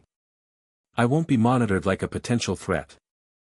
However, he added before protests could erupt, I'm willing to establish regular consultation with representatives from major factions. A council of liaison officers, if you will. This compromise generated considerable discussion among the assembled leaders. After several minutes of debate, Surzex called for attention. We propose the formation of an interdimensional stability council, he announced. With representatives selected from each major faction, plus independent members with relevant expertise. This council would meet regularly with the celestial dragon sage to address dimensional concerns and maintain open communication. Heads nodded around the table as the practical benefits became apparent. Even skeptics recognized the advantage of having formal communication channels with such a powerful entity. I accept this arrangement, Naruto agreed. With one condition, I choose the location for these meetings, neutral ground accessible to all representatives. That seems reasonable, Michael acknowledged. And the matter of Rizevim and his surviving followers? The chamber darkened noticeably at the mention of the architect behind the recent crisis. Surzex gestured to Grayfia, who stepped forward. Rizevim Levon Lucifer and 17 high-ranking members of his organization are currently contained in specialized imprisonment within the Lucifuge dimensional vault, she reported. The extraction of stolen power rendered them significantly weakened but still dangerous. Permanent containment protocols have been implemented. Marcellus Lucifuge, asked Lady Citri. A flash of genuine emotion crossed Grayfia's face before her professional mask reasserted control. Underwent trial according to Lucifuge family law. The sentence has been carried out. No one requested elaboration on what that sentence entailed. The Lucifuge were known for justice that was both absolute and discreet. Then it appears the immediate crisis has been resolved, Surzex concluded. What remains is establishing the new normal, a supernatural world that includes the active presence of the celestial dragon sage. Naruto stepped forward, power momentarily visible around him like golden flames before subsiding to more comfortable levels for those present. I understand your concerns, he addressed the assembly. For eons, beings like Great Red and Ophis have represented unpredictable, often destructive forces beyond your control. You fear I represent more of the same, just greater in scale. Reluctant nods acknowledged this assessment. I am not them, Naruto stated simply. They were born from chaos and emptiness. I was born from something else entirely, something I've only recently remembered after reclaiming my scattered power. Curiosity replaced wariness in many expressions. Before creation, before dimensions, before time itself, there was connection, Naruto continued, voice carrying subtle resonance that touched something deep within each listener. Not power, not knowledge, but the fundamental principle that everything exists in relationship to everything else. That principle gave rise to me, and through me, to the foundations of all that exists. The chamber had fallen completely silent, even the most skeptical leaders captivated by the primordial being's words. I forgot that truth when Ophis and Great Red betrayed me, Naruto admitted. Retreated into isolation, scattered my power, abandoned my creation. But recent events, his gaze again found Grayfia, then Rias, have reminded me of what matters. Connection. Relationship. Purpose beyond power. He looked around the chamber, meeting eyes of angels, devils, fallen, and humans alike. I'm not here to rule or destroy or remake. I'm here to remember what it means to be connected, and perhaps, help others remember too. The silence that followed felt weighty with possibility. After a moment, Surzex rose to his feet. On behalf of the assembled factions, we accept the celestial dragon sage as guardian of dimensional stability and welcome his return to active participation in supernatural affairs. One by one, representatives from other factions stood in agreement, some enthusiastically, others with reserved caution, but all recognizing the historic significance of this moment. As the formal council concluded and members began to disperse, Naruto found himself approached by Rias, who had remained quiet throughout the proceedings. That was quite a speech, she commented with a smile that contained both warmth and subtle teasing. Very philosophical for someone who claimed to hate formal meetings. Naruto grinned, some of his usual casual demeanor returning now that official business had concluded. Had to give them something meaningful to chew on. Otherwise, they'd have spent the next century trying to figure out how to contain or control me. And the part about connection, she asked more seriously. Was that just diplomatic maneuvering too? That part was entirely true, he replied, momentarily solemn. Eons alone gives you plenty of time to think about what matters. Power, knowledge, even creation itself, all meaningless without connection to others. Rias studied him with thoughtful green eyes. And you found that connection here? With us? Before Naruto could answer, Grayfia approached, having concluded her formal duties with Surzex. Though her expression remained professionally composed, something warmer lived in her silver eyes when they met Naruto's. The Interdimensional Stability Council members have been nominated, she reported. Preliminary arrangements are underway. Already so efficient, Naruto commented with a smile. Though I expected nothing less from the strongest queen. Former queen, Grayfia corrected, earning surprised looks from both Naruto and Rias. I have requested reassignment from Surzex-sama. As senior Lucifuge representative to the new council, my duties require greater autonomy than the position of queen would permit. Naruto's expression shifted to one of genuine surprise. You're leaving Surzex service. After all these centuries. Changing roles, not abandoning duty, Grayfia clarified. The balance restoration affects Lucifuge's responsibilities significantly. Our family must adapt accordingly. Though her explanation was characteristically practical, something in her silver eyes suggested additional motivations left unspoken. Well then, Rias said with a smile that contained hints of mischief, it seems we're all entering new chapters. The former queen, the devil heiress, and the primordial being. Sounds like the beginning of a bad joke, Naruto commented with a grin. Or something more interesting, Rias suggested, exchanging a meaningful glance with Grayfia that Naruto couldn't quite interpret. As council members continued to depart, Surzex approached their small group. The formal proceedings are concluded, but there remains the matter of your accommodation, Naruto-san. Where will you establish your base of operations? It was a practical question with significant political implications. Whichever realm or territory hosted the celestial dragon would gain considerable prestige and influence, a fact not lost on any faction leader. I've given that some thought, Naruto replied. And I believe I've found the perfect location, neutral territory that belongs to no faction yet remains accessible to all. Oh. Surzex prompted with evident curiosity. Naruto smiled. The forgotten island in the human Pacific.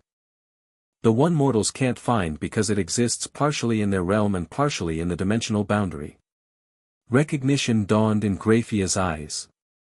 Avalon, she identified. The lost territory from the Arthurian era. The very same, Naruto confirmed. Abandoned for centuries but perfectly preserved by its unique dimensional properties. I can restore it easily enough.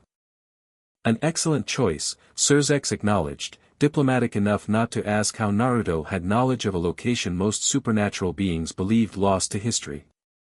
Neutral ground with historical significance for multiple factions. And beautiful beaches, Naruto added with his characteristic grin. Priorities, you know. Rias laughed, the sound drawing attention from remaining council members unused to such casual interaction with a primordial being. Will you establish the council headquarters there as well? Among other things, Naruto replied cryptically. The island has potential beyond politics. As the conversation continued regarding practical arrangements, Grayfia observed Naruto with thoughtful assessment. The primordial being who had crashed into their lives so unexpectedly had transformed from mysterious interloper to central figure in supernatural affairs with remarkable speed, yet maintained the same essential character throughout. Power beyond comprehension, yet approachable. Ancient beyond imagining, yet adaptable to modern circumstances. Capable of reshaping reality itself, yet seemingly content with simple pleasures and genuine connections. When the discussions concluded and they prepared to depart, Naruto surprised both women by extending a hand to each of them. I have something to show you, he said simply. If you're willing. Rias took his hand without hesitation, curiosity and trust evident in her expression. Grayfia paused briefly, silver eyes meeting his with silent question, before placing her hand in his with characteristic grace. The moment their hands connected, golden light enveloped the trio. Unlike conventional teleportation, this transportation felt more like reality gently folding around them, no disorientation, no magical pressure, just effortless transition from one location to another. When the light faded, they stood on a pristine beach beneath a perfect blue sky. Crystal waters stretched before them, while behind rose gentle green hills crowned with structures that somehow blended ancient majesty with natural harmony. Welcome to Avalon, Naruto announced, watching their reactions with evident pleasure. Or what will be Avalon again, once I've finished restoring it. Rias turned in a slow circle, wonder evident on her face. It's beautiful, she breathed. I've read accounts in the Grimoire archives, but they didn't do it justice. Grayfia's reaction was more measured but no less appreciative. The dimensional resonance is perfect, she observed, extending her magical senses. Neither fully in the human world nor entirely separate, a true boundary territory. The original model for all dimensional pockets that came after, Naruto confirmed. Created during my last active period in the mortal realms. He led them up a winding path toward what appeared to be the central structure, a magnificent building that incorporated elements of various architectural traditions yet transcended any single cultural influence. This will serve as the council headquarters, he explained as they walked. But the island itself is much more than that. It's a blank canvas, a place where new beginnings are possible. They reached a terrace overlooking both beach and island interior, offering panoramic views that would have inspired even the most talented artists. Here Naruto stopped, turning to face both women with unusual seriousness. I brought you here first because both of you represent something I thought I'd forgotten how to value, he said, blue eyes reflecting the perfect sky above. Trust freely given. Connection without agenda. Acceptance of what I am without fear or worship. Rias and Grayfia exchanged glances, something unspoken passing between them despite their vastly different personalities and positions. Are you asking us to join you here? Rias questioned directly, never one to shy from clear communication. I'm offering possibility, Naruto clarified. For both of you, separate or together. Avalon will need more than just me to become what it could be. But I understand you both have responsibilities, positions, duties elsewhere. Grayfia studied him with those perceptive silver eyes. You speak of connection, yet offer separation as an option. True connection requires freedom, Naruto replied simply. Otherwise it's just another form of control. Something shifted in Grayfia's expression, subtle but significant. The Lucifuge have always served greater powers, she said quietly. First Lucifer, then the devil government. For millennia, our purpose has been defined by others. And now? Naruto prompted gently. Now the balance is restored, she continued, our oldest duty fulfilled. Perhaps it is time to define new purpose, one chosen rather than assigned. Rias stepped closer to Grayfia, surprising both her and Naruto by taking the older devil's hand. The Gremari have always valued freedom above protocol, she said with characteristic directness. My brother would understand a choice made for personal fulfillment rather than political advantage. Both of you would consider relocating here? Naruto asked, genuine surprise evident in his voice. Leaving established positions, responsibilities. Changing roles, not abandoning duty, Rias echoed Grayfia's earlier words with a smile. The new Interdimensional Stability Council will need representatives from multiple factions. Who better than the two devils who helped restore the primordial balance? That's remarkably practical political justification, Naruto observed with growing amusement. Learn from the best, Rias replied, glancing at Grayfia, who allowed herself a small but genuine smile. There would be challenges, Grayfia noted, ever the pragmatist. Protocols to establish, diplomatic considerations to navigate. Perceptions to manage. And personal implications to address, Rias added more directly, green eyes moving meaningfully between Naruto and Grayfia. The three of us represent very different backgrounds, positions, and life experiences. Naruto looked between them, ancient eyes reflecting something both vulnerable and hopeful. I may be primordial, but I'm still learning what it means to exist in relationship rather than isolation, he admitted. I only know that both of you matter to me in ways I hadn't anticipated. The admission hung in the perfect island air, honest, undemanding, yet filled with possibility. Grayfia, ever surprising beneath her perfect exterior, was first to respond. Then we learn together, she said simply. Connection is not expertise but experience. Even for beings as old as we are. Rias nodded agreement, crimson hair catching the island's sunlight. Exactly. And this place, she gestured to the pristine surroundings, seems perfect for new experiences. Naruto looked between them, genuine wonder replacing his usual casual confidence. For a being who had witnessed the birth of universes, this moment somehow felt more significant, a different kind of creation, one built on connection rather than power alone. Then welcome to Avalon, he said softly. The first of many, I hope. As they stood together on that island terrace, overlooking waters that existed between worlds and beneath skies that touched multiple dimensions, something new began taking shape, not just restoration of an ancient place, but creation of something that had never existed before. A connection between three beings from vastly different origins, united by shared experience and mutual choice rather than fate or duty. The beginning of a story even the primordial being himself couldn't have predicted, but one he now embraced with the same enthusiasm he approached everything else in his impossibly long existence. The island around them seemed to respond to this new beginning, dimensional energies shifting in subtle harmony as Avalon welcomed its first new inhabitants in centuries, and the supernatural world began adjusting to a future that included not just the returned celestial dragon sage, but the unprecedented partnership he had formed with two remarkable devils who had helped remind him what truly mattered, even to a being older than creation itself. Connection. Relationship. Purpose. The true foundation upon which everything else was built. The end. Thank you for watching this video. Please be sure to subscribe to our channel and like this video.